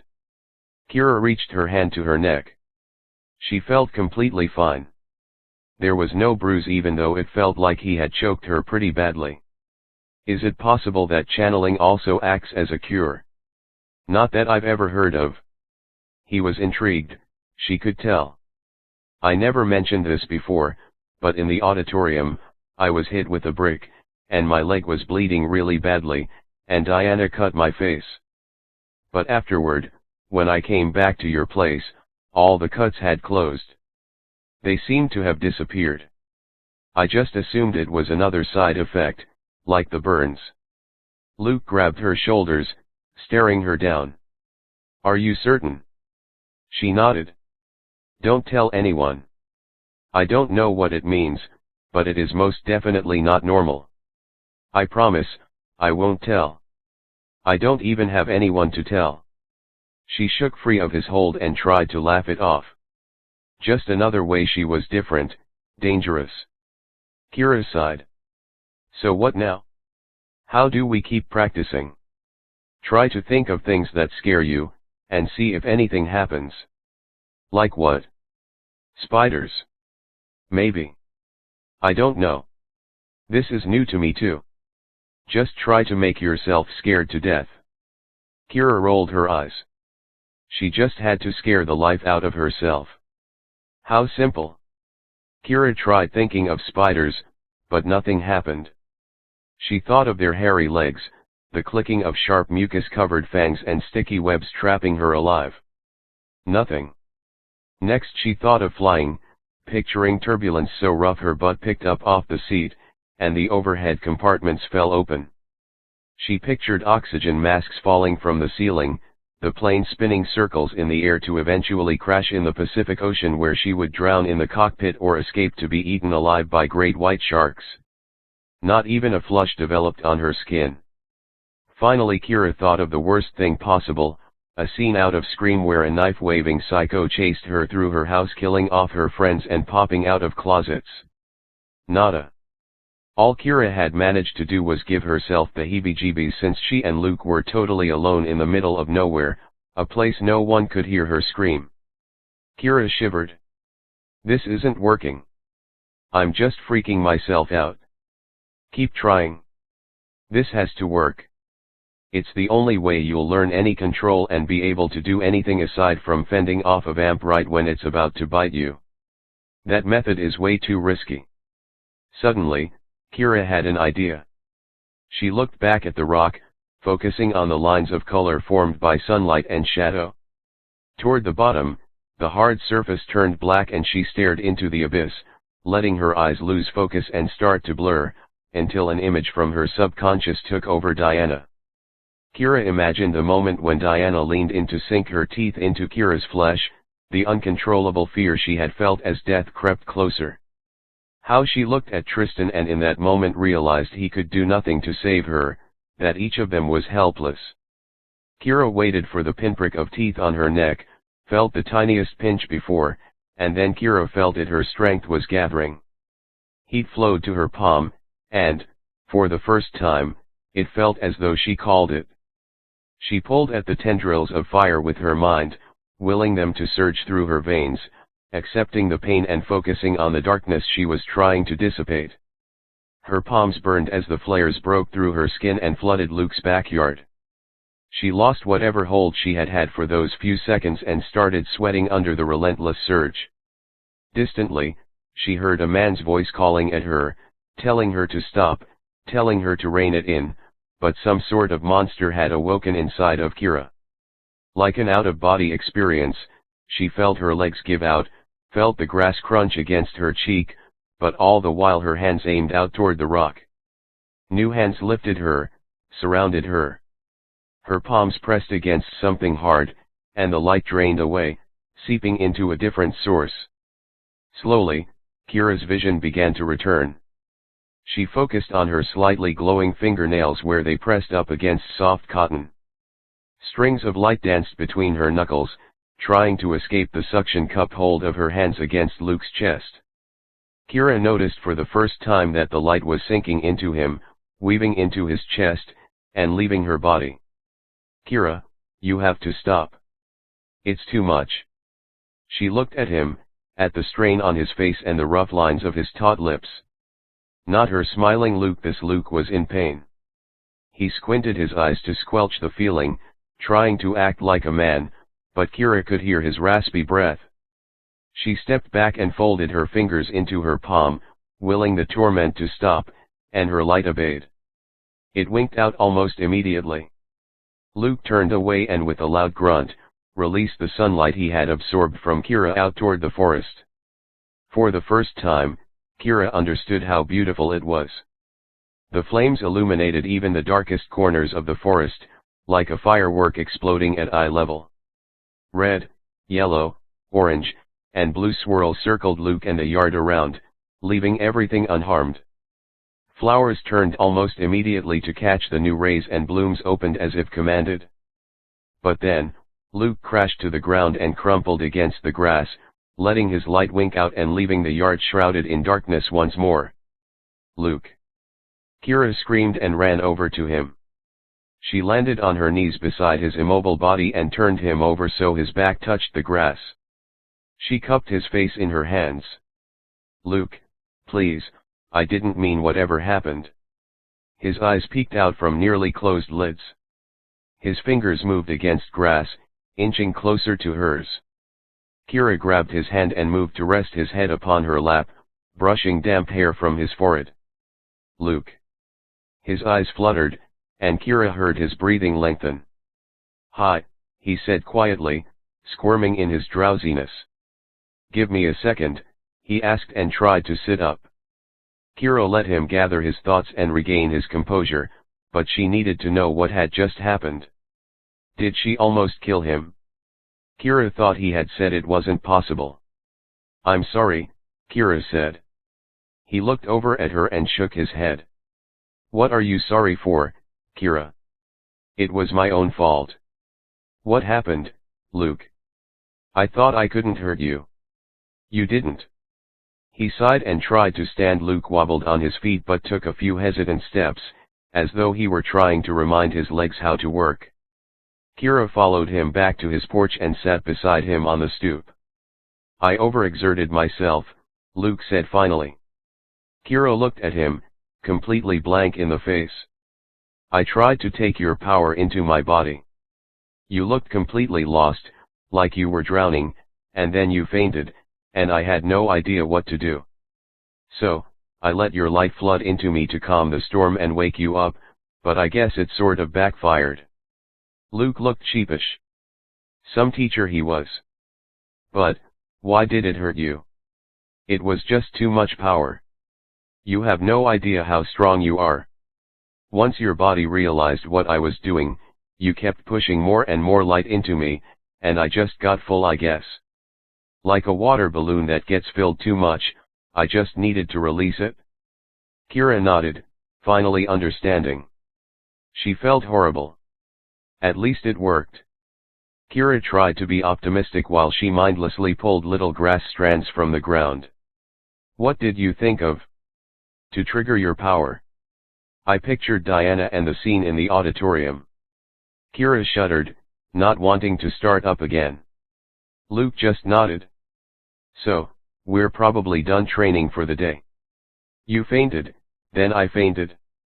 I'd call it a successful session, Luke said, making light of the situation like always. Kira nudged him with her shoulder. What are you going to tell the council? I assume you have to send some sort of report this week. Luke shrugged. Not much. I'll let them know you inherited the power, that you have finally started learning to channel at will, and that I'm training you. Nothing about the extent of your abilities. Luke looked away from her as he finished talking, trailing his words off into silence. What are you hiding? What would happen if they found out? I honestly don't know. But, it wouldn't be good. No, probably not, he agreed almost silently, reminding Kira that this wasn't all fun and games. It was serious. Luke grabbed her hand, pulled her from the stoop, and led her inside to his kitchen. Kira grabbed her backpack and noticed a small bookshelf in the corner of the room. She couldn't remember ever seeing it before. Kira walked over, scanning the titles. Some were classic fiction novels. She spotted a copy of Dracula with a worn cover and binds that had started to disintegrate. Vampire novels, even current girly romances, were all stacked in perfect alphabetical order. And then, on the lower shelf, Kira saw a book on convicts on their history and culture. The binding was old, filmed with a perpetual dust, and gold script displayed the title but no author. She heard Luke in the kitchen. It sounded as though the refrigerator had just closed and, before she realized what she was doing, Kira grabbed the book and stuffed it in her bag. Ready? Luke said as he rounded the corner with a water bottle, which he threw in her direction. Kira caught it and followed him out to the car. When she got home, Kira ran up to her room, ignoring the family dinner set up in the dining room. She dropped her book bag, locked the door to her bedroom, and pulled out the text she had stolen from Luke. Kira turned off her lights, leaving only the reading lamp by her bed on, and situated herself in her comforter. She looked at the index, Chapter 1, A Brief History, Chapter 2, Vampires with Souls, Chapter 3, Protectors versus Punishers, Chapter 4, A Mixed Breed, Chapter 5, The Prophecies. Kira ran her hand down the thick paper, fighting the urge to jump right to the fourth chapter. She let her head fall back onto her pillow. Kira never thought she would be the type of girl that needed an entire chapter of an ancient text devoted to how dangerous she could be.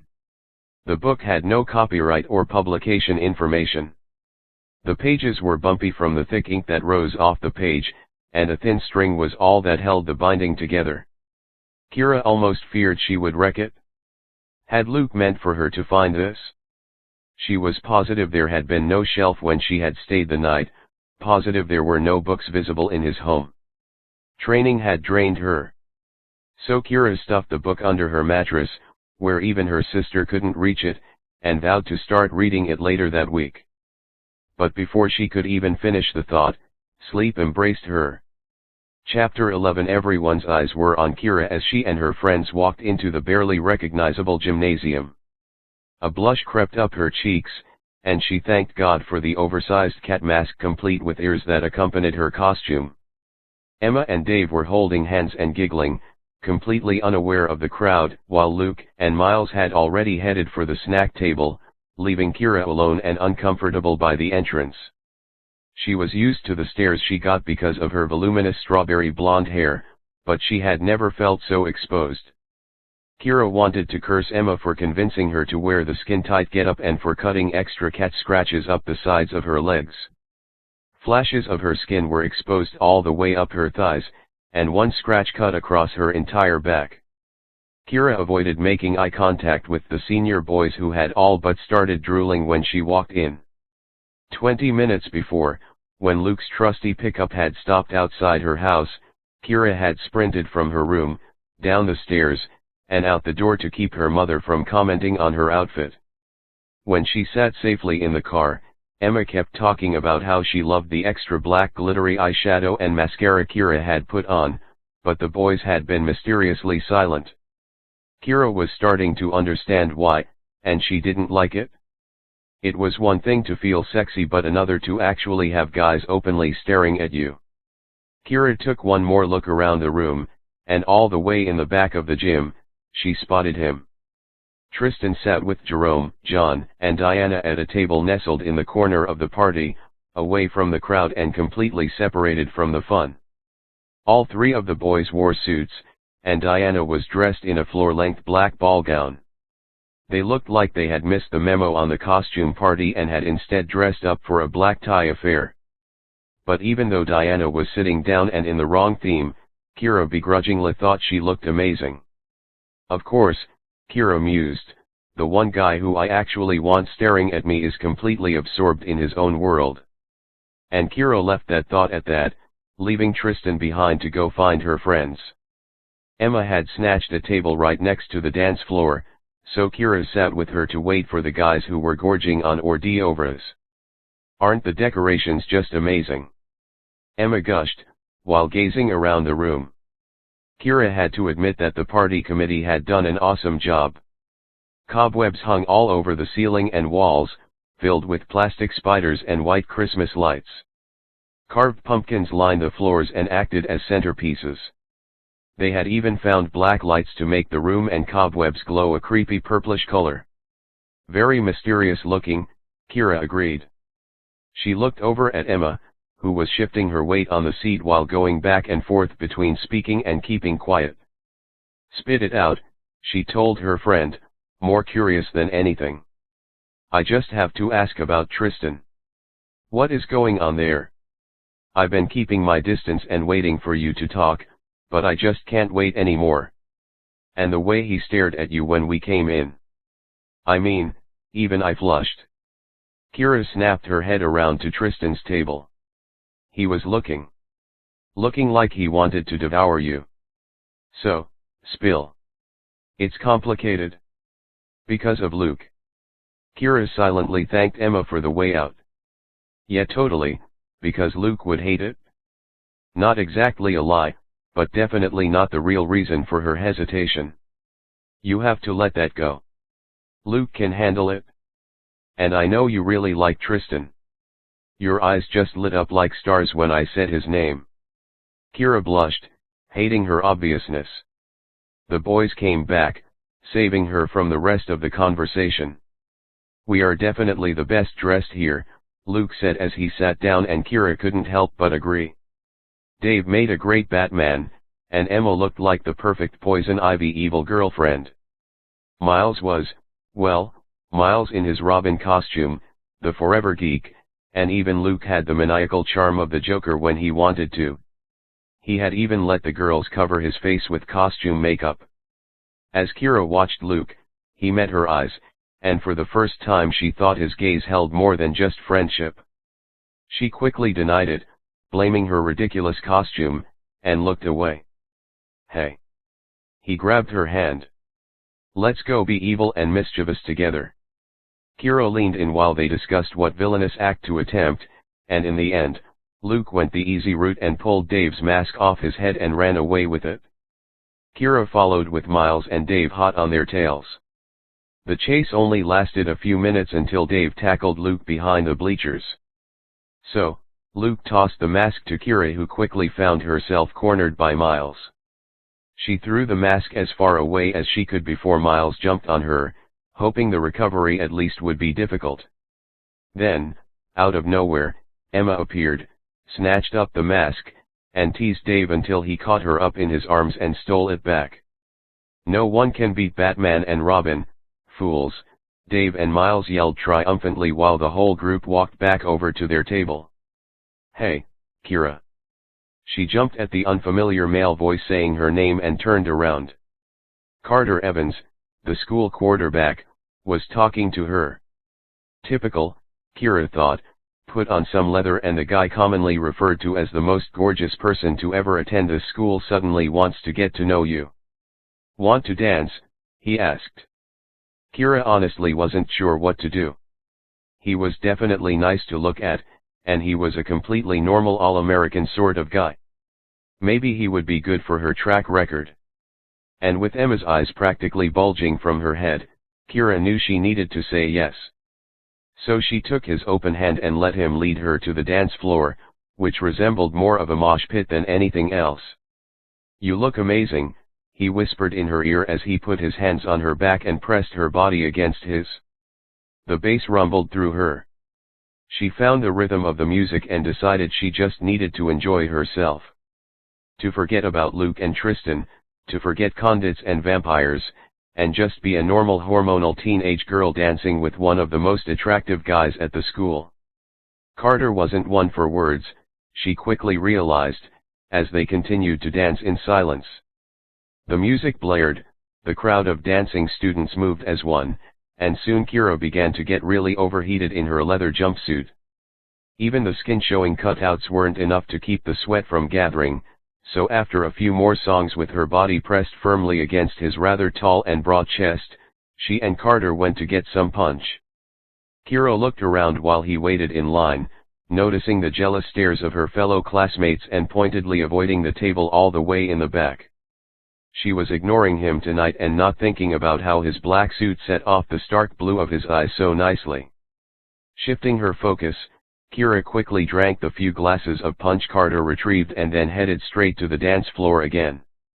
Carter managed the crowd easily, pushing them closer to the center and away from the tables, so other dancing couples surrounded them. After a while, Kira started to feel dizzy. Looking up, the white lights and glowing cobwebs above her seemed to move, spinning. Carter's actions were in slow motion, and she giggled without any reason. When he started kissing her neck, Kira wanted to pull away, but her muscles wouldn't cooperate, and she had to lean on him just to keep from falling over. He looked down at her, smiling, and she laughed loudly, as though his kiss were the funniest thing in the world. Spinning her around, he held her waist when she wobbled and pressed her back against his stomach. Kira leaned her head against his chest, closing her eyes to block out the twirling lights around the room. Carter stepped back suddenly, and she almost fell, but his arm came around her again, lightning fast. She was pressed against his chest once more, but this time he wasn't moving. The music still played, but their dance was abruptly over. Opening her eyes to ask what was wrong, Kira found herself gazing into Tristan's sapphire eyes instead of Carter's honey irises. She giggled at the unexpected, but welcome, turn of events. "Hello," she said and leaned her head back against his chest, this time spotting Carter on the floor, doubled over and clutching his stomach. "Did you hit him? That wasn't very nice." She tried to scold him, but Tristan just rolled his eyes. "Man. You need some fresh air." "No, I'm fine. Let's just stay like this." Kira leaned her head against his chest again, stopping her spins and balancing issues in one deft move. Tristan wrapped his arm around her waist and slowly led her through the mass of people, gripping tighter when he felt her balance wane. After a few minutes, they had slipped free of the crowd and were exiting the humid gym. The blast of cold breeze felt fantastic, and Kira let Tristan lead her away from the school and past the football field to the big tree overhanging the school's man-made lake. He sat down and leaned against the tree, motioning for her to sit with him, but Kira ignored it and started dancing to the quiet strains of music they could hear coming from the gym. "Kira, sit down." He sounded frustrated. "No. I want to dance." She started jumping up and down to the beat of the music and almost lost her balance, but Tristan stood up and caught her before she crashed. He slipped off his jacket, and Kira pushed her arms through the oversized sleeves. Finally, she calmed down and swayed with him to the music. Kira sighed, resigned to the fact that the moment felt completely right. "What?" he asked. "I'm supposed to be ignoring you, but it's not working." He laughed quietly. "No, that doesn't seem to be working for either of us. Is that why you punched Carter?" "I just couldn't stand the way he was touching you." Kira smiled. "Jelly belly," she said, wishing she could get her mouth to stop word vomiting. She could feel his chin on the top of her head as he pulled her in closer. "Maybe," he said, but it sounded more like a begrudging yes. Kira yawned. "Time to sit down," he told her while helping her down to the spot next to him on the ground and leaning her back against the tree. Kira watched the moon reflect off the water. She looked at the sky and saw it still swerving there, and finally had the realization Tristan must have had in the gym. "I think my punch was not just punch," she concluded as the world continued to spin. "I think you're right." He put his arm around her, letting her head fall to his shoulder. They sat silently in the moonlight, just enjoying one another's company. "Are you like 100 years old?" Kira spat out the first question that came to her mind. She had never even thought of it before, too consumed by his eating habits instead. Tristan shrugged. "A little older." Kira sat up, fascinated, and turned to look him in the eyes. "How old?" she asked, feeling like a little girl. "About 150, give or take a year." Kira's jaw dropped and her eyelids widened in complete shock. "Gross." She clamped her hands over her mouth before she could say anything else. He just laughed it off. "I look pretty good for someone who's more than a century old, right?" He grinned. She blushed, thinking of their kiss, and silently agreed. "So, what do we do now?" "I'm 17 and growing, you're 17 and stagnant." Kira finally felt herself coming down from the alcohol Carter had slipped her. The lake still seemed to glow, and the stars still danced in the sky, but she was regaining her mental control.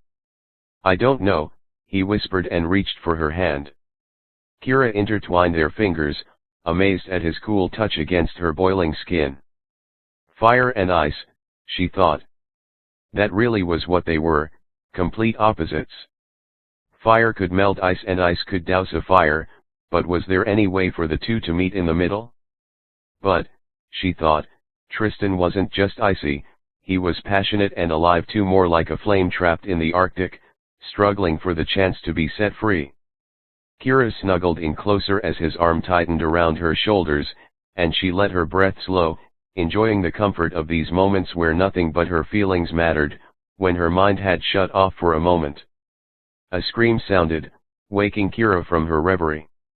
She bolted upright, out of Tristan's arms, and he stirred beside her, jolted from his quiet slumber.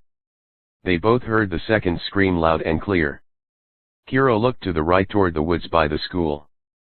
She swore it came from that direction. "Come on, we have to help," Kira said and took off at a run toward the noise.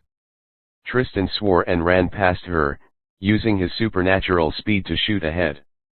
Kira made it to the tree line, where the moonlight lost its power, and everything was pitch black. She heard whimpering ahead of her, sure that whatever girl had screamed was now in real danger. She crept forward, trying not to trip on the roots and twigs all over the ground. The blue glow of a cell phone filtered through the trees and Kira hid behind a bush to evaluate the situation. She had to help. What if that girl had been her? but she wasn't sure what she would face on the other side. She started to stand. "Stop!" Tristan breathed into her ear. She nearly screamed from fear. "It's Jerome and John. Let me." And without another word, Tristan disappeared around a tree bent toward the noise. "Jerome. John. Control yourselves." She heard the commanding tone in Tristan's voice. But there was no reply. Kira couldn't help it. She was too curious and too worried that Tristan wouldn't save the girl. She crept on her hands and knees around a tree and peered toward the light from the cell phone. The LCD cast an eerie blue glow around the forest, illuminating Tristan. She followed his gaze further and could barely make out the shadow he stared at. Kira inched closer. Then she understood. A girl in a Cinderella costume lay sprawled on the ground, perpendicular to Kira. Her hair was filled with leaves and dirt, proving a struggle had occurred, and now she wasn't moving. Jerome leaned over her neck, and John, with his back to Kira, held her wrist to his mouth. Kira was paralyzed. They were killing her. But instead of feeling powerful and angry, Kira felt afraid. The scene dredged up a memory she had buried long ago, but now it all came rushing back. Baby Kira looked up into the pale freckled face of a woman with straight pearly blonde hair, her mother. She tugged on the loose tendrils, thinking it a game, and laughed when she caught stray strands flying in the breeze. "We have to hurry," her father said, and Kira was scared by his tone. She looked over at the tall man with curly red hair, and he strained a smile for her benefit. "Don't you worry, baby girl," he said and tapped her nose. She tried to reach his, but her arms were too short. Instead, she used her fire and shot a bolt at his face, laughing as the pretty colors danced across the sky. He looked shocked as the flame landed on his cheek, but it sunk deep into his skin with no harm done. "I'm going to get you," he said, sweeping her from her mother's arms and swinging her over his shoulder to pat her bum. Kira laughed and shot a bolt at her mother for another reaction. Her mother caught it in her hand and shot it back.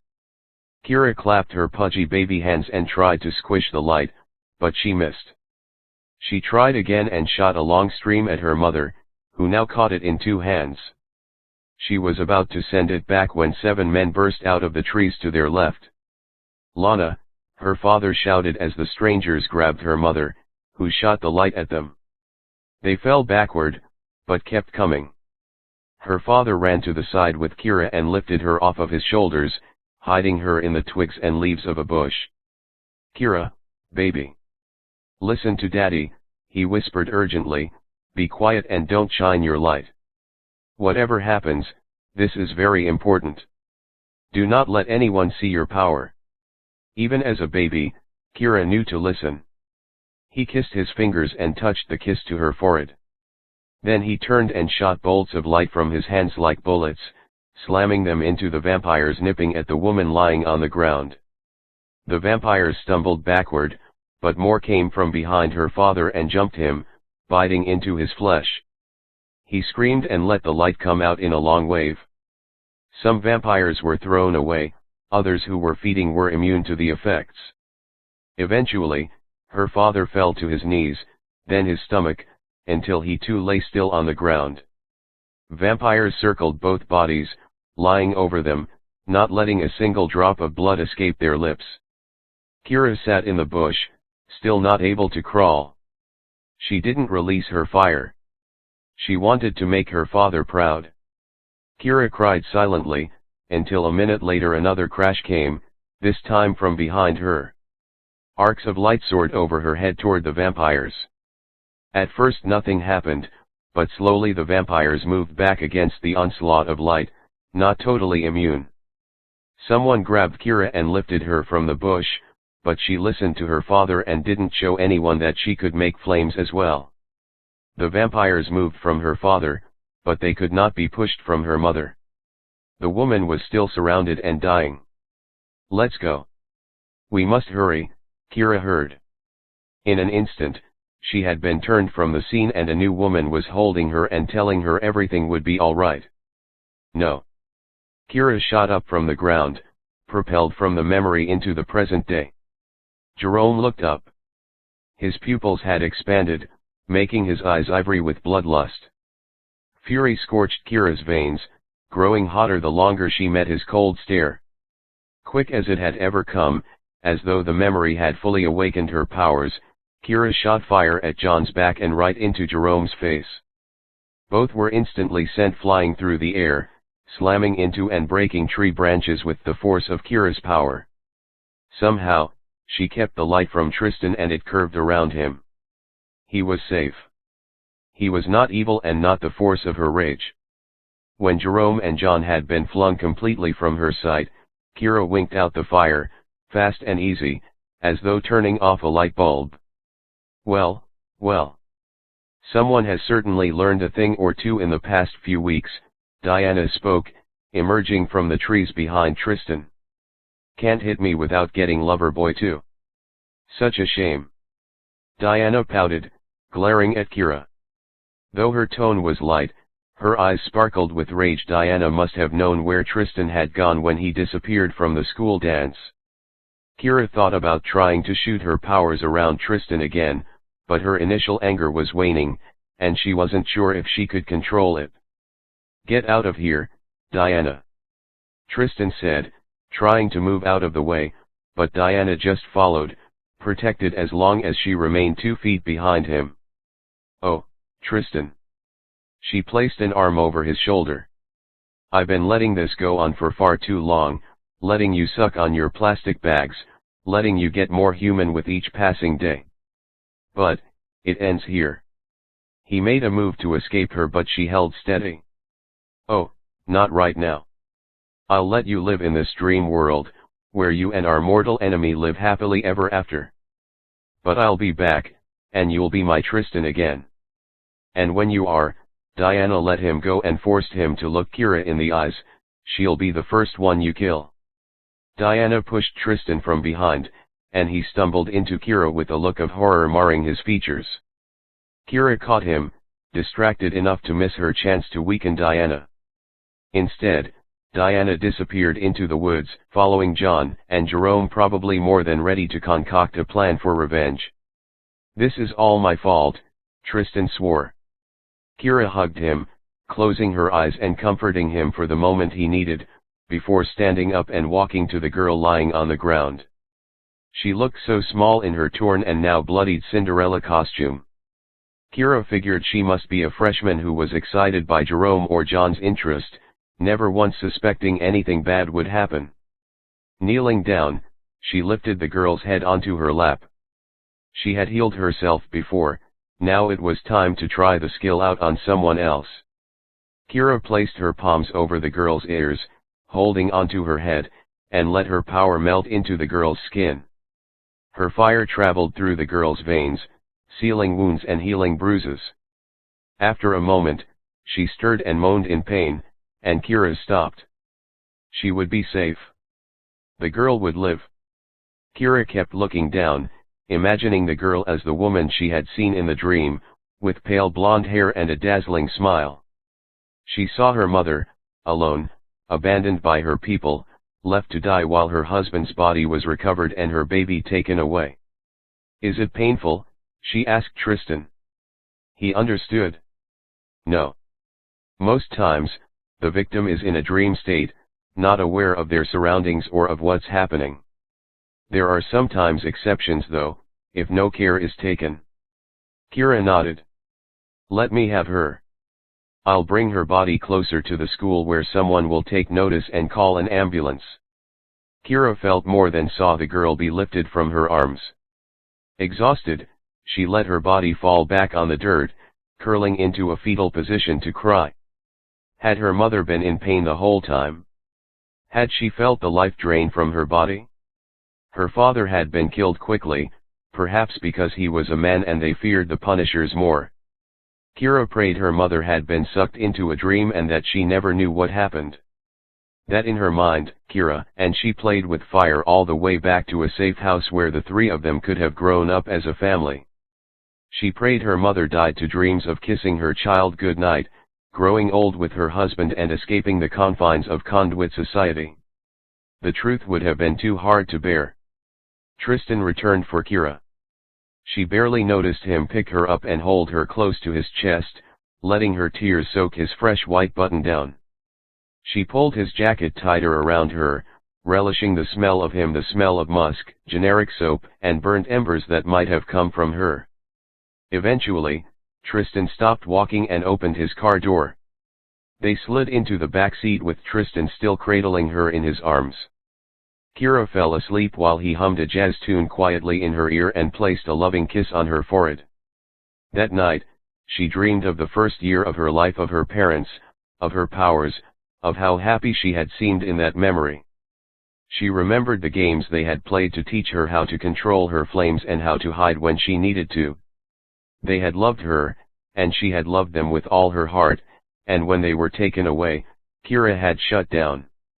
She had promised her father to never show anyone her powers, so she never used them again, not in front of her adoptive mother and never even alone. Eventually, Kira realized, she had just completely forgotten about her powers. But clearly, now all of that had changed. Chapter 12. When Kira woke up, her back ached and she was freezing. She pulled Tristan's blazer tighter around herself, fending off the cool November morning air, before realizing it was probably Tristan himself that was chilling her. She sat up and maneuvered out of his arms, trying not to wake him. Oddly, Kira didn't feel embarrassed at all about spending the night with him in his car. She loved having him hold her and comfort her. Sure, her parents would flip when she got home, and she would have to figure out what to say to Luke. But for once, Kira wasn't going to worry about that. She looked out the car window at the grounds brushed with dew. The sun had just started peeking through the sky. Soft tendrils warmed her skin, and Kira realized that the events of the previous night had awakened something inside of her. She felt different. More in control, as though her memories had allowed her to acknowledge her birthright, to understand that it wasn't horrible but beautiful. She could save people. Perhaps, she had been born not for chaos but for life. Kira opened her palm and let a little flame rise to rest on her hand like a small campfire. Her fingers warmed instantly, as did her body. Feeling the sun gather on her skin left her complete, content. The swelling under her eyes receded, her scratches from the forest mended themselves, and finally Kira found something better to wake up to than coffee. "You're beautiful. You know that?" Kira turned to Tristan, happy to wake up to his barely opened eyes and lazy smile. Distracted, she let her light grow, until she saw Tristan wince. "Sorry," she said and winked it out of existence. "I don't mind." He sat up. "So what now?" Kira asked, letting her head fall back on his shoulder. "Do you need to go home?" Kira shook her head. There were too many things they needed to talk about. She wanted Tristan to open up to her and tell her about his past. Kira knew that if she went home, he would close himself off again to protect her. "Good, then just trust me," he said, hopping into the driver's seat while Kira moved to the passenger side. Tristan started the engine and slid his hand into hers as he sped out of the school parking lot. Kira couldn't help but wonder if anyone had seen them sleeping in Tristan's car last night. Someone must have. They were in the middle of the parking lot and not everyone had left the school dance before they got there. Luke might have walked by and glanced in, but Kira didn't even want to think about that. He would be so angry and hurt. Luke would never understand why she wanted Tristan, but she and Tristan were the same in many ways, both outcasts who didn't really belong anywhere. "Penny for your thoughts?" Tristan asked. Kira relaxed and placed her feet on the dashboard, letting her eyes meet his, knowing they sparkled like Emma had said earlier. "I'm thinking I'm happy just sitting here with you like it's completely normal." She smiled, and he grinned back, clutching her fingers a little tighter. "I'm also thinking, damn, I wish I'd brought a change of clothes." Tristan snickered, and Kira glanced at her leather-covered legs, happy she at least had his coat. "Don't worry. We're not going anywhere public. And where are we going? You don't have to be so mysterious all the time. Maybe I just like keeping you on your toes. Kira rolled her eyes and settled into her seat some more, listening to the music and letting Tristan concentrate on the driving. Eventually they pulled up next to a riverbank. Tristan led Kira along the shore, pulling her until they reached a giant oak tree with branches that reached out over the water. Tristan slid on the branch in front of her and then helped Kira up. Kira let her back rest against the tree trunk, watching Tristan as he inched further out past the few feet of marsh, until his feet dangled over flowing water.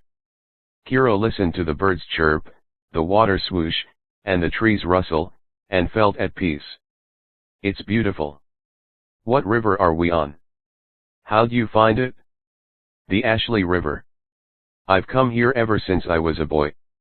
150 years ago. Kira asked. This was what they had come here for, to talk and to tell their stories. Kira looked at Tristan, watched him peel bark off the branch with his fingers, and struggle with what to say. It's okay, she murmured, wishing he would move closer so she could hold his hands and provide some comfort. Tristan took a deep breath, let the air ease out, and began to tell his story. I was born in 1847, right here in Charleston, to two wealthy plantation owners. He glanced up at her, trying to gauge Kira's reaction, but she just nodded encouragingly. My house wasn't far from this spot, and I used to play on this tree as a little boy. I was often by myself, left alone to explore and play. You see, my mother was the only one who ever understood me. We'd go into Charleston and she'd buy me expensive paints.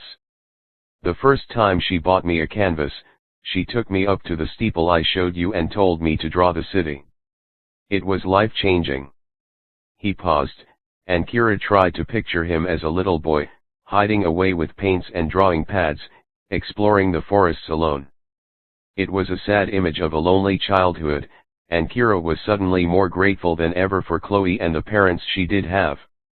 You have to understand that I never liked slavery, he continued, never wanted the family business, and never wanted any part of cotton. That was for my brother.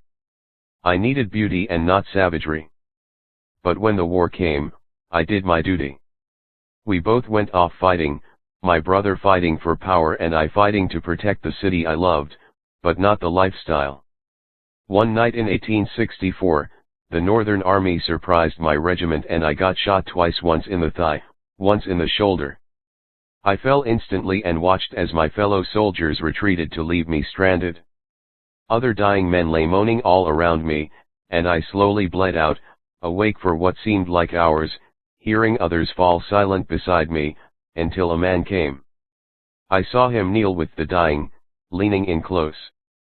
At first, I thought he was a priest saying prayers for the dead, but then he came closer, and I saw the blood all over his face and started screaming. For some reason he took pity on me and saved my life by turning me. When I woke up, feeling the hunger, I knew hate for the first time. I wished I'd died. Tristan eased his eyes shut, lost in his own thoughts for a moment. Kira knew he was struggling with the memories of the life he had lost. He opened his lids and stared out into the distance, at the trees on the far side of the riverbank, swaying in the wind. Kira had a feeling he was staring through them to a scene she would never herself be able to see. Aldrich, my maker, was not a good man. He kept dungeons filled with human prisoners, enjoyed torture and murder. For 30 years, I stayed with him. He forced me to kill, to feed off terrified and crying women, and I thought it was the only way to live. That I was damned to that hell forever. Tristan let out a sad smile and ran his hand through his hair. His shoulders were hunched, but he turned his head to look at Kira. One night, a band of punishers raided his home. We all fled, but I purposely let the convicts separate us. I knew it was my only chance to escape, so I let him think I'd died. I've never seen him since. I don't know whether he lived or died, and I never want to. Kira wanted to cry for him, for the horrible things he had lived through. He moved closer to her, back toward the shore, and Kira grabbed his hand when he was within reach. She pulled him to her, until he had shifted so that his back rested against her stomach. Hugging her arms around him, she whispered, "It's all right, now. I may be a vampire, but I'm not a bad man. I swear it." He sounded as though he was about to cry. Kira realized his memories still haunted him. "I know," she said and nodded, hoping he felt the movement against his head, understanding she was sincere. "After I escaped, I kept to myself for a long time. I fed off people because I had to, but never enjoyed it and never killed again. I traveled, jumping from one city to the next, trying to see the wonders of the world and meeting different sorts of vampires along the way. Some were just as bad as Aldrich, and some were just like me. During the First World War, one scavenged on soldiers dying in Europe, but a few years later a discovery changed my life. I stumbled upon a Russian blood bank, found bags full of blood, and realized my days of feeding on humans were over." "When did you meet the others?" Kira asked, thinking of Diana, Jerome, and John. "I knew Diana from the start." Tristan angled his head to look at Kira. She hoped she covered her shock well enough. Diana and Tristan had known each other for more than a century. She was with Aldrich for years before he turned me. She took to his teachings far more than I ever did, but she always believed we were meant to be together. She was the one who helped me escape, and I never heard from her again, until I returned to Charleston 15 years ago, finally ready to come back home. I was tired of drifting, of being alone, and I missed Charleston. It hadn't changed all that much in 100 years, and I was walking through the old town one night when I saw her with Jerome and John. She welcomed me back with open arms, and even though I disapprove of their lifestyles, it felt so nice to have a family again. But all that changed when I met you." "Why?" Kira couldn't understand how 2 months of barely knowing her had changed Tristan so deeply that he would betray the one person he had known for 100 years. Because surely that's what Diana saw it as, betrayal. The past 2 months had flipped Kira's life upside down, but she never imagined they had done the same to Tristan. "When I first saw you, in the classroom, I had no idea what you were. I never dreamed convicts could form mixed breeds, but Diana knew right away, and she wanted to capture you and kill you. As soon as she said it, I don't know why, but all I could think about was protecting you. Well, some protector I turned out to be." He shook his head and sat up, jumping from the tree to stand on the shore. He knelt down to gather some flat stones to skip along the water's glassy surface.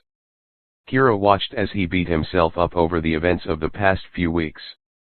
No wonder he always seemed sad, Kira thought. He blamed himself for everything, even things completely outside his control. "I'm alive, aren't I? Because you discovered your power. Diana almost killed you. But Tristan." She sat up and grabbed his shoulder, forcing him to face her. "I might have never discovered anything if you hadn't helped me, in the classroom, when you scared me. It awakened my power, made me know I could somehow help myself. And let's not forget that you saved me from almost drowning." His features softened and he leaned back against the tree branch, covering her hand with his own, keeping it securely on his shoulder.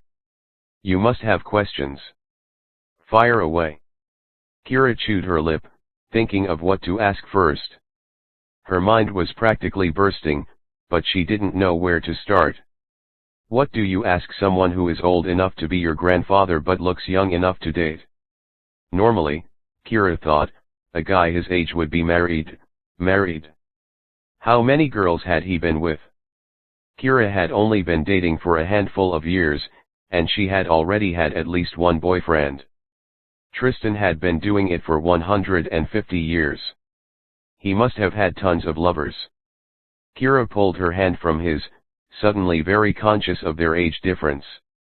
She'd never done more than kiss a boy, and she could only imagine what sort of creepy, vampire things Tristan had done. "Kira? What are you thinking?" He turned around, resting his elbows on the tree branch and looking up at her. Kira twiddled her thumbs, fighting the urge to blush. So, how many girls have you, dated? God, she thought, why am I acting like a 13-year-old? Tristan burst out laughing. Of all the things, that's what you want to know. Well, it's a start. Why? Something to hide, she asked, lifting her eyebrows.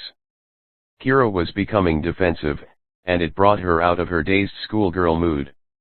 No, I don't even know. No one serious, if that's what you're asking. But I've been around for a while, so I've met some women along the way and, well. He trailed off. Kira hid her face in her hands, suddenly not wanting to know. No one serious, that was good enough for her. New topic please, she spoke, still not meeting his eyes.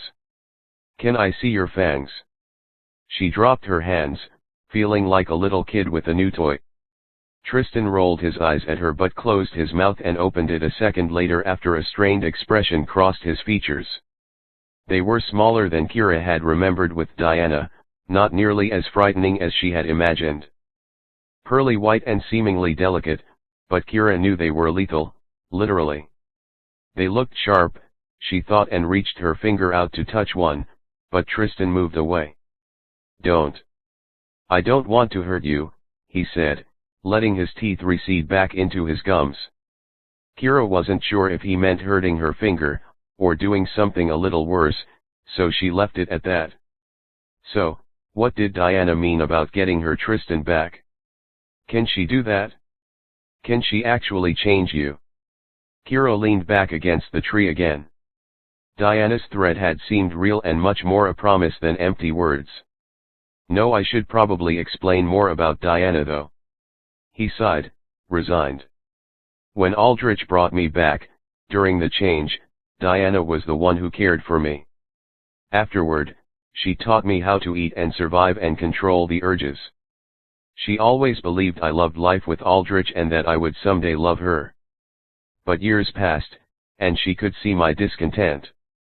When she helped me escape by leading Aldrich the other direction, away from the Punishers and from me, I think she always expected for me to find her and return to her. When I finally did, I was a different man. She was disgusted that I ate from bags and refused live humans. She still is. I think she believes that if I fall off the bandwagon and drink from a human one time, I won't be able to stop. That I'll become the monster Aldrich made me into again. He looked up at Kira, his expression hard and full of conviction. I never will, Kira. That was never who I am, and I won't go back, no matter what Diana tries to do. I'm confused though. Kira thought back to the auditorium, when she discovered what Tristan and the others were. He was stronger than all of them. If she had never gotten hit by the brick, never started bleeding and distracted him, Tristan would have beaten them all. He had thrown them around like rag dolls and not a single punch had touched him. In the gym, you laughed when they threatened you. They were all afraid to challenge you. Why? Diana's older, shouldn't she be more powerful? He shook his head. The age thing is just a myth. Your human blood determines power and strength. If you were strong as a human, your strength will be amplified, same with speed. Even abilities, like being able to read people's facial expressions, can turn into actual mind reading when you're changed into a vampire. I think that's why Aldrich turned me. He must have known I'd be as strong as I am. But age doesn't affect it at all. I could be stronger than a 1,000-year-old vampire, but he's had more time to make friends and garner power, so he's more untouchable. What do you mean? Vampires have their own set of rules. Almost every country has some sort of governing council with heads, sort of like senators, in each of the major cities. If I wanted to travel to, I don't know, Boston, I would need to ask permission first. There are a lot more rules than you would think. But all the rules I can think of seem to be wrong, Kira said, remembering Tristan in the church and lying in the sun. What do you mean? Well, we're outside during the daylight, and you don't seem to be bursting into flame. How did all those rumors get started? It was. He thought of the right word. Beneficial for vampires to start those rumors. That way, anytime I wore a silver cross or went surfing, no one would even consider the possibility of the supernatural. Just a precaution. So, I'm the only way you can die. Tristan shrugged, and Kira looked down at the dim burn marks on her hands from the night before. It hadn't even hurt that time. The fire had come completely naturally. Can I ever become a vampire? No, Tristan said quietly. A conduit can only be killed by a vampire. Their blood rejects the turning. Kira assumed as much even though Luke had never bothered to tell her that. She was relieved in a way, knowing that she could never become a vampire. She would have never wanted that, a life of drinking blood, even if it meant a life with Tristan. Can you ever skip out on the whole immortality thing? She asked. Tristan shook his head silently. They really were doomed. She would grow old and die, probably killing vampires along the way. He would be young and strong forever, and there was no way around that. Is all of this even worth it? Kira murmured, staring out at the water. The tide had risen, and the waves were choppier now, breaking into whiteheads along the surface and swallowing the marshes at the riverbank. I mean, I wouldn't mind the whole cougar aspect, having a boyfriend who looks 17 when I'm at the ripe old age of 60, but who are we kidding? We have to try, Tristan urged. Maybe you can live with never knowing, but I can't spend eternity wondering what could have been. And if we end up falling in love, truly and deeply, we can deal with it when the time comes. I wouldn't mind having a sugar mama. He winked at her, and Kira's mood lightened a little bit. I'll marry a rich man, and you can be the hot pool boy I have a scandalous affair with. Or, I can make a ton of money and pay for all the plastic surgery to keep you looking young. Pumped up lips and a little Botox for the wrinkles. I don't like it when faces actually move, you know. Can't wait, Kira said and pretended to growl like a cougar. He grabbed her around the waist, pulling her from the tree branch and into his arms. They slipped from the shade of the overhanging tree into the heat of the sun, and it refreshed Kira, giving her energy. What does the sun feel like to you? Kira asked, loving the serenity she always felt when outdoors. Sort of like an electric current prickling my skin. It stings, but I don't mind. And what does my sunlight feel like to you? I imagine it's comparable to being burned at the stake. Every part of my body boils under the heat. I'm sorry, Kira said, and Tristan brushed the lock of hair that had fallen over her face back behind her ear. I don't blame you. You were only protecting yourself. Besides, as soon as you stop, the pain does too, in an instant. Still. Nope. No feeling sorry for the vampire. Besides, it's my turn to ask you a question. She looked up at him, waiting. Are you really a mix between protector and punisher? I thought so, but without tasting more of you, I can't be sure. Gross, Kira thought, tasting me. There will be no blood exchanges today, so I'll just tell you that I am and you'll have to trust me. He smiled, showing her that he had popped his teeth out again, jokingly. But then he frowned, saying, you should dye your hair. It's too obvious. If word gets out that you exist, every vampire around the world will be coming after you. And then all hell breaks loose, right? Kira ran a hand through her curls. She had never even thought about her hair as dangerous, as giving her away. Her eyes maybe, but how deadly could a strawberry blonde mess really be? Let's hope we never have to figure that out, he said. Kira silently agreed. All she needed was to let go for a second, lower her guard and then bam. She remembered her parents, how vampires had jumped them, coming out of the bushes with no warning sign. If a single vampire ever caught her, he could keep her around, drinking her almost dead for immunity, then letting her blood replenish for more supplies. Kira saw Tristan fight Diana, John, and Jerome. Without their light, conduits were no match for vampires. Our fire is our only weapon, Kira thought. Conduits needed to exist, but she could mean their end. You know, you seem different to me, Kira said, shaking her head and changing the subject. No more dark thoughts, not while relishing the cool embrace of his arms around her, comforting despite the cold. Happier, somehow. Like the brooding, sad Tristan has been mostly replaced by the mischievous one. I am. He smiled against her forehead. You don't even know what a relief it is to talk to someone about all of this. I've been holding it in for 100 years, and finally, I can openly and honestly talk about how I feel. I can be myself. I understand, Kira said, as she rested her head on his chest, noticing the steady beat of his heart. I can't talk to Luke about how I feel about all of this. He would never understand why I'm even talking to you. He doesn't know what it feels like to be trapped. I never asked for these powers. I never asked to be a conduit, and the potential end of the world, as Luke described it, if some vampire becomes immune through me. I never wanted any of it. But he's always lived this life. He always wanted it, and he loves his job, I can tell. He told me to keep the healing thing to myself, you know. He thinks the Conduit Council won't react kindly. It makes me question what they're like, whether I even want to be a part of it. I was wondering about that, Tristan said, running his finger along the spot on Kira's face where Diana had cut her. There was no scratch or scar the next time I saw you. I thought Luke might have done something. I actually don't know very much about conduits. I think I'm the only one who can heal things. I don't know how I do it, it's just sort of an instinct. They stood in silence, Kira waiting for Tristan's inevitable question. So, what are you going to tell him?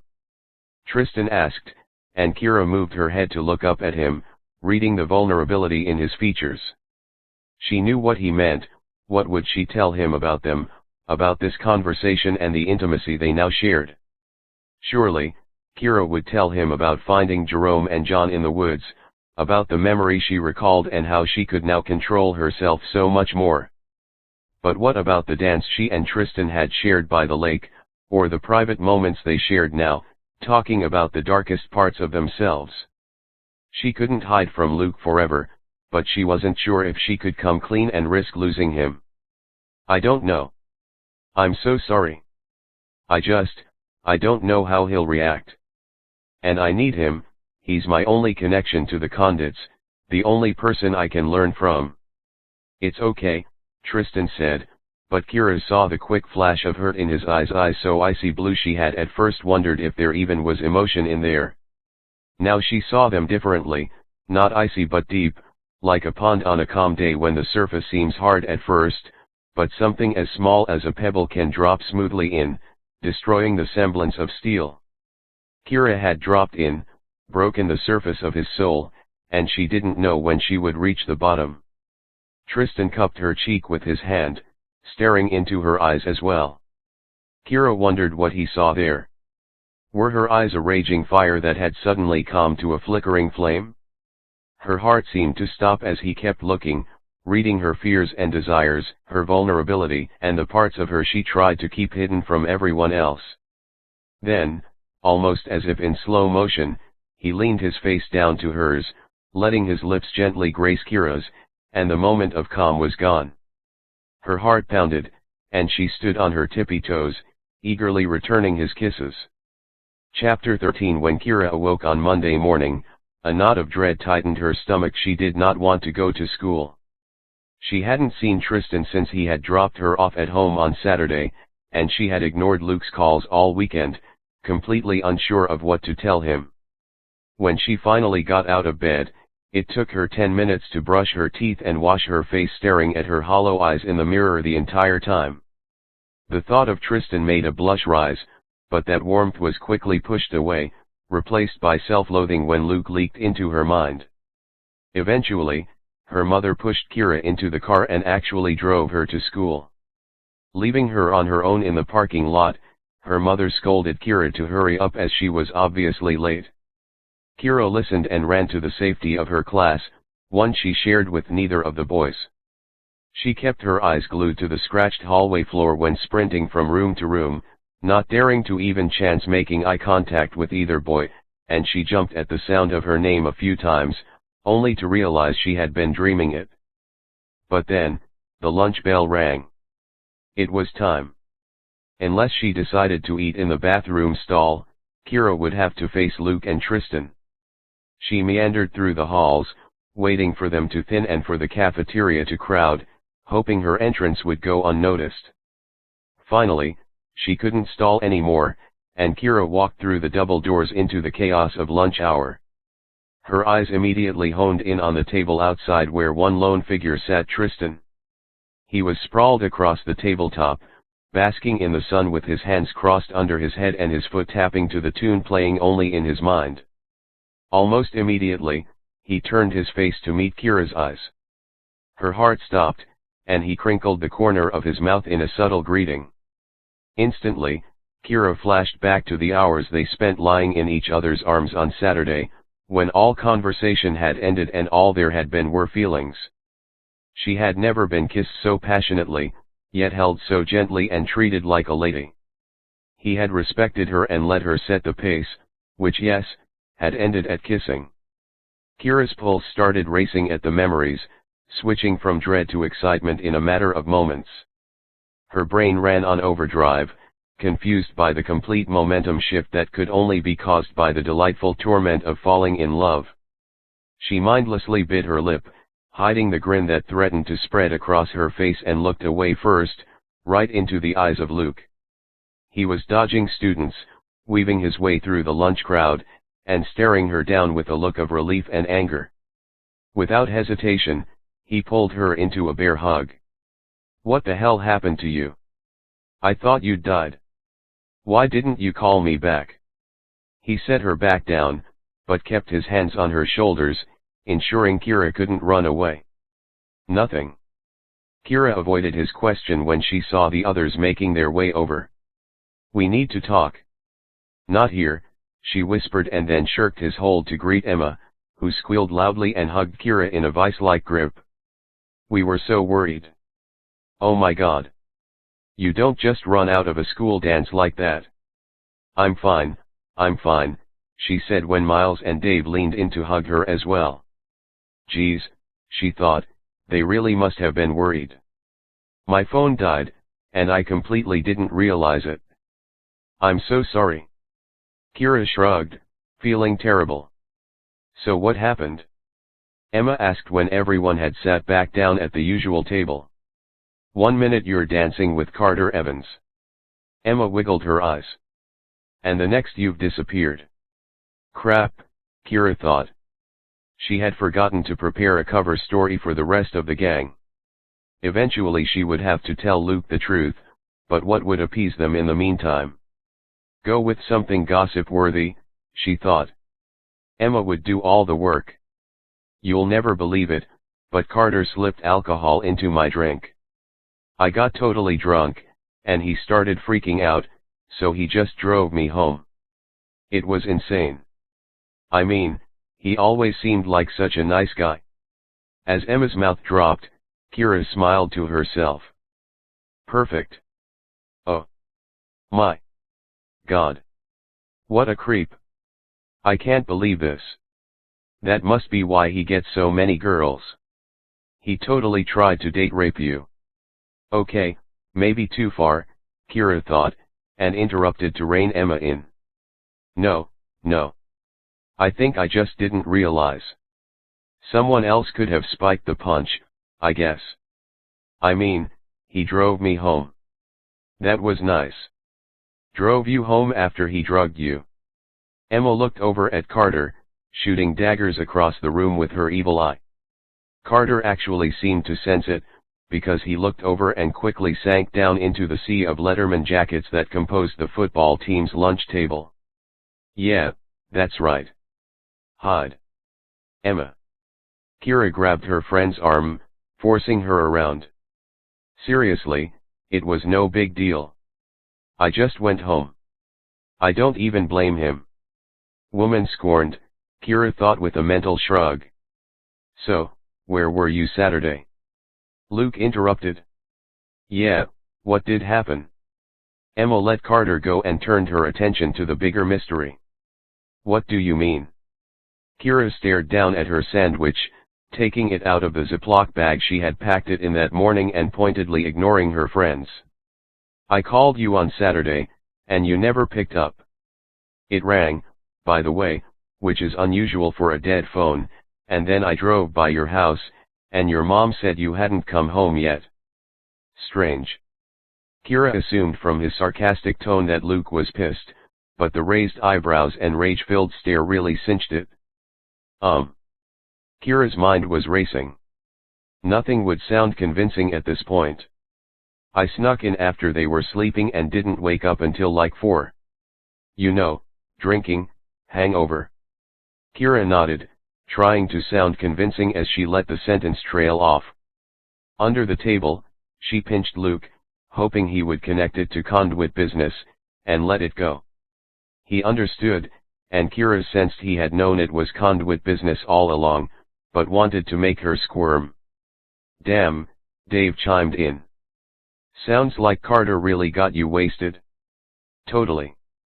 Kira buried her face in her sandwich again and let Emma take up the conversation, telling stories about the parts of the party Kira had missed out on.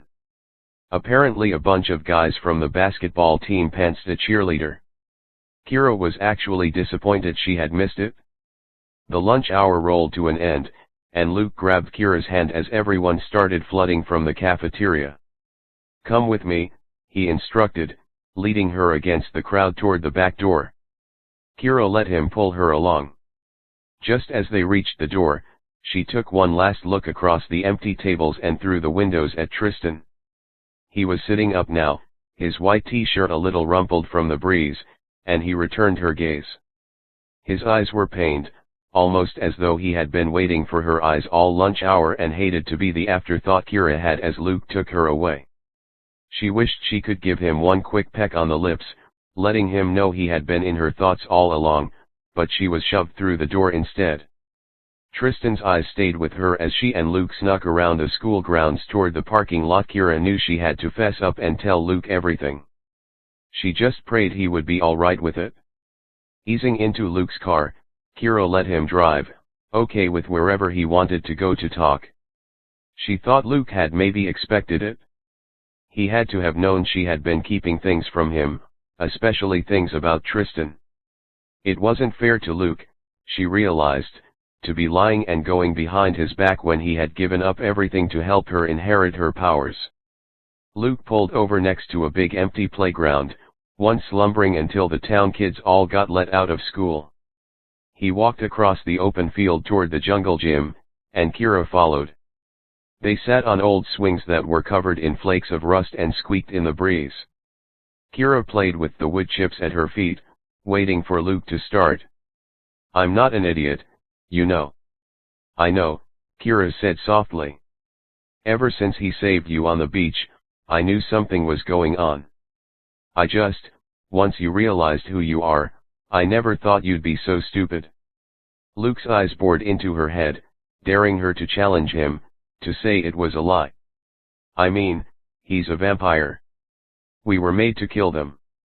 Not all of us, Kira spoke and finally looked up from the ground. You're a protector. You see the good in them. That's what I've been taught, Kira, but we all know the truth. There is no good in them. A vampire can't be saved. That's not true. Kira's throat constricted. If Luke were right, there would be no hope for her and Tristan, not ever. She couldn't let herself believe his words. Luke moved his hand to hold hers on the swing. It is. Listen to me and trust me, because I for one have never lied. Conduits have been alive for thousands of years, and in all that time, not a single vampire has been saved. They are evil, Kira, and any protectors who don't believe it are just fooling themselves. Maybe you can't understand this, but I swear Tristan is different. Luke started laughing, a dark and hollow sound that turned into a sigh after a few moments. If he's so angelic, what did he tell you about Bethany? Remember my ex-girlfriend, the one I saw him eating?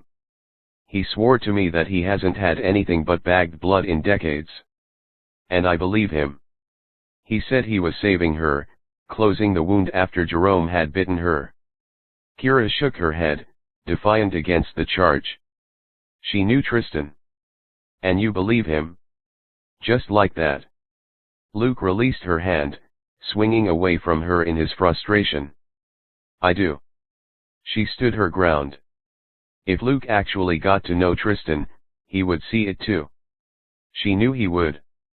Kira, you just don't understand. You don't know enough. I've known people who went away to fight vampires and never came back. I've been part of a search party to rescue a Punisher from being held captive and tortured. The world is a much darker place than you realize.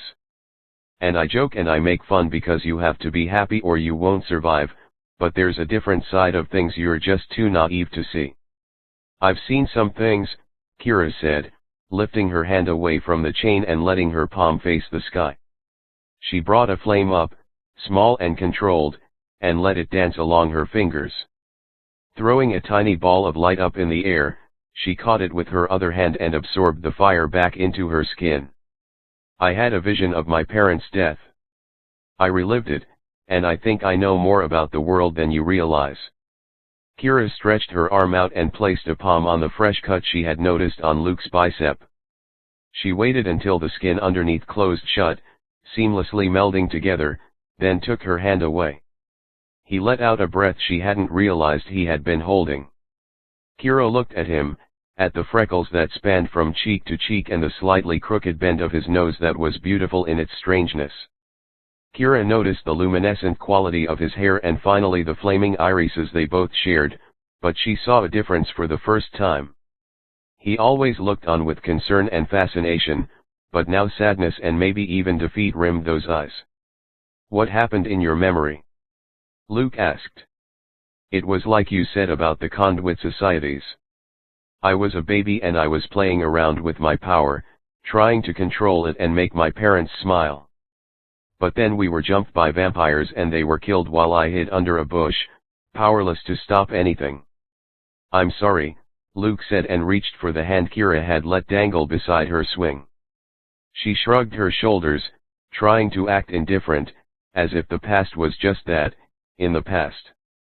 But his hand was warm in hers, keeping her connected to real life, and she appreciated it.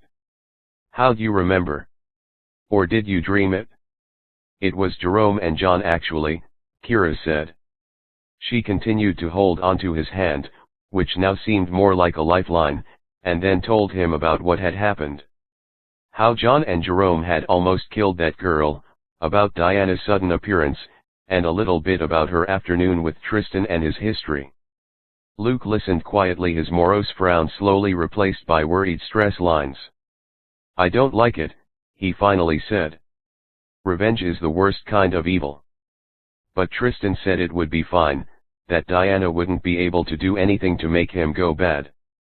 Luke nodded absently, but Kira could tell his thoughts were wandering into ominous territory. What?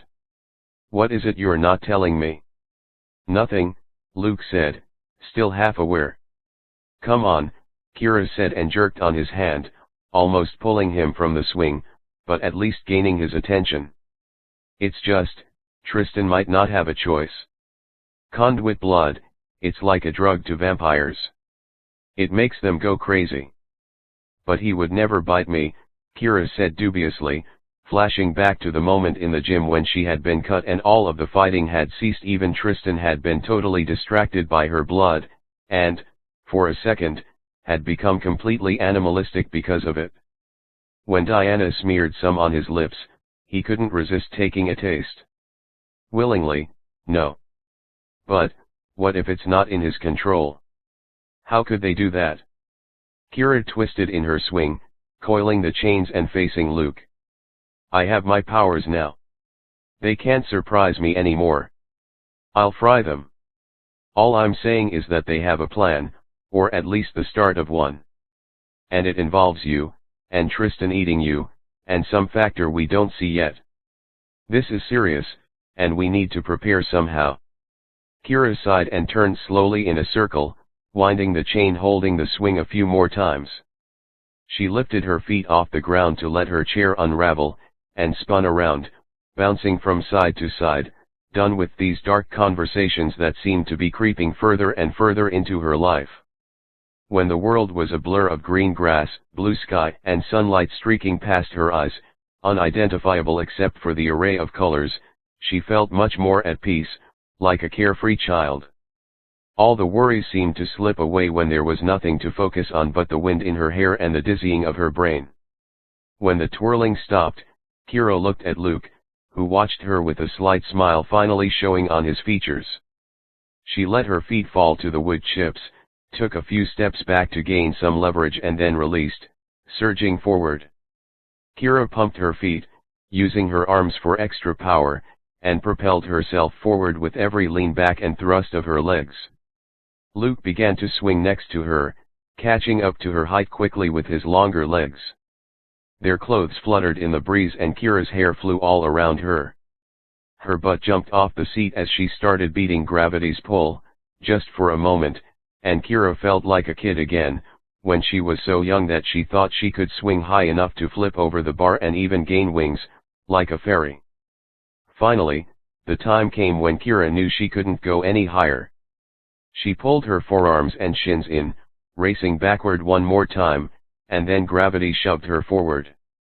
Leaning back, she stretched her feet out, and let go of the swing.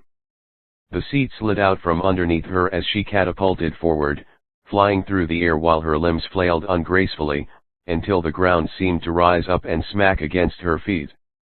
She rolled forward, falling onto the grass beyond the wood-chipped corral while dead leaves crunched into her hair. Kira turned her head, watching Luke as he landed beside her with a thud and a somersault. Then they both started laughing. "I haven't done that in years," Kira said as she stared at the sky. She watched the clouds blow by, changing from marshmallow white to smoky ebony to brilliant gold as they passed in front of the sun. "Me neither. I think I can wait another 10 years before trying it again though. I can actually feel a massive bruise growing on my butt right now." Luke groaned and rolled over onto his stomach. "Home," Kira said, wondering if they had talked about Tristan enough, hoping Luke had all the answers he needed for the moment. "Home," Luke said and slowly stood up.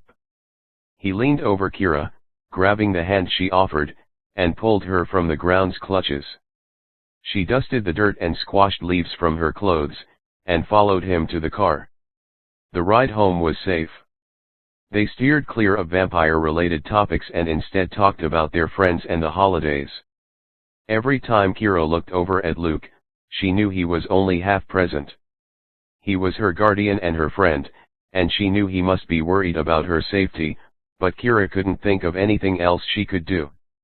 As they turned the corner onto her street, Luke slammed on the brakes and Kira's head almost flew through the front windshield because she had tucked the strap of her seat belt behind her back.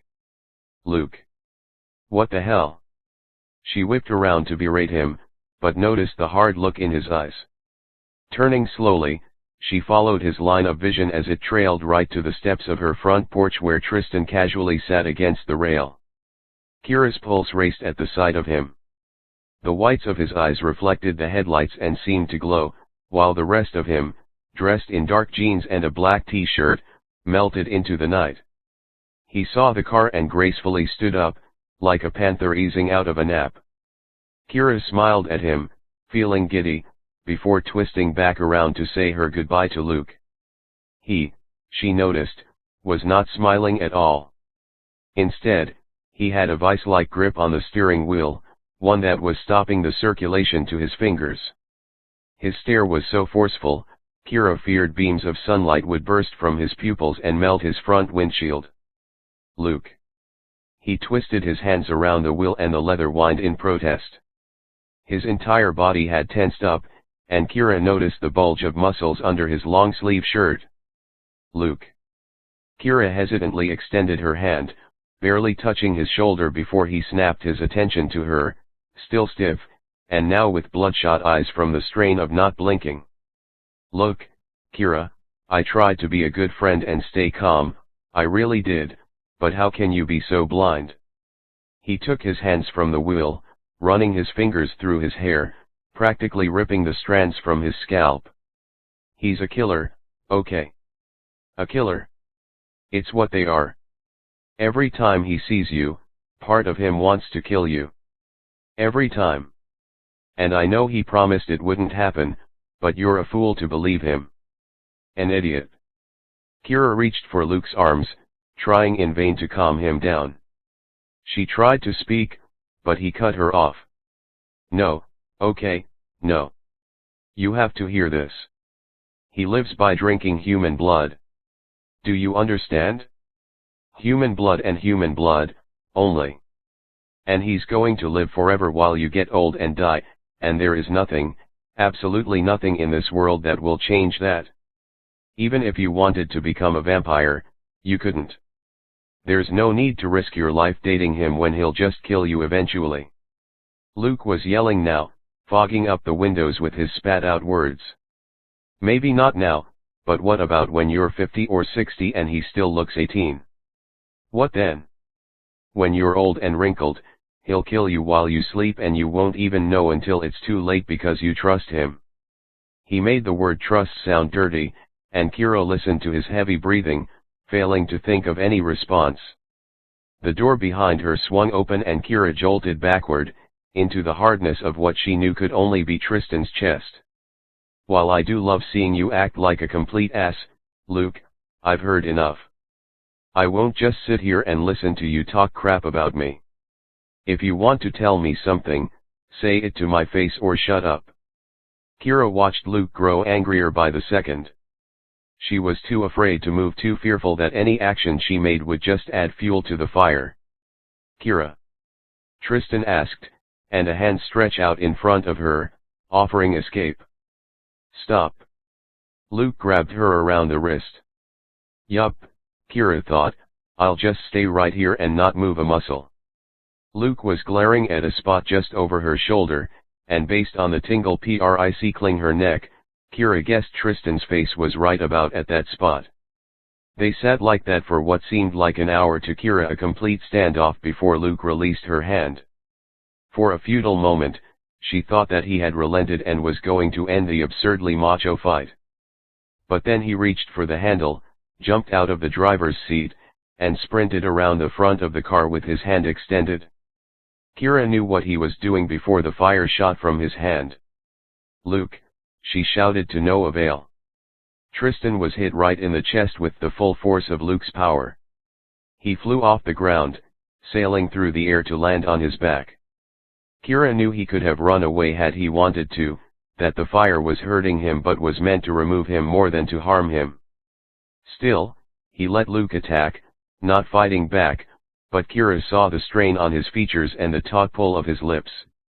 She leapt from the car, directly into Luke's flames, and let them absorb into her body. It was the first time Kira had absorbed another conduit's power. She felt alive, electrified from the tips of her toes to the strands of hair on her head. She let his power funnel into her, felt it spread throughout her limbs and warm her, and Kira almost began to feel like she was pulling the power from Luke rather than he pushing it into her. Luke, stop. Someone might see. You have to stop. He waited a second, full of internal struggles and rage, before ending his onslaught. Listen to me, Kira said, silencing him by covering his lips with her hand when he started to protest. No, listen. This thing with Tristan is something I have to do. I know you don't understand it, I know you hate it, but I need you to respect me and my decisions, and leave him be. She released Luke's mouth, but he remained silent. Kira stepped back, forming a triangle between the three of them, looking from one boy to the other. This goes for both of you, no fighting. None at all, or I will figure out something really terrible to do to both of you. So just stop. I'm not some toy to fight over. I make my own choices and nothing will change that. So, Luke, just go home. A series of emotions fluttered across Luke's face, from anger toward Tristan, to embarrassment over his own actions, to what Kira dared say was apologetic for her sake. Regardless, he silently walked to the other side of his car, hopped in, and drove away without looking back. Well, now that he's gone, Tristan supplied, and Kira faced him, noting the smug smile as he sauntered over and tried to hug her. Hold on. She put her palm against his chest, stopping him. Thank you for not fighting him or running away, but you can't taunt him either, which you know perfectly well was your intention when you opened the car door. He had the decency to look guilty. Promise. Promise, he murmured, looking like a little boy whose favorite video game had just been taken away. But then his features brightened. Care to seal it with a kiss? Kira's insides felt like mush instantly. Her annoyance melted away to make room for the butterflies now flying in her stomach. She reached up and kissed him on the lips, ending it too soon because she was afraid her parents would walk outside at any moment after all of the commotion. What did you come over for anyway? She questioned, all of a sudden curious to know why he had been waiting outside her house. I saw you and Luke leave. I just wanted to see how everything went. Clearly, not all that well. Kira shrugged.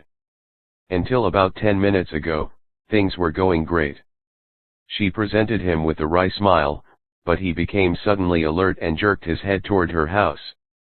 Your mom is about to come outside. Kira's eyes widened and she pushed him away. Hide. A moment later, the front door creaked open. Kira, honey. Is that you? Yeah, Mom. Kira walked closer to the house and out of the darkness. I'm just making a phone call, be right in. Her mother nodded, concern flashing in her features, before retreating back inside the house. Movie? Tristan asked from somewhere beyond Kira's sight. She nodded, because what else could you do if a really hot guy asked to watch a movie with you in your bedroom? Kira knew he would sneak in silently, using all the speed and agility he could, and she prayed there were no stray pairs of underwear decorating the floor when he got there. Chapter 14. The next few weeks passed quickly for Kira. She and Tristan continued to date in secret, meeting at the beach or some private place from his past that he wanted to share with her. They picnicked at an old lighthouse that was almost broken down and ready to be demolished, but had an amazing view of the ocean. He snuck into her room after her parents went to sleep so they could lay in each other's arms and whisper sweet nothings. Kira was coming to love the way his eyes softened when they met hers, how he would gently brush her cheek with his thumb, holding her face as though it were the most fragile thing in the universe.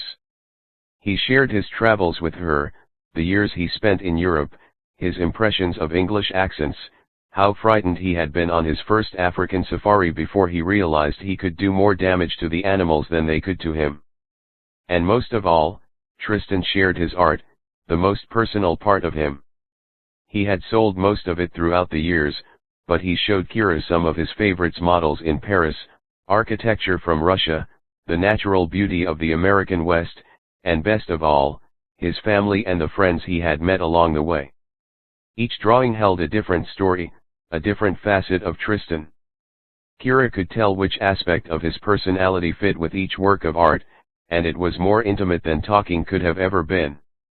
Sometimes, Kira wished she could let Luke in on some of these private moments when Tristan seemed more human and more vulnerable than ever. Maybe then he would understand, but ever since the night outside her front yard, Luke hadn't even spoken of Tristan, and Kira wouldn't be the one to break the silence. In school, she stayed around Luke, eating with her friends and pairing up with him in class. If Luke caught her and Tristan swapping secret glances or talking quietly to one another, his features would harden and his eyes would cloud over with frustration. She needed him as her best friend, so she would quickly pull away, only managing to pain Tristan in the process. Luke continued to train her, teaching her precise control of her powers, like where to aim at a vampire to do the most damage or how to conserve her energy while still firing a deadly shot. She was excited to learn more about her heritage and about the Conduit Society. But all the while, in the back of Kira's thoughts lurked dark imaginings about Diana and the plan she was concocting. One night, when these tumultuous thoughts had kept her from sleep, Kira finally noticed the lump under her bed. She reached down, confused, only to find the old, dusty book she had stolen from Luke but had completely forgotten about. Eager for more information than Luke was sharing, she turned on her reading light and settled into her cushy pillows. For an entire week, during her free moments without either boy and in the absence of schoolwork, Kira read non-stop. The first few chapters discussed the history of the Conduit Society, very similar to what Luke had already told her about the split between the Protectors and the Punishers, how the difference of opinions began, and how a natural genetic mutation formed the two different powers and breeds. The anonymous author discussed different opinions on vampires, whether they had souls or not, and one conduit historian actually believed that those of the ancient society, when the Punishers and Protectors had been one breed like Kira, had special powers of healing and knew the secret to saving a vampire's soul. Kira believed it, even though the other historians in the book discarded the theory, stating, like Luke, that no vampire in history had been saved. Finally, Kira got to the fourth chapter, all about her kind, the mix that commonly meant chaos and destruction. She turned the page, excited to get cracking, but the chapter was gone. She skipped to the final chapter, about ancient prophecies, and those pages were missing too. The only pieces of evidence that those chapters existed at all were the fringed edges belonging to pages cut cleanly out with scissors or a knife. Kira was furious. She wanted to know what this group of historians gathered under an anonymous title had to say. She felt deep in her soul that something had been revealed about her true calling, not for destruction, but for life. There was something in the prophecies that would help her. She knew it. So, even though it was long past midnight, Kira crept down the stairs, through the dark living room of her house, and out the front door. She slid into her car and reversed, not turning her headlights on until she was already down the road and out of the line of sight from her house. As she neared Luke's home, Kira slowed, suddenly regretting her rashness and hoping that Luke was awake. She didn't want to bother him over nothing. It was just a book, and she was sure there were other copies available in mint condition. Kira stopped the car, turned off the lights, and sat quietly, totally unsure of what she was doing there, until she noticed a figure walk up Luke's front sidewalk and knock on the door. She was still down the street a little, too far away to be noticed, but also too far away to hear anything or really see anything. But when the porch light turned on and the front door opened, Kira recognized Tristan's tall, muscular build and imagined the shock on Luke's face.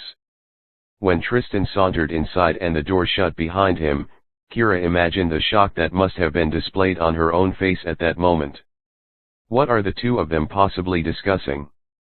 Kira thought, instantly intrigued. But then realized there was only one topic Luke would tolerate talking to Tristan about, and that was her safety. Something must have happened with Diana, who had been mysteriously absent for weeks, hidden in the shadows, planning something to ruin the happiness Kira had managed to build. Carefully opening her door, Kira crept out and traversed the lawn, ducking down to stay hidden. She eased around the house toward a side window that looked into Luke's living room. Her sneakers sank into the muddy, unkempt garden while she lifted her head, just high enough that her eyes could see through the blinds. Kira thanked God for the cover of darkness, because she could see into Luke's house perfectly, but it would be far more of a challenge for Luke or Tristan to notice her. Inside, Tristan leaned against the wall with his hands in the pockets of his typical dark jeans. His eyes darted around the room nervously, and then he straightened as Luke walked in. Seeing Luke's ensemble, Kira couldn't keep in the laugh that escaped. He wore full-on flannel pajama pants and an old Marvel Comics t-shirt speckled with holes from overuse. Luke sat on his couch, not offering Tristan a chair, and Kira felt the tension even through the glass window. They stared at each other, not speaking, until Tristan finally pulled a wooden chair from the dining table and sat opposite Luke. Kira couldn't make out any of their words, but she could tell Tristan was frustrated by the way he kept running his hands through his hair and shaking his head. Luke responded in a similar fashion, concern covering his features as he nodded along to Tristan's words, and then stood up to start pacing around the room as he sipped what Kira imagined was hot coffee. Their movements became more animated as the conversation progressed, and at one point, Luke gripped the back of his couch with both hands and shouted what Kira assumed was a very bad four-letter word in Tristan's direction. He in turn stood up, pointed at himself, then outside, and then spread his arms wide like some sort of act of surrender. Luke started pointing aggressively at the door, jerking his whole body, and Tristan moved like lightning, running from Luke's house before Kira even had time to go inside and demand to know what was happening, something she had planned to do when the conversation seemed less heated. Now it was too late, so she settled for talking to Luke alone, and she knocked on the window to get his attention, standing fully upright so he could see her. Kira watched as he noticed her, cursed, rolled his eyes, and headed for the door. "Kira, you have unbelievable timing," he said when he opened the door. She shrugged, smiled, and replied, "It's one of my many charms." He shook his head, led her inside, and disappeared into the kitchen to make her some coffee too. When Luke emerged, Kira got straight to the point. "So, what just happened? And don't even try to pretend like it was normal to have Tristan come over to hang out. Kira made air quotations around the word, emphasizing how ridiculous of an explanation it would be. "Relax, I was going to call you tonight as soon as he left, but you were already here." He sat down next to her on the couch and leaned all the way back, releasing a long exhale as his head came to a rest. Luke rubbed at his eyes and pressed the skin along his nose, letting another sigh escape. "Their plan is so obvious, I can't believe I didn't see it. Kira." He turned to look at her finally, with a pained expression. "It will be all my fault if something happens to you. I should have seen this. And I yelled at Tristan, but I'm really just angry with myself." Kira reached for his hand, holding his warm fingers, trying to give some comfort. "Luke, what is it? What did Tristan say?" He tightened his grip. "When we're young, conduits are taught our one major weakness. It's something out of our control, but we need to be aware of it, always. That's one of the rules you do not forget, and I did.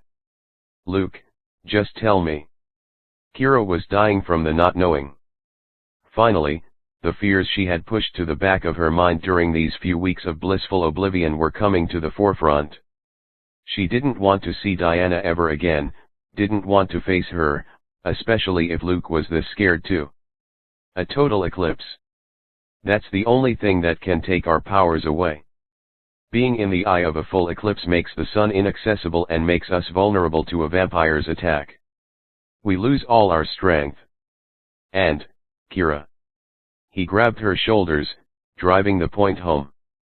The eclipse is today. His hands dropped away and Kira's entire body slumped back against the couch. She felt as though all the life had been knocked out of her. Today. She thought. Suddenly, time began to slip through her fingers like sand, when there had been buckets of it just moments ago. "What do we do?" Her voice came out like a whisper, nearly silent and completely foreboding. Luke abruptly stood up. "Let's leave, right now. We'll drive for a few hours, get out of the eye of the eclipse. Diana won't be able to touch you." He grabbed her arm, trying to pull her along. "No," Kira said, resisting.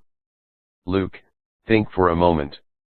I have a family, my parents, Chloe. They would be defenseless. I can't abandon them." He sank back down. "You're right. How much time do we have?" Kira asked. She assumed it was around 3, maybe 4, in the morning. The sun would rise in a few short hours. About 8 or 9 hours. It's supposed to happen around midday, a pure total solar eclipse. They only last for about 15 minutes, and we will only totally lose our powers for maybe 5 minutes, but that's more than enough time for a vampire to kill you. So, how do we fight? Do we even have a chance to stand against Diana? Luke shook his head and bit his lip, hiding the sadness in his eyes. I don't know. Tristan didn't know what her plan was, he just sensed her and the others in the area. He knew they were up to something, and then we both realized the eclipse at the same time. It's what they've been waiting for, why they've taken so long to move into action. And Tristan has got to be part of their plan.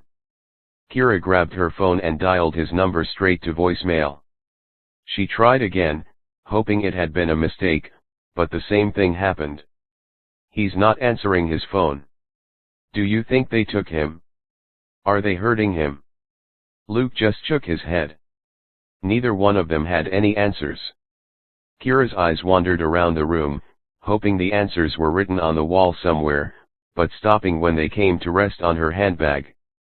The book, she realized, the whole reason why she came here. It seemed stupid now, learning about mystical prophecies as if some ancient conduits had all the answers, but Kira realized she didn't know how much time she would have left to ask Luke about it. And even when the end of her life seemed horribly near, she was curious about those damn missing pages. Luke.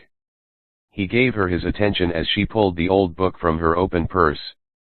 It seems silly now, but I stole this and I wanted to give it back, and ask about the missing pages. I actually thought you'd notice it sooner. You stole the book a while ago, he interrupted. She shrugged her eyebrows and half smiled at him, hoping he wasn't actually angry she took it. They're all missing. Huh? Kira questioned, not understanding. The councils from each conduit society met one year and decided that knowledge was no longer useful, so they cut the pages from every copy of that book and burned them. I have no idea what they said. No one does, this happened a long time ago, 200 years ago maybe. But why? The rumor was that there had been uprisings, across both the Punisher and Protector societies, urging for a reunited race, and the councils overturned it. They believed the prophecies were egging people on and giving them false hopes. But all of that is just hearsay now. Instantly, Kira's curiosity was further piqued. What did that book say about mixed breeds that would lead to a revolt? It must have been something huge, something that could change everything. Maybe it had been about her ability to heal humans and conduits, surely a power any vampire fighter would want to have. But the price of potentially giving a vampire total immunity was too dangerous. Kira. Luke distracted her from those thoughts. I need to call the council. They'll know how to proceed. Why don't you go home for a while? Have breakfast with your family. Fear darkened his eyes, even though Luke was trying so hard to hide it.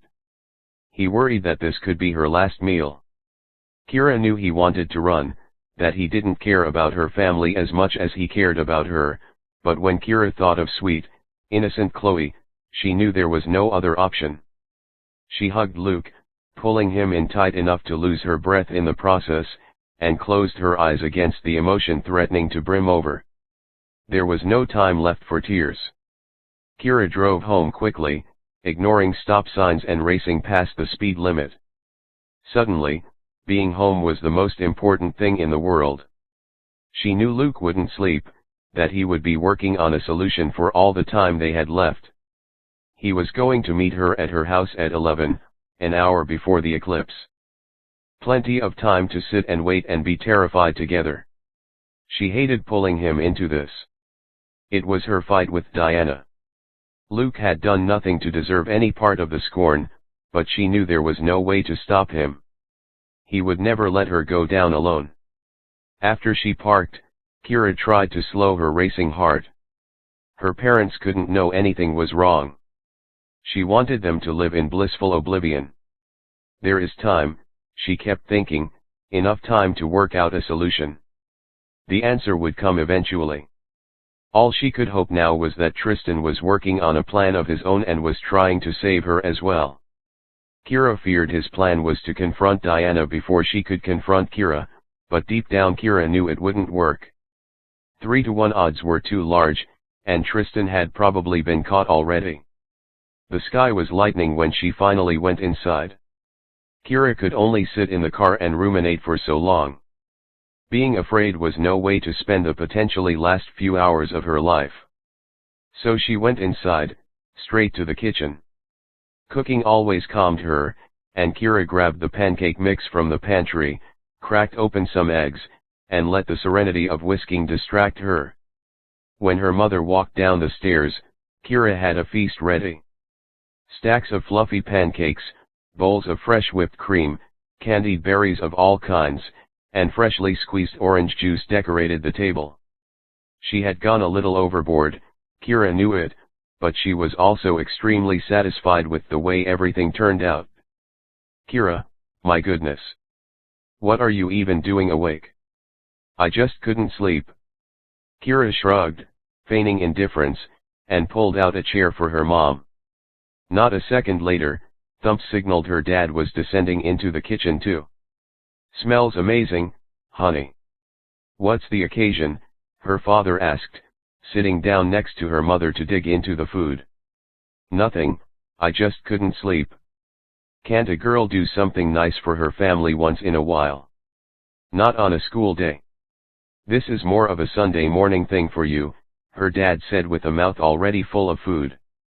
Kira assured him she was just in a good mood and happy for the amazing, even if adoptive, parents she had. They talked lightly while they ate, until Kira's mother went to wake up Chloe. Within half an hour, Kira was hugging everyone goodbye, holding on for just a second too long, and assuring her parents that she was just going to quickly clean up and be on her way to school. When the door closed, Kira raced back to the kitchen, splashed water on her face, and tried her best not to cry. She leaned over the sink, one hand on either side, looking out at her sunlit backyard, and decided to just let the tears come anyway. Once started, they were impossible to control. She moved slowly, picking up the dirty dishes, putting them in the dishwasher, finishing the orange juice, and putting the leftovers in a Ziploc bag. The mundane tasks gave her something to concentrate on, but when they were done, she went up to her room and actually put her focus on what would happen. Diana would come and attack her. That was certain. That Kira would not be able to stop her for what might as well be hours was another certainty. The only unknown was Tristan. Had Diana managed to turn him? Would he come looking for her blood or Diana's? Kira sighed and reached for the drawings of his she had kept hidden in her bookshelf. All were of her. She had a collection of these portraits now. Kira looked through them until she reached the one Tristan had crafted when he had been secretly watching her in Battery Park. She took note of the flowing skirt and tank top she had worn and searched for them in her closet. She opted for a long-sleeve shirt instead, because even in South Carolina, December brought cool air. On the drive home from Luke's, Kira had tried to think of a game plan, and like a typical girl, the outfit was a huge part of that. Would she go hardcore like Buffy the Vampire Slayer in 90s cargo pants and a tank top, maybe with a bomber jacket? Would she play it innocent to make Diana think of her as helpless and maybe gain some small upper hand?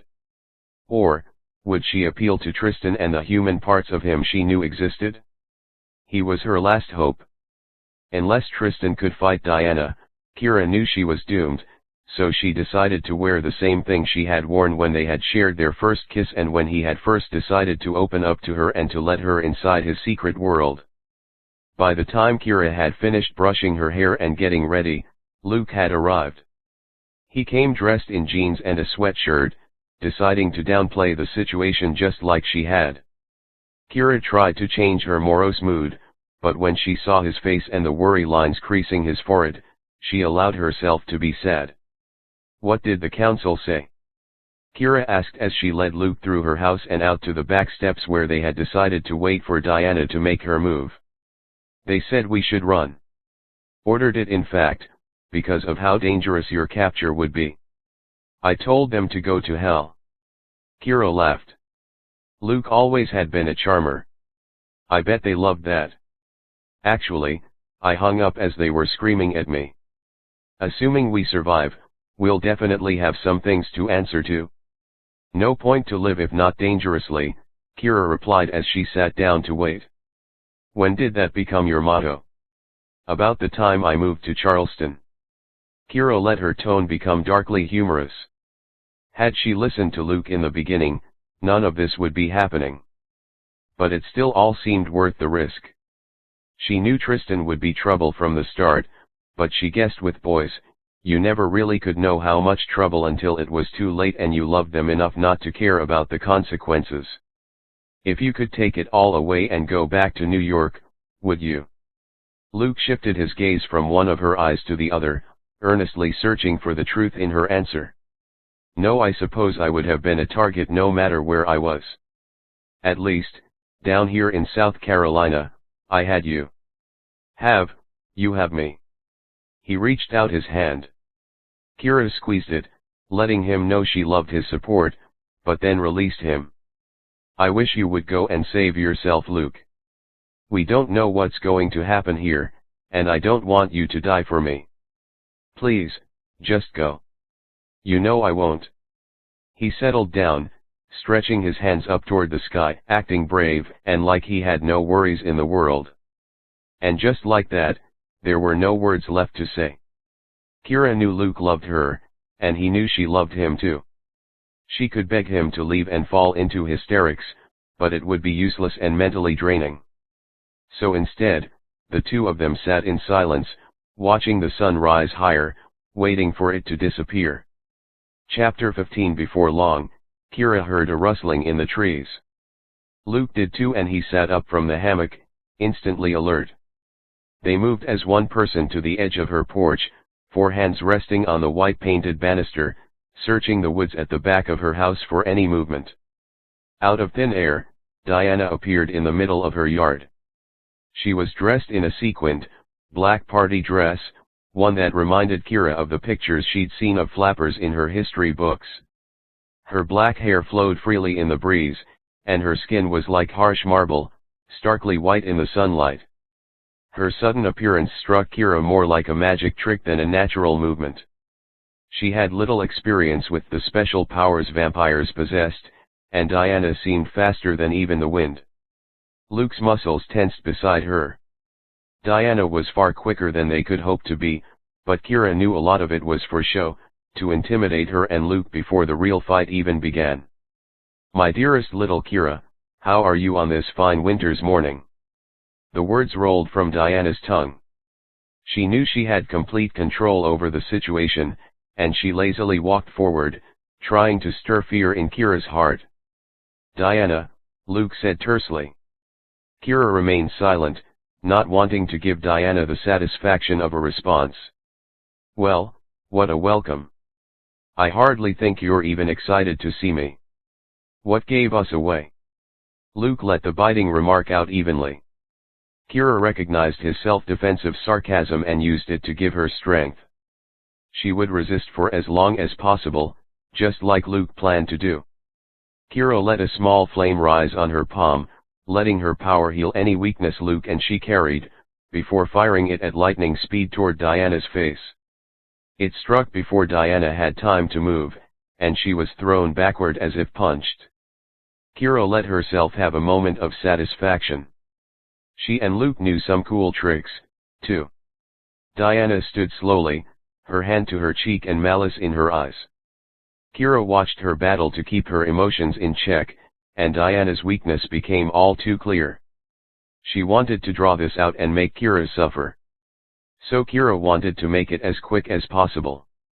She fired another shot, a long stream of fire she knew in her bones was meant to kill. She heard Diana whimper in the onslaught and watched as Diana retreated back into the trees and out of Kira's range. Bitch! Diana yelled from the forest. Do you have a death wish?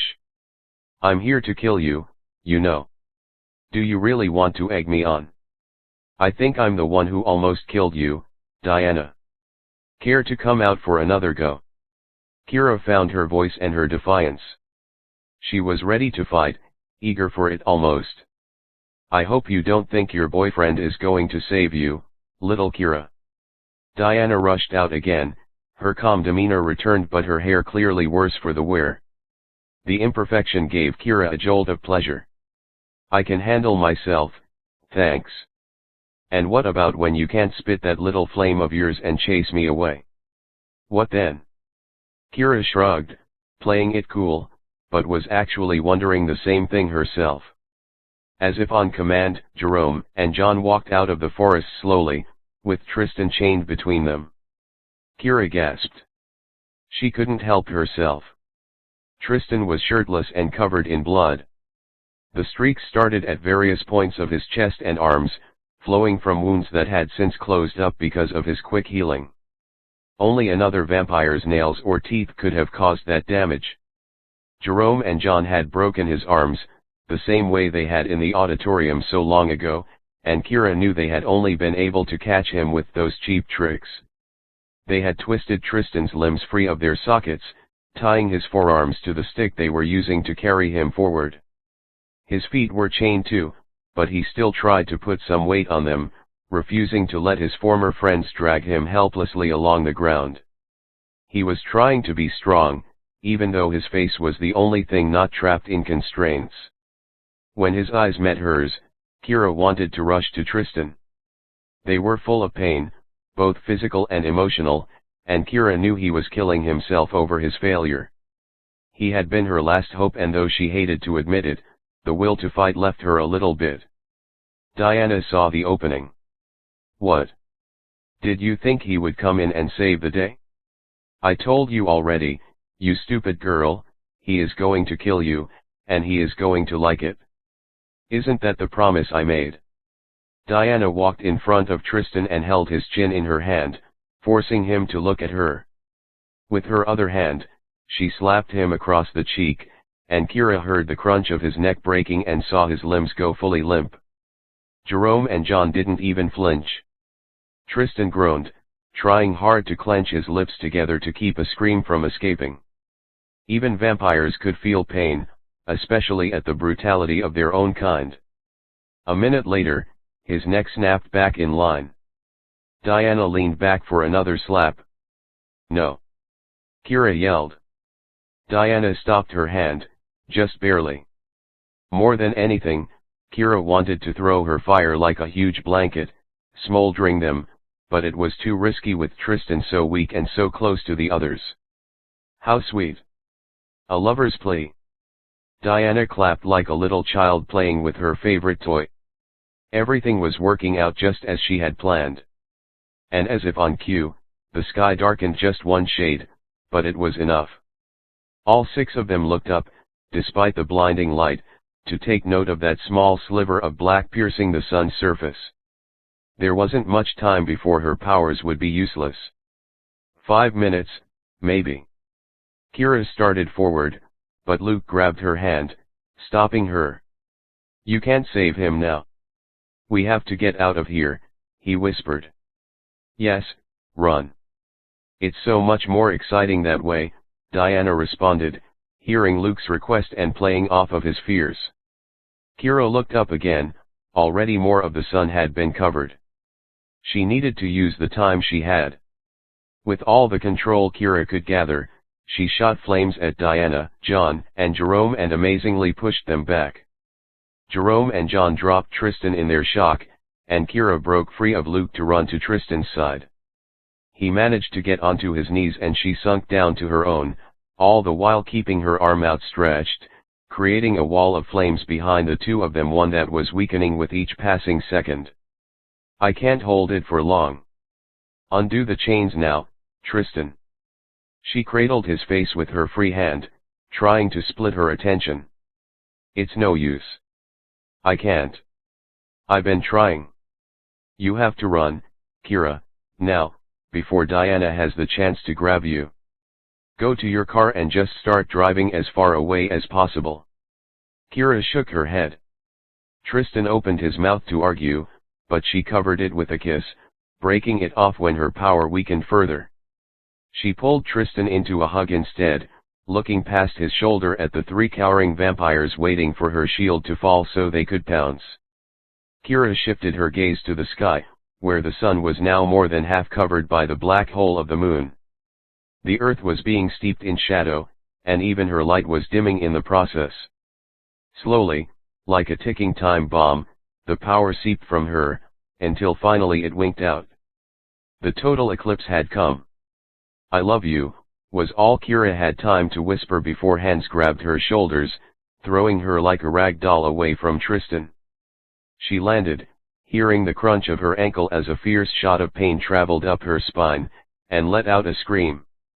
Kira was satisfied that she at least had a moment with Tristan, a small sliver of time to say goodbye and to tell him she loved him. It was the first time those words had passed her lips, and Diana could never take that away. "Kira, Kira, Kira," Diana purred and stomped her foot down on Kira's chest, holding her to the ground and crushing her. "You should have listened to them both, because now it's too late to escape." Luke ran over and jumped at Diana, reaching out his hands to strangle her. Diana backhanded him like a fly. He sailed away, smacking into the porch and landing on the ground with a thud. He didn't stir from the spot where he landed, and Kira screamed again. She stared transfixed at his immobile body, flailing her limbs like a mad woman trying to escape Diana's hold. Luke was dying, she was sure of it. She needed to hold him, to help him somehow. Kira used all her strength, but she couldn't budge Diana's foot. It was useless, and instead of helping Luke, she was just hurting herself. Kira prayed, for what seemed like her first true prayer in ages, that Luke was alive, knocked unconscious, but alive. Diana seemed to sense Kira's fading hope, because she reached down for a fistful of Kira's hair and used it to drag her across the yard, dropping her in front of Tristan. Kira refused to make a sound even though it felt as though her head were ripping free of her body. The pain was excruciating, but even still, she wouldn't let Diana win. Jerome and John were holding Tristan again, but this time Jerome's hand was clenched over Tristan's mouth to stop him from uttering a word. "Time's up, Kira," Diana whispered. And before Kira could move, Diana's teeth sank into Kira's neck and her blood flowed freely into the vampire's system. She heard the gurgling of her own blood, felt the warm liquid seep down her spine where droplets spilled free of Diana's lips. She heard Tristan struggle and scream protests even through Jerome's hand, but Diana wouldn't stop. "Enough." Jerome's deep voice startled Kira from the pain and the weakness spreading through her body from blood loss. Diana's head jerked up, freeing Kira. "The time for games is done. We must use her to fix Tristan." "Fix him?" Kira thought. "He doesn't want to be evil." She wanted to scream the words at them, but Kira couldn't find the strength to speak. Her limbs felt like butter. They wouldn't do as she commanded, and Diana held her still. John pulled a glass cup from his pocket and Diana took it. Kira barely registered the cool touch against her skin, but when they pulled the cup away a minute later, it was full to the brim with her blood. Jerome reached his hand down, soaking one of his fingers, and licked it clean with a flash of pleasure. Kira's only hope was that they would lose control, that one of them would end her quickly before they had a chance to change Tristan. If all hope was lost for her, she wanted him to at least be spared. But as quickly as that thought came, it passed, because John took the cup, jerked Tristan's head back by his forehead and let her blood flow freely into his forcibly opened mouth. Kira saw him struggle, shaking his limbs against the chains, trying desperately to escape, and she wondered if he could fight the pull of her blood. Maybe all this time, Diana had been right, Kira would be Tristan's undoing. His body started to slump as the glass emptied. Jerome refilled it, passing it back to John, and this time, Tristan didn't move while it was poured. When the third cup was filled, Tristan strained his head up, arching to get all of Kira's blood, swallowing it willingly, and even in her weakened state, Kira knew a change had occurred. Diana let Kira fall to the ground and walked over to Tristan's side. They undid his chains and he stood quickly, faster than Kira's eyes could process it. Her blood had strengthened his body. He stretched his arms over his head, the muscles of his stomach flexing with the movement, and he cracked his neck bones before leaning forward to look at Kira. All the fight left Kira's body the moment their eyes met. Tristan was gone. A sob escaped her lips and tears dropped quickly from her eyes the longer she stared into his, which had become as hard as stone and colder than ice. She had never seen him look at her that way, like less than food, like vermin, even since the first time they had met. His pupils dilated, so the blue of his irises were almost paper thin. His fangs were extended, blood dripped from his lips and he licked it away, smiling the entire time. He hugged Diana, gave her a deep kiss, bit her, and then shoved her away, chuckling at her hurt expression. Quick as a bullet, he ripped Jerome's t-shirt free of his body and used the rag to wipe the blood from his chest. Then, as an afterthought, Tristan leaned over Kira, licking her open wound. With her blood fresh on his lips, he said, "Aren't you going to run?" Kira found the strength to back up. Diana she could handle, Jerome and John she could handle, but this Tristan was more than she could stand. How had her blood changed him so much? He was more than animal. He was evil and she was the reason he had changed. Kira stood, swaying on her woozy feet, trying not to feel stabbing pains in her heart as he laughed at her struggles. "Tristan," she asked meekly, reaching her hand out as if she could recover some trace of the man she had lost.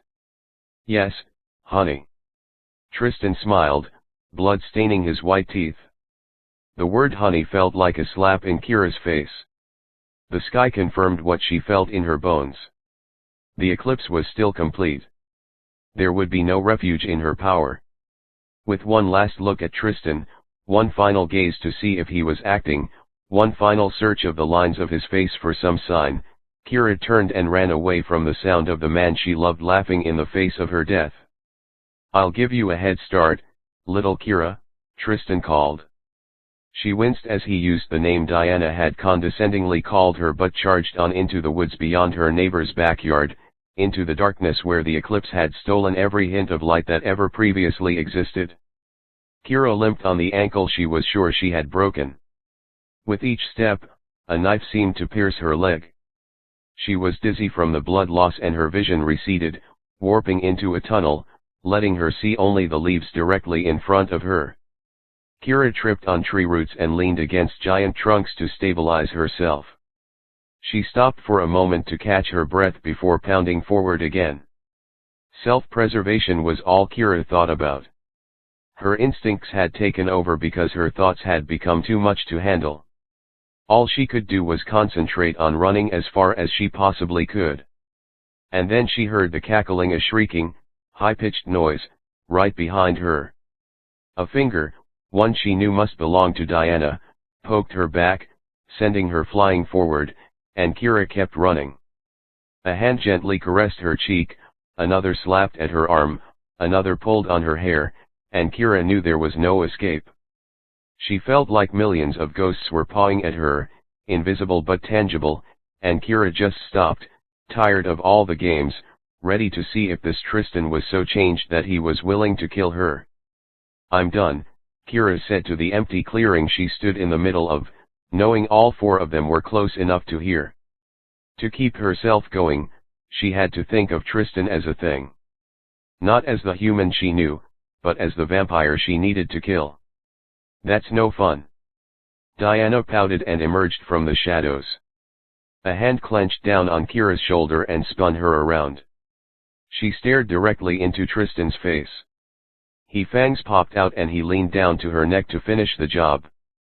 Kira pounded her fists against his chest, trying in vain to hurt him, but he stilled her easily. Kira waited to feel his teeth puncture her skin and drain the life from her. She knew that the real Tristan would never go through with it and hoped he was in there somewhere, fighting the bloodlust her cells had created within him. Her body involuntarily jerked when instead of teeth, his cheek gently caressed hers and he breathed in the smell of her hair, something he loved to do when they were lying side by side in her bed and he thought she was asleep. Kira bit her lip to keep from smiling. If this was a trick, it was the cruelest one of all, because before she even realized it, Kira let herself believe Tristan had been fooling them all the entire time. When his lips brushed against the sensitive skin just below her ear and she heard him say, "I love you, too," Kira allowed herself to smile. A moment later, Tristan pushed her to the side to punch the now charging Diana in the face. Kira's legs collapsed and she sank down to the ground, all her strength gone. For the next minute, all Kira could do was watch as Tristan, rejuvenated and fortified by her blood, threw 3 vampires around like rag dolls. They all ignored Kira, too caught up in their anger at Tristan for tricking them. Thunder sounded every time one of their bodies flew into a tree trunk, snapping the bark and causing the forest to wobble on its foundations. Kira looked up, past the tallest branch, through the swaying leaves, at the sun. An ebony circle covered the sun's surface, but a halo of light stretched past the shadow, fighting to touch back down to earth. After the excruciating wait, the few minutes of total eclipse had passed. Kira felt more than saw the moon move a fraction to the side. No visible change had occurred, but with Kira's connection to the sun, everything had altered within her. With her hands behind her back, Kira brought a flame to life and used her power to heal her. The electric current raced through her veins, multiplying her blood cells, closing the cuts that streaked across her skin from the branches she had struck while fleeing, reconnecting the bones that had shattered in her ankle. And, most of all, the 2 little puncture holes at her neck sealed shut without a scar. Kira jumped up, bringing her hands forward, and shot flames at John, who had failed to taste her blood. He would not be immune in the slightest, and quickly, Kira let the stream arch up in the sky and circle down, encasing him from above. For John, there was nowhere to run. Kira stopped paying attention to Tristan's fight, letting John have her full attention. She still lacked the control over using her protective powers versus killing powers, and before Kira knew it, John had collapsed into a pile of burning ash. Kira looked at the sky. There was no evidence of an eclipse anymore. As usual, she had lost track of time when using her powers and she assumed Tristan had kept them away from her. When she turned, Tristan and Diana had hold of each other's necks and were squeezing, racing to see who would be decapitated first. Kira started forward to help Tristan but tripped over the body she hadn't noticed at her feet. Jerome lay still, with a gaping hole in his chest, next to the crushed remains of his heart. Kira stifled a scream and jumped over him to escape the gruesome sight.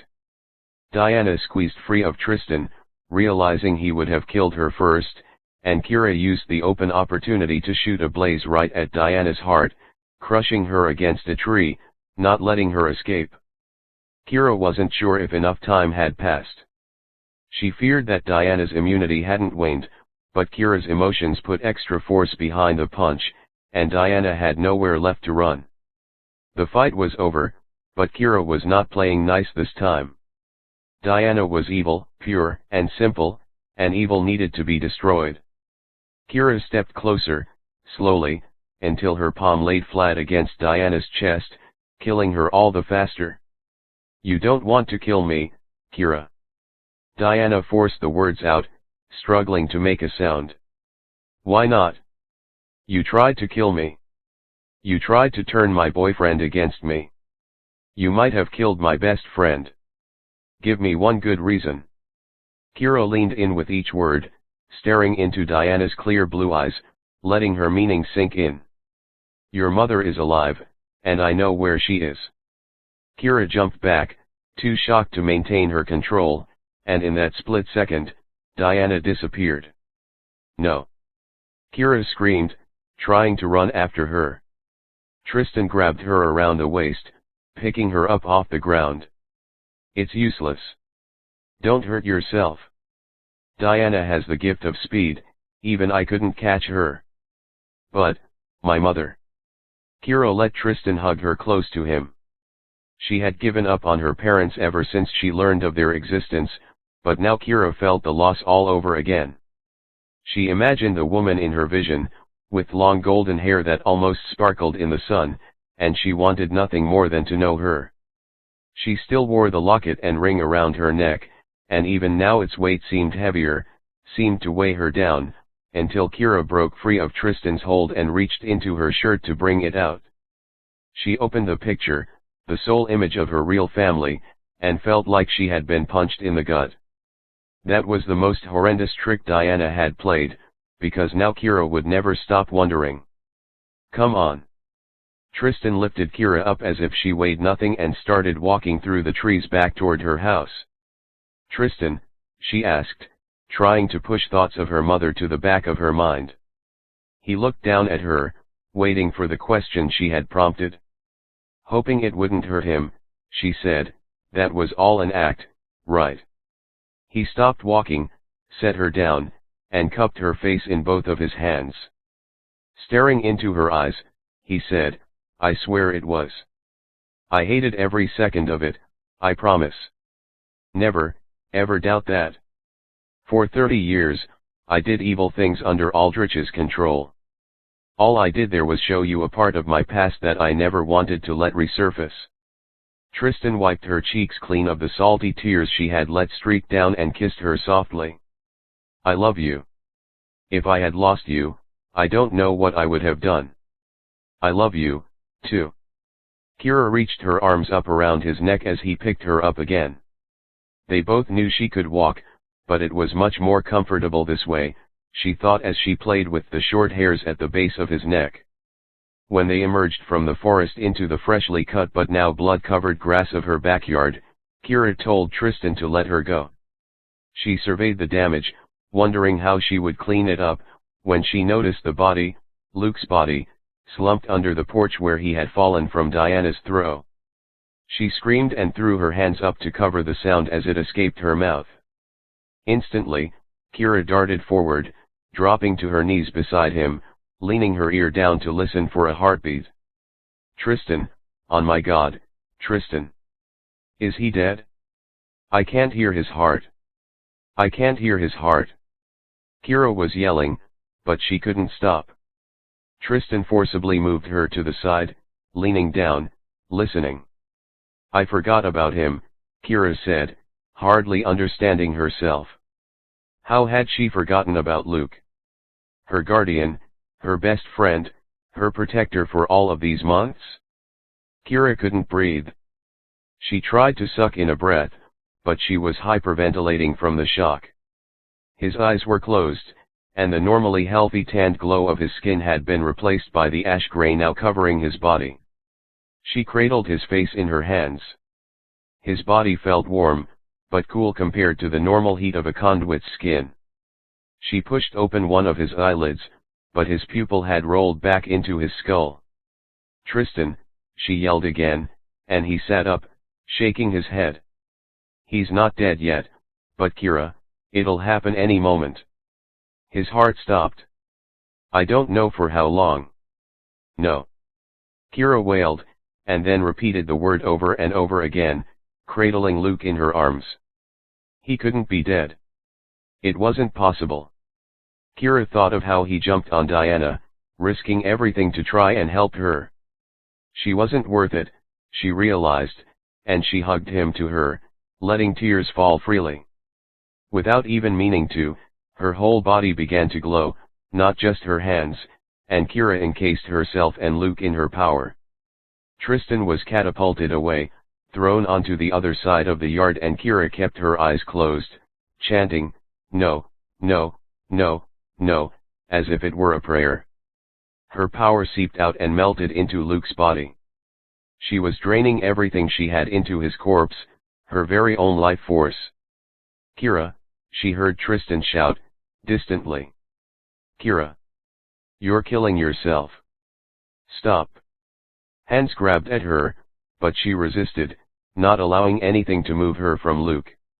She kept her eyes closed, swaying back and forth, using all of the power she possessed. Time passed without her realizing, and before Kira even had the chance to let her power go, she was long gone. Her body fell back, and hit the ground next to Luke's, burned out, limp and lifeless. Epilogue. Kira's eyes fluttered open, stinging from the unfamiliar sensation of light, and everything was blurry. Slowly, the blobs of color sharpened, becoming more defined, and Kira recognized her mother's face. Her lips were moving. Kira tried to force her ears to register the sound. She felt as though she was underwater, that a barrier was catching the sound waves, until it finally broke. "Kira, oh Kira, my baby." Her mother was crying, holding her by the shoulder and searching for recognition in Kira's eyes. "Mom? What happened? Where am I?" Kira looked around at the sterile walls, the get-well balloons in the corner, the beeping and blinking machines with tubes sticking into her arms, at her hospital gown, and started to remember. She sat upright. "Where's Luke? Is he all right? And Tristan? Calm down, honey. Everything is fine." Her mother hugged Kira close and ran her fingers through Kira's curly and probably knotty hair. Images from that afternoon flashed through Kira's brain at a mile a minute. Luke running at Diana, Tristan drinking her blood, Diana laughing in her face, Jerome's body mutilated on the ground, John burning to ash, Tristan whispering that he loved her, and Luke's crumpled body on the ground. It was all too much. She felt dizzy and leaned back against the pillows while her mother called in the doctors and sent for her father and sister. The rest of her morning and afternoon was spent being pushed from room to room in a wheelchair and performing different tasks or enduring different procedures to make sure her neural functioning was completely normal. Chloe sat on her lap, enjoying the ride and making fun of the silly outfits and robes the doctors were wearing. When the procedures were finished, Kira forced her family to leave her side to go eat dinner, not allowing them to settle for hospital food.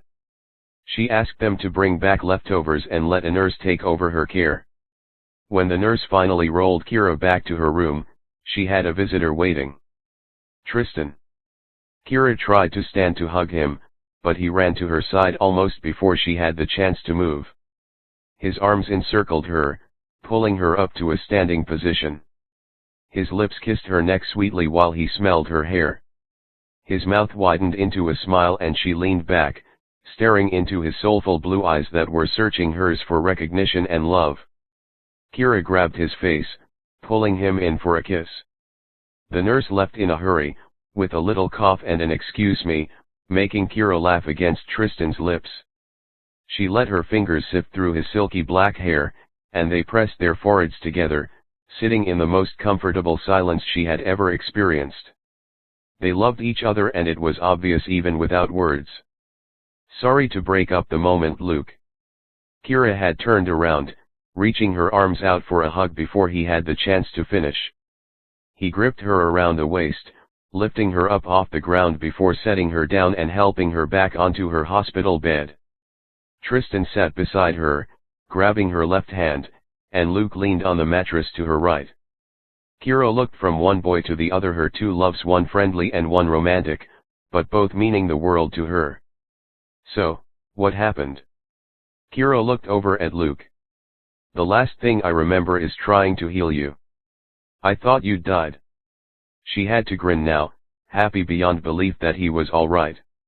"You healed me, maybe even brought me back to life. But, you almost killed yourself."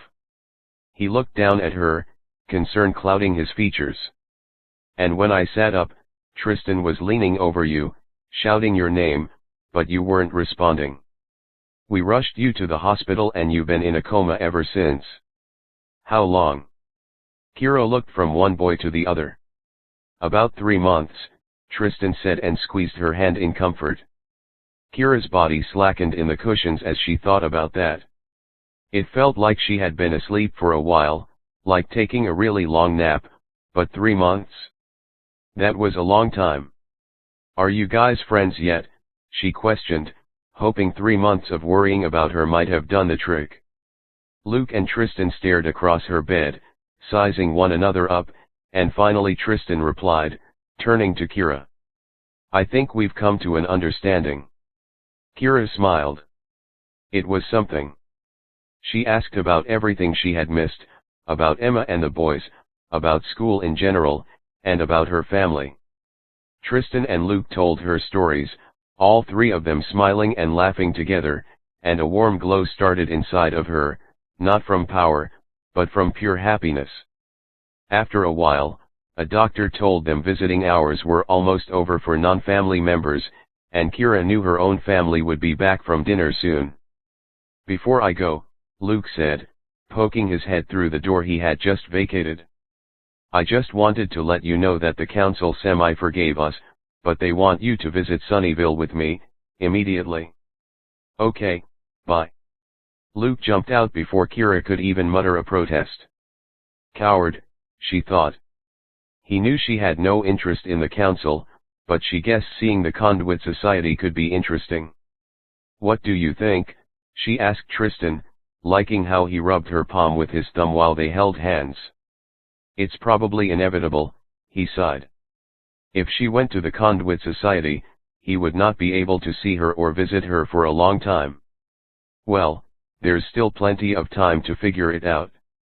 Kira pulled on his arm so he would lie down next to her. Seeing Luke had been great, but having some intimate moments with Tristan out of Luke's watchful eye was amazing. Tristan's fingers trailed down her arm, dancing light circles on her soft skin, tickling her a little. Kira hugged her arm around his waist, turning to mold her body to his and resting her head on his chest to listen to the gentle thud of his heart. Her thoughts shifted back to the fight. Kira couldn't forget what Diana had taunted, that her real mother might still be alive.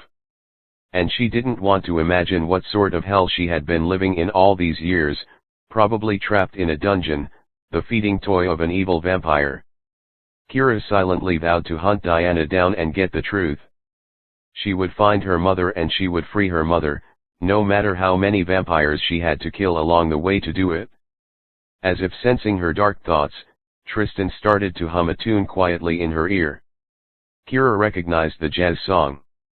He had made her listen to it in the car one time, promising Kira she would fall in love with the sounds.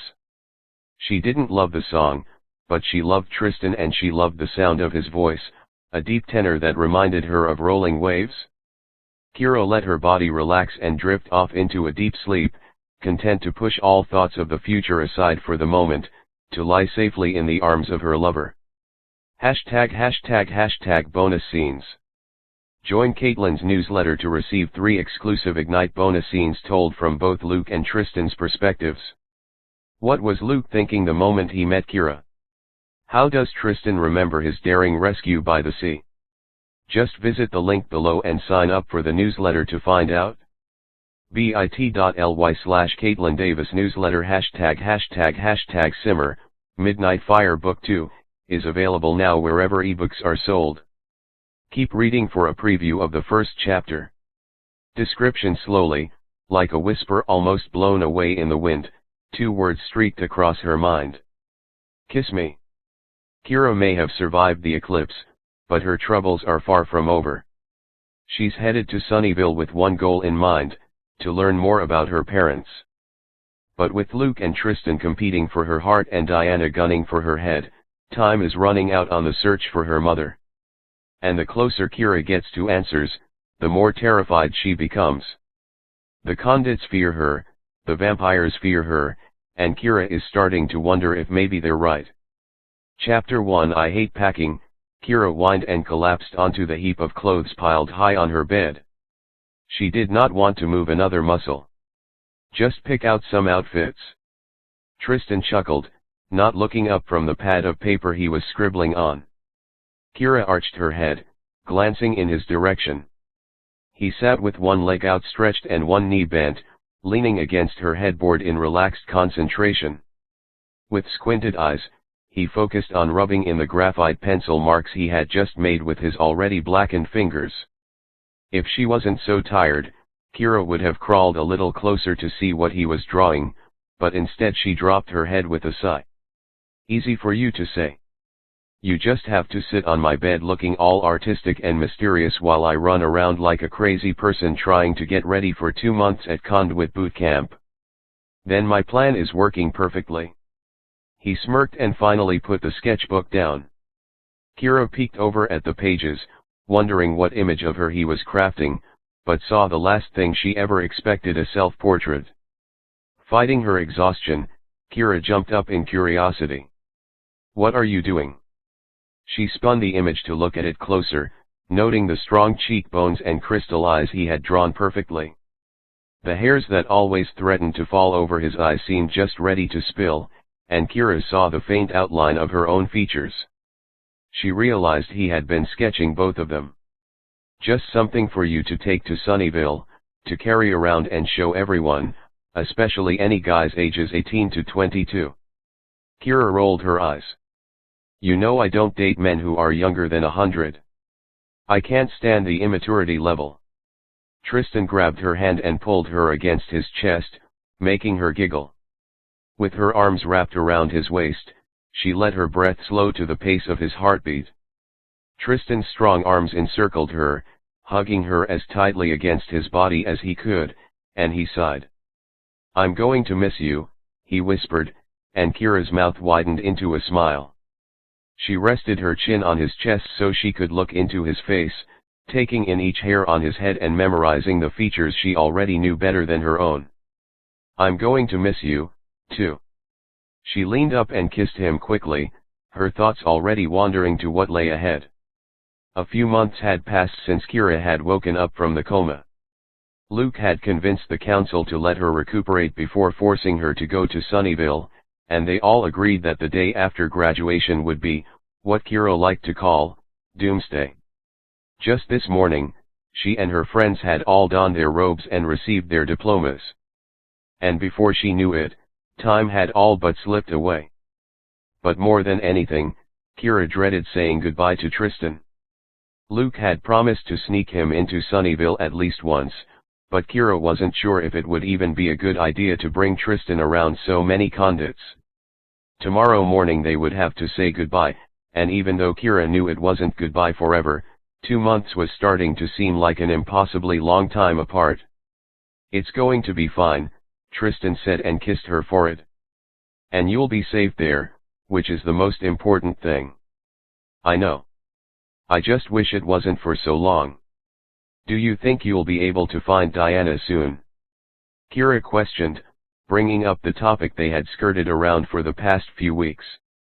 Tristan knew Diana was still a threat. She had come back to Charleston multiple times while Kira had still been in a coma. She managed to evade Tristan, but he still sensed her presence and both of them knew that she was planning something. But neither Kira nor Tristan had known what, until about a week ago when a pack of vampires came to Charleston after hearing a rumor that a mixed-breed conduit was alive and in the neighborhood. Tristan had managed to persuade them, forcefully, to leave, but more would come. The safest place for Kira was with the conduits, not with her vampire boyfriend, especially since Tristan would be off hunting Diana while Kira was away. "I know where to look. She can only run for so long." Tristan tried to reassure Kira. He ran his hand along her arm in a soothing motion. Kira relaxed into his touch. "And you'll find out about my mother." "I'll try," Tristan said, but he wouldn't look her in the eye. They had had this conversation before, with Luke too, and Kira was the only one with hope that her mother was still alive. Luke and Tristan agreed that Diana had used it as a dirty trick to shock Kira, giving her the chance to escape, but Kira felt something deep inside, a gut instinct urging her to believe that her mother was living and breathing somewhere on this earth. Kira opened her mouth to say so, but decided against it. She was too comfortable resting in his arms to bother fighting, and the last thing Kira wanted was to argue with Tristan on their last night together. Instead, she inched up his chest, noting the glint in his eye, and leaned in for a kiss. He slid his hand up her back to cup the base of her neck and pulled her face into his, letting her know he was thinking the same thing. After a teasing moment of stillness, Kira leaned the extra centimeter forward and their lips met. Instantly, her pulse quickened and her heart began to race as she lost herself in the sensation. The butterflies flying in her stomach seemed specifically tuned to Tristan, appearing every time he touched her. A warm feeling spread from her fingers to her toes, creating a titillating contrast as his cool fingers brushed over her skin. With heavy breaths, Tristan grabbed her around the waist, easily flipping her over and pressing her body down into the soft bed as he took charge. A familiar twinge of excitement ran up Kira's spine, but she felt something else too, almost like a hint of anger stirring distantly in her mind. And then she heard a cough in the doorway. "Sorry to interrupt," Luke said with a smile on his face and a steely look aimed at Tristan. Kira sighed and pulled back, trying to scoot out from underneath Tristan. For his part, Kira noted wryly, Tristan made no move to help her escape and instead let his weight hold her down. After a few seconds, which seemed like a few hours, Kira freed herself from Tristan's arms. "Hi Luke." She smiled and sat up, trying to fix her hair. Yes, she was happy to see her friend, but who wouldn't be slightly annoyed at the interruption and very annoyed at his obviously smug face? Yup, Kira mused, the coma hadn't really changed a thing. Their mutual fear for her health had allowed Luke and Tristan to stand in the same room once in a while, but they were a long way away from friendship. "Clearly, you're almost ready to go. Now, if we could just find a way to teleport your room to Sunnyvale." He surveyed the empty suitcases and piles of clothes all over the floor. Kira threw a small pillow at him for the sarcastic remark, and he jumped out of its path, holding his hands up in surrender. All right, but in all honesty, what the heck happened in here? It looks slightly like the Tasmanian devil tore this place apart." Kira shrugged. "This is just how I pack. So, there's a method to the madness." "No, trust me," Tristan spoke up and turned over to lean against Kira's pillows. "Traitor," she thought, "your hair is still rumpled from our make-out session and you're siding with Luke. So, it's a little messy. I'll be ready by tomorrow, don't worry." Luke copiously surveyed the room again with eyes wide in doubt. "It's not like you're going to see the Queen. There's a conduit queen." Kira interrupted, ready to freak out. "No, the Queen of England." "Did you hit your head again?" Luke questioned, barely able to contain his laughter. "No," Kira huffed and picked up the closest thing she could find, which happened to be a dress. She looked at it and debated if she would need sundresses in Sunnyvale. It wasn't like she would be trying to land a date, she was going there to learn how to fight. Kira cocked her head to the side, going back and forth between the options. "What's the big deal?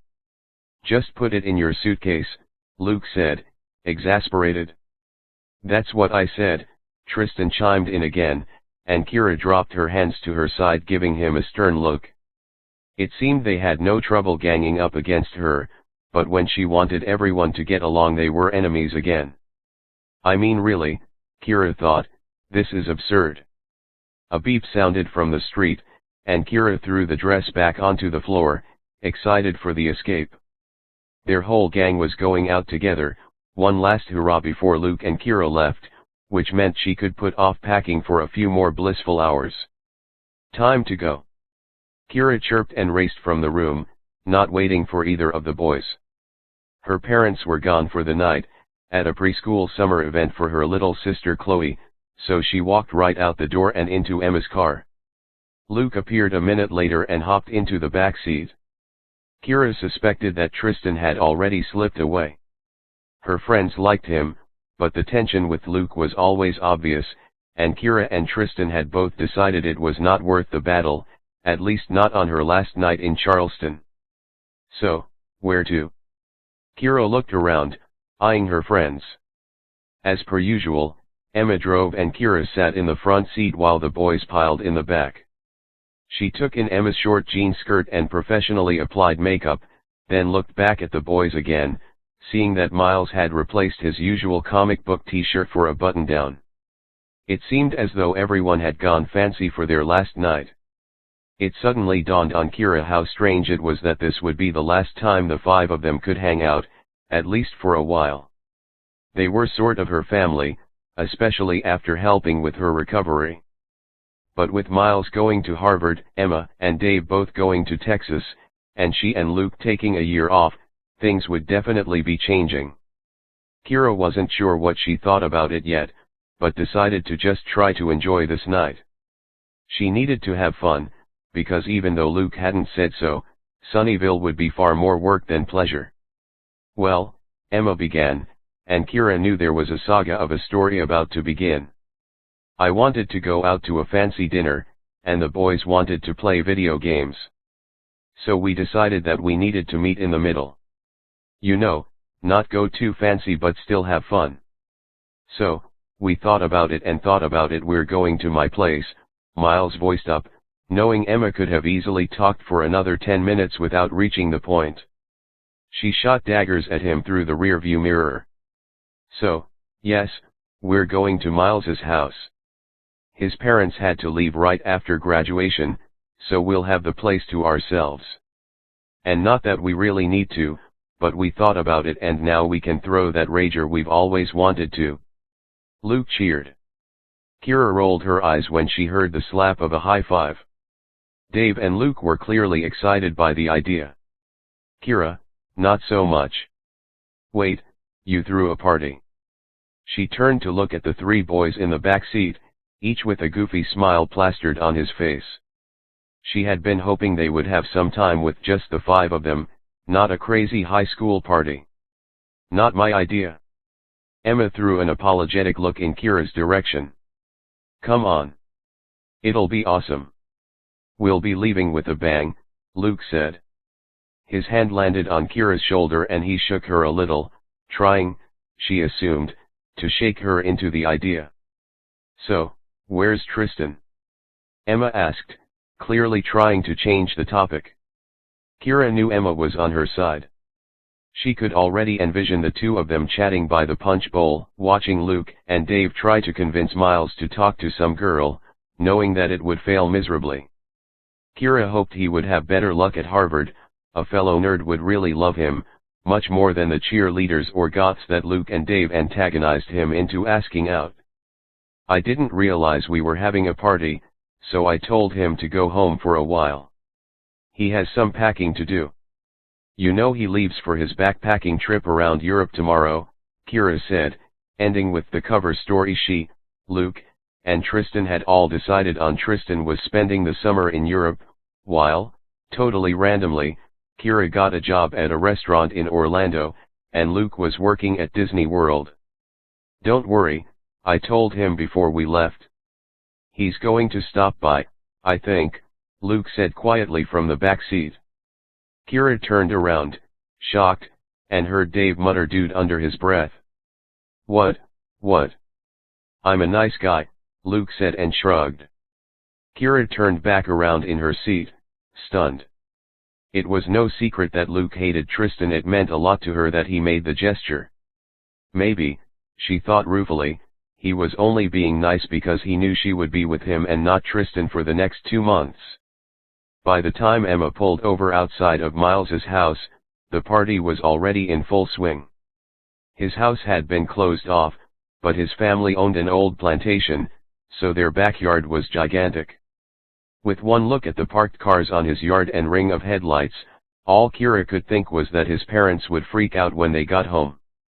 She couldn't imagine those tire tracks would go away very fast.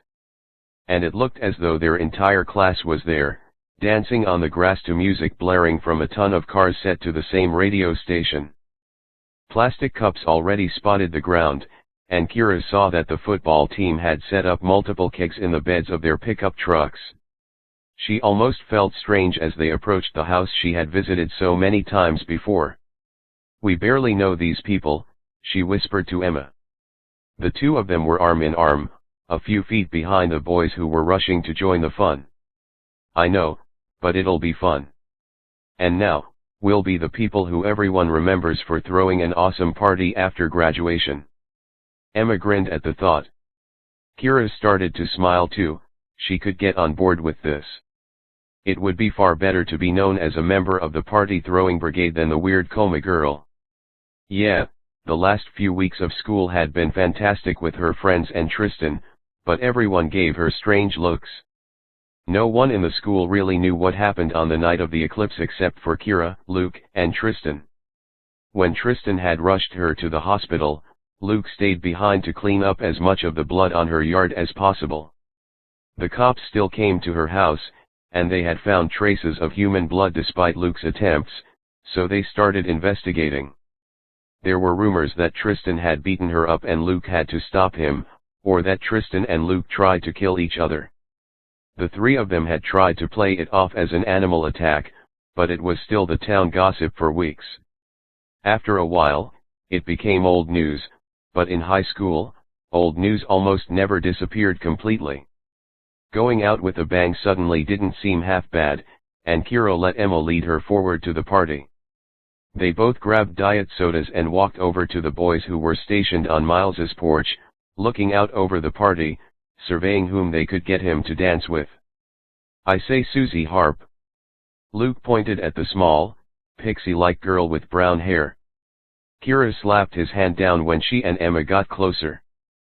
"Stop pointing," she chastised and rolled her eyes.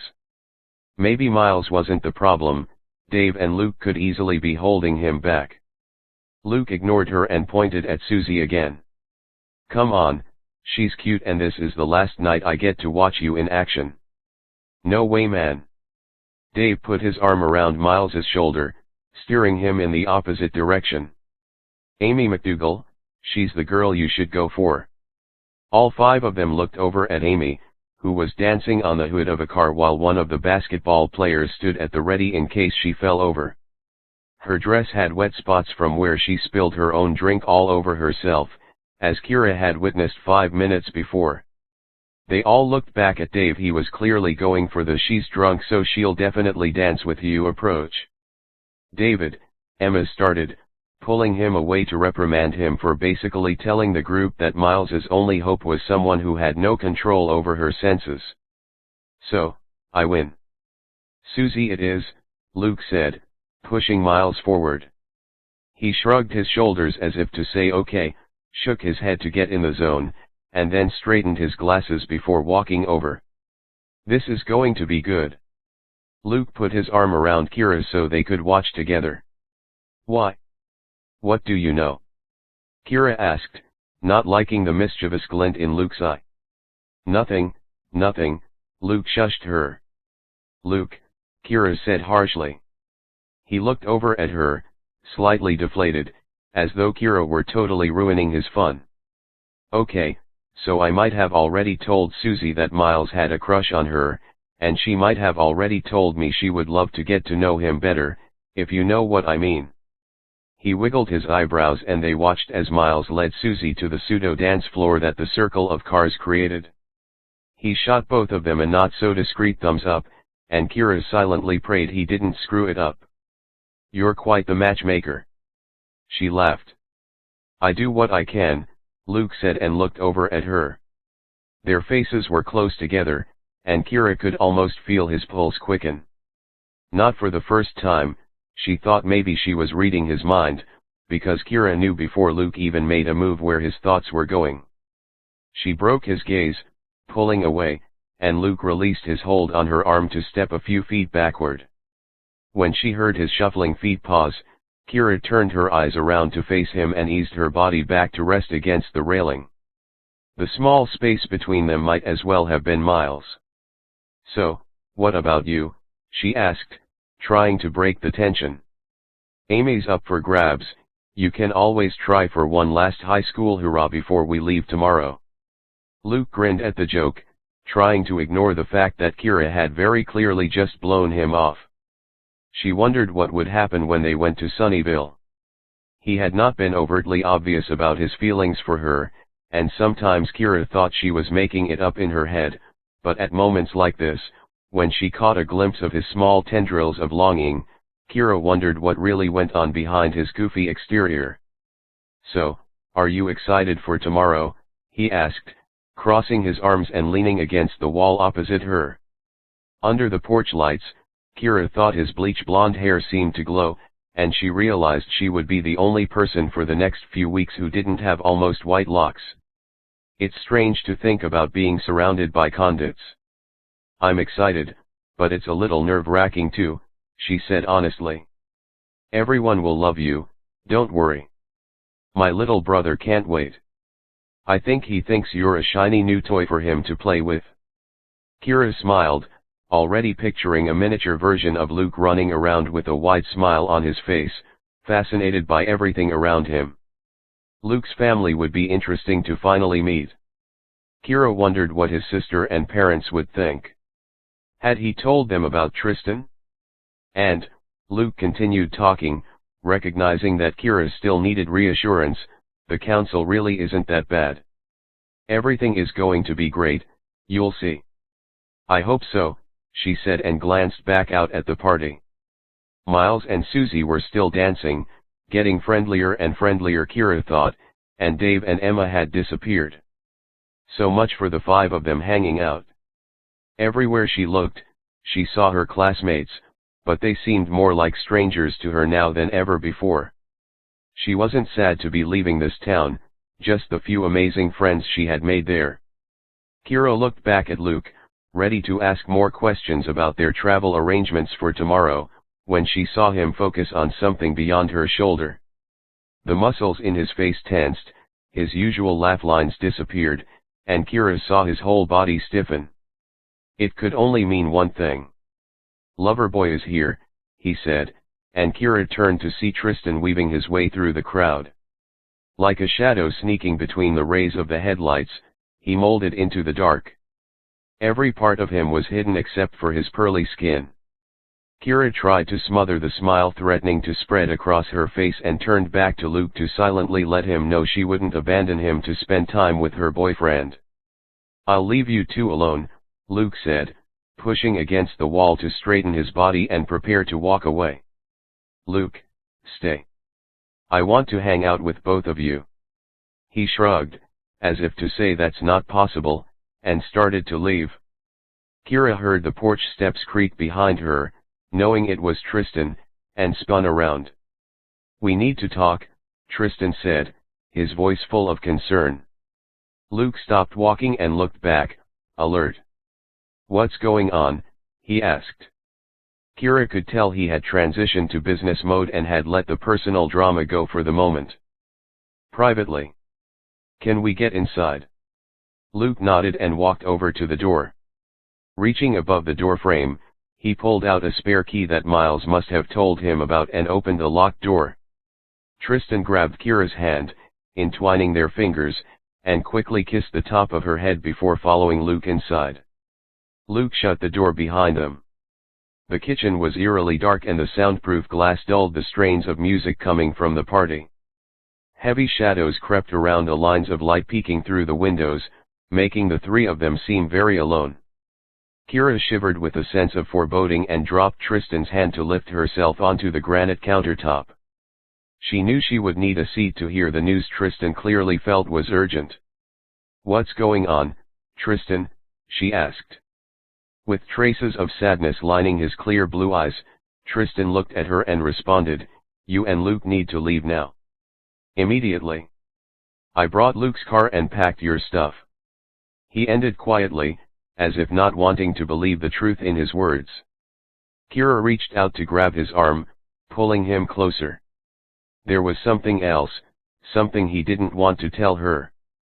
In the corner of her eye, Kira could see Luke pacing around the kitchen, thinking. They're here, aren't they? Luke stopped walking and faced Tristan, who just nodded. What? Kira asked, feeling left out, before realizing Tristan of course meant vampires. Wait. They're here? As in Charleston or the backyard? Tristan ran his free hand through his hair and turned to Luke in full protection mode. Kira had seen this act before, and she didn't like it. The pack of vampires I sent away last time, they're back. We have 5, maybe 10 minutes before they reach the party and tear this place apart. You both need to leave now. But what about everyone else? Kira jumped from the countertop, not allowing them to ignore her. She could not leave these people to fend for themselves. We need to do something, Luke said, walking closer to the two of them in order to figure out a plan. Tristan nodded in agreement. Okay, Kira and I will just have to face them. We're powerful enough to bring down a few vampires, this will all be fine. No, that's way too risky, Tristan said, looking Kira in the eye.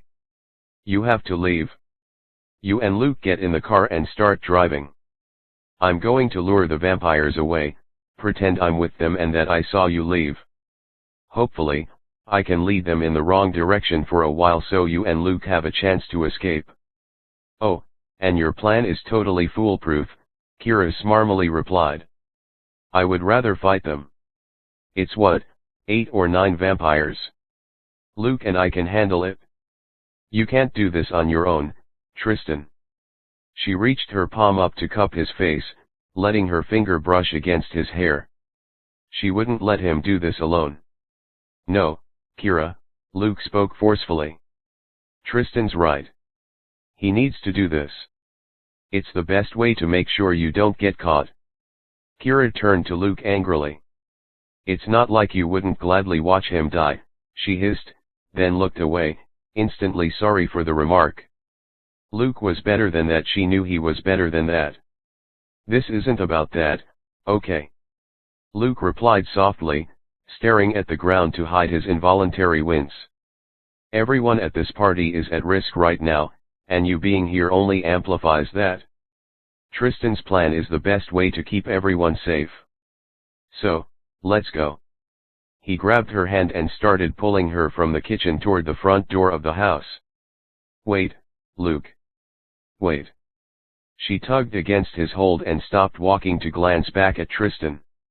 Drenched in shadow, he stood in the kitchen alone, turned slightly away from her and Luke as though he knew this was goodbye but couldn't bring himself to say it.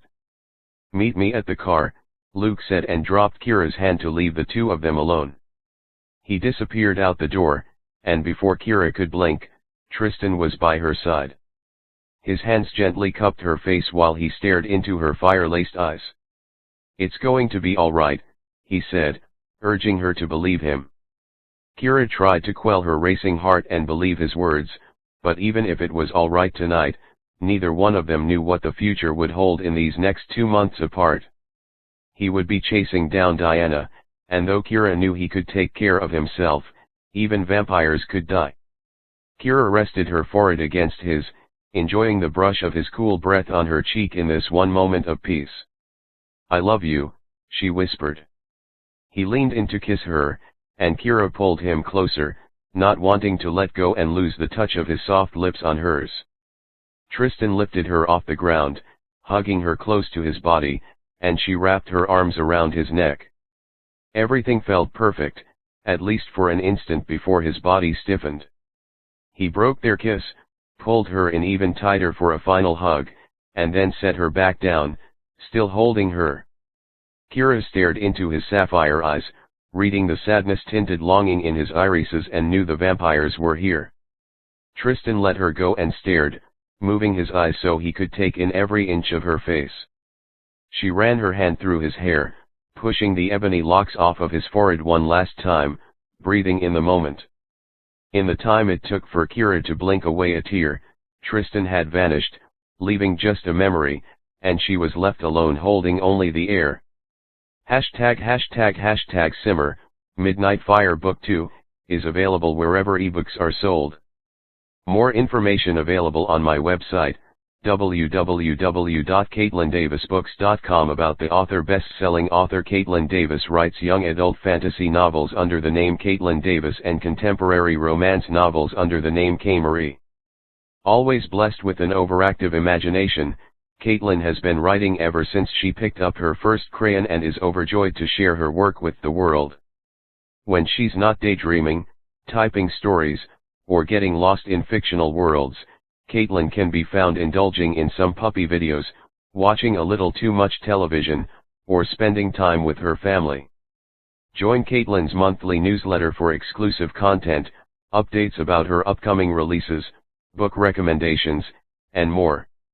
bit.ly/Kaitlyn Davis newsletter. Other ways to connect with Kaitlyn online, website, KaitlynDavisBooks.com. Facebook, facebook.com/KaitlynDavisBooks. Instagram, @KaitlynDavisBooks. Twitter, @DavisKaitlynBookBub, @KaitlynDavis. Goodreads, goodreads.com/Kaitlyn_Davis.